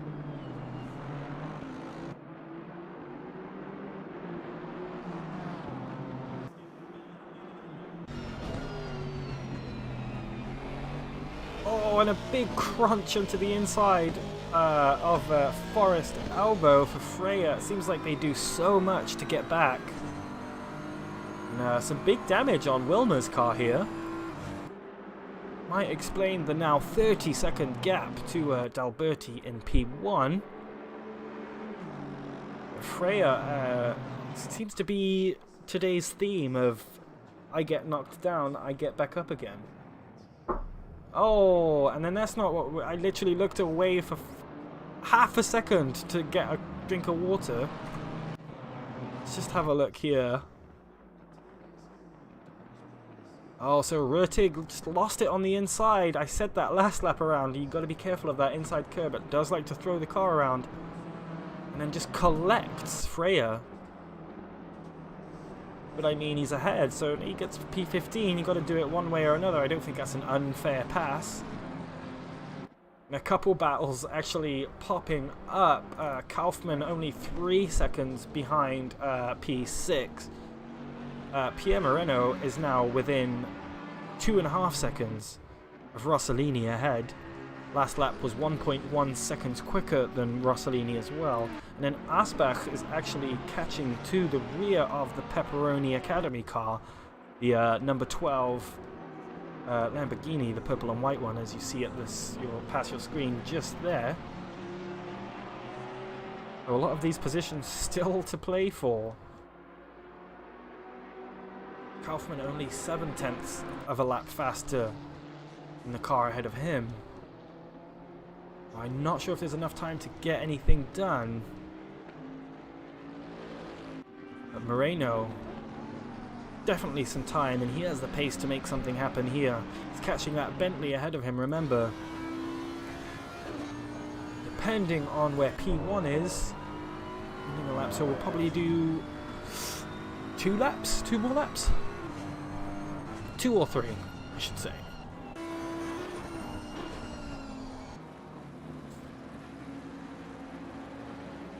Yeah, Moreno now within 1.5 seconds of Rossellini. McLaren doing very well to let him go there. Very kind of him. Yeah, Asbach with a bad lap that last time around has actually dropped off a lot of the gap. Oh, as I say that, there's a Ferrari that's gone round right there.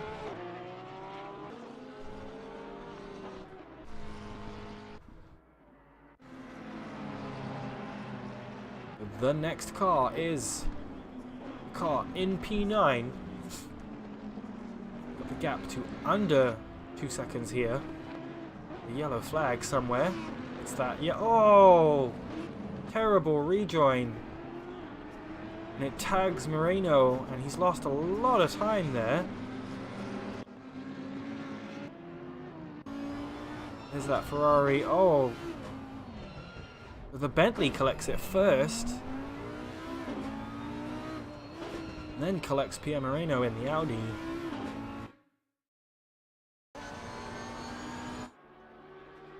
Really not sure what happened there. It was this man stopped go 10, it seems, for Underwood for causing a collision.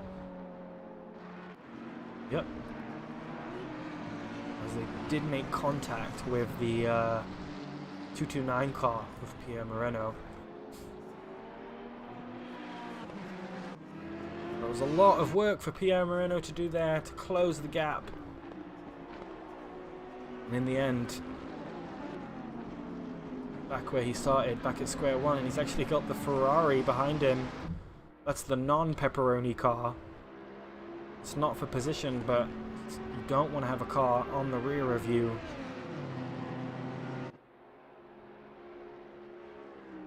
Especially while you're trying to make up time. The leader's on the final lap as Jeff. He's Italian, so... Is he South African? I'm not sure who the crew chief guy is. But last lap for D'Alberti. Absolutely insane race. We've seen the leaders change hands a couple of times, 3 or 4 times. Now Bertie, who led that battle with Wilmer and the other BMW team. That's right, the Petrol Brothers entry. battled nose to bumper with them pretty much the whole race, kept them behind pretty much the whole race. Able to capitalize on the misfortune, shall we say, of Langas. And Bullwinkle, of course, who had that monster first stint.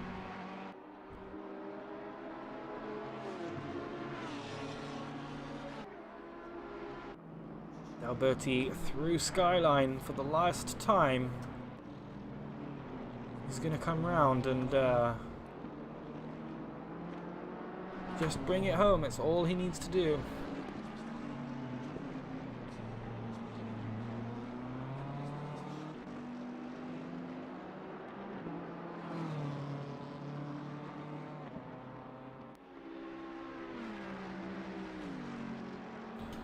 As the Germans go kind of crazy in the chat.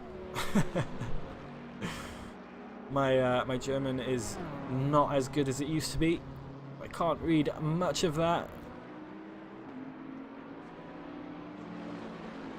D'Alberti here, rounding the last corner for the final time to take the win in GT3. As I say that, I'm realizing that GT3 is the only class.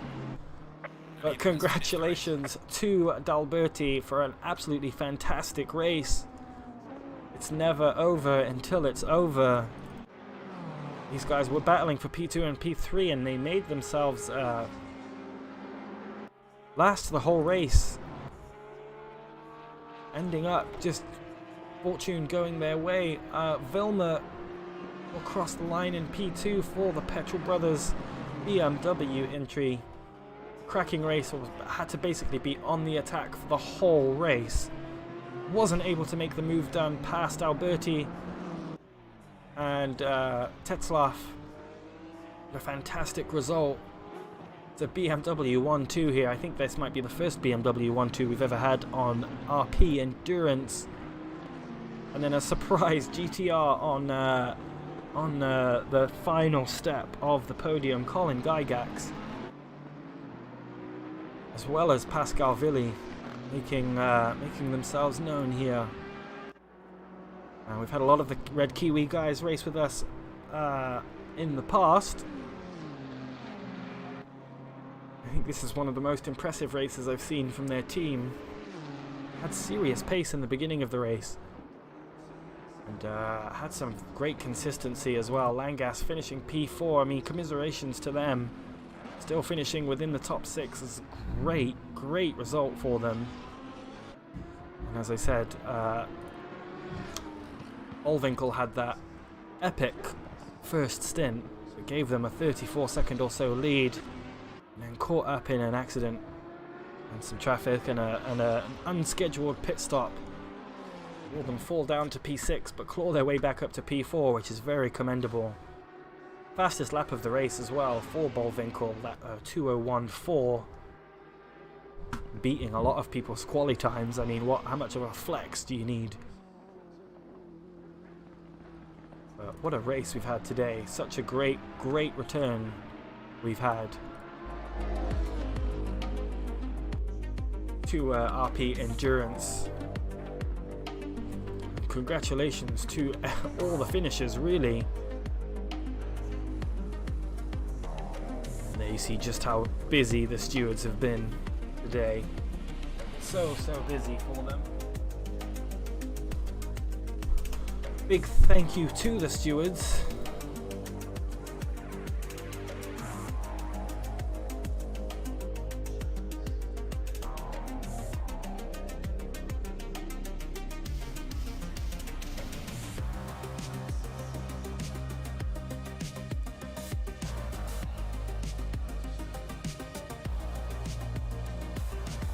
Sorry, as I was saying, a huge, massive thank you to all of the stewards, the event organizers, Huski as well, for jumping into the commentary booth, making his return to Racing Pals commentary. Hopefully we'll see much more of him in the future, because everybody likes Huski.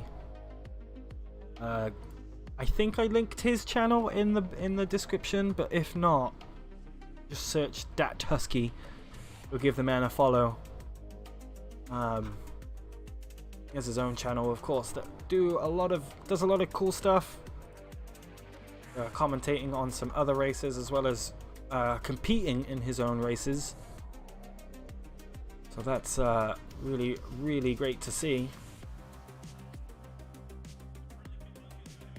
Yeah, as I was saying, huge thank you to the stewards in particular. They were very, very busy today. Jack, of course, popped himself into the stream earlier. Give us an update about some penalties that we missed. And yeah, big thanks to him. I quite like having the stewards in here. So we'll have to make that more of a regular thing on these endurance streams. For now, though, just want to quickly announce the next race for RP Endurance. We're going to be back next month. And we're going somewhere we've never been before. Potentially for good reason. But we're going to Monza, baby. 4 hours of Monza. Multi-class is back. We keep the 20-minute qualifying, so 10 minutes of qualifying for each class. Live stewards and live stream again for that race. So if you're not part of the Discord and you're watching and you're interested in signing up and racing along with us here at RP Endurance, grab the Discord link in the description below and sign up. That should be a good race. I think this one will be good. Potentially another busy one for the stewards.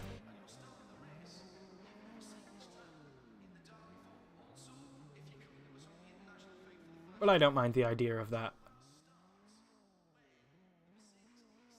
And then something else. One of our drivers today actually has been spearheading something that we all know and love about. It's basically the next generation of League Sim Racing. And I just want to announce that. And again, if you want to find more info about this, follow the link to the Discord server below. You can find out more and even sign up for the...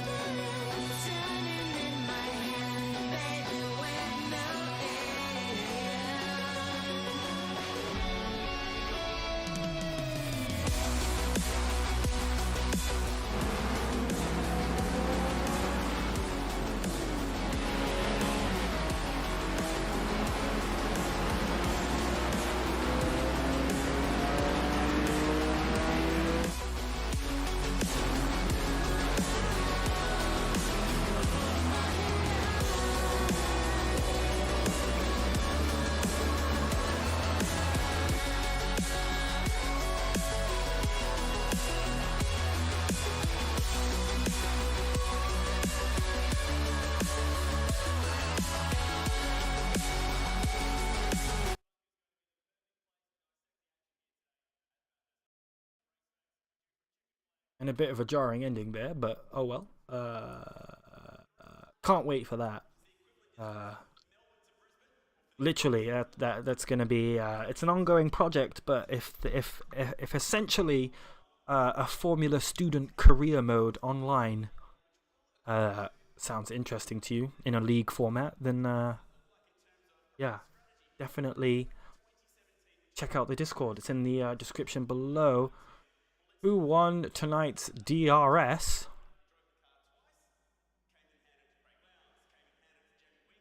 Oh, they're talking about a completely different race. I thought they meant like driver of the day for today. I will go ahead and say today's winner is my driver of the day, D'Alberti. What epic defending. Gave no quarter. And yeah, I think he did a fantastic job of keeping it together and able to able to snatch the win in the end. So congrats, buddy. And like I said, a BMW 1-2. I don't think that's ever happened at Racing Pals before. So I loved seeing the breadth of manufacturers today. Hopefully we can get another banger going for Monza, as you saw earlier. Definitely check it out. And I'll leave you with that Monza poster. And from me and from Huski as well, who had to dip out earlier, it's good night. Thank you so much for watching. Don't forget to subscribe and like the stream too. It really helps the channel out. We wanna serve as much people as possible. We'd love to do some bigger events in the future. And so if you're interested in stewarding, you can also ping a steward or ping a director in the Discord. And we'll train you. We'll get you onboarded. We have a tried and true system that makes dishing out penalties quite easy and very consistent as well. Everybody loves a bit of stewarding consistency. Oh, look at that. But until next time, until Monza, or whenever the next stream is, probably maybe RP series, round 1. Till then, good night, goodbye, and thanks again for watching.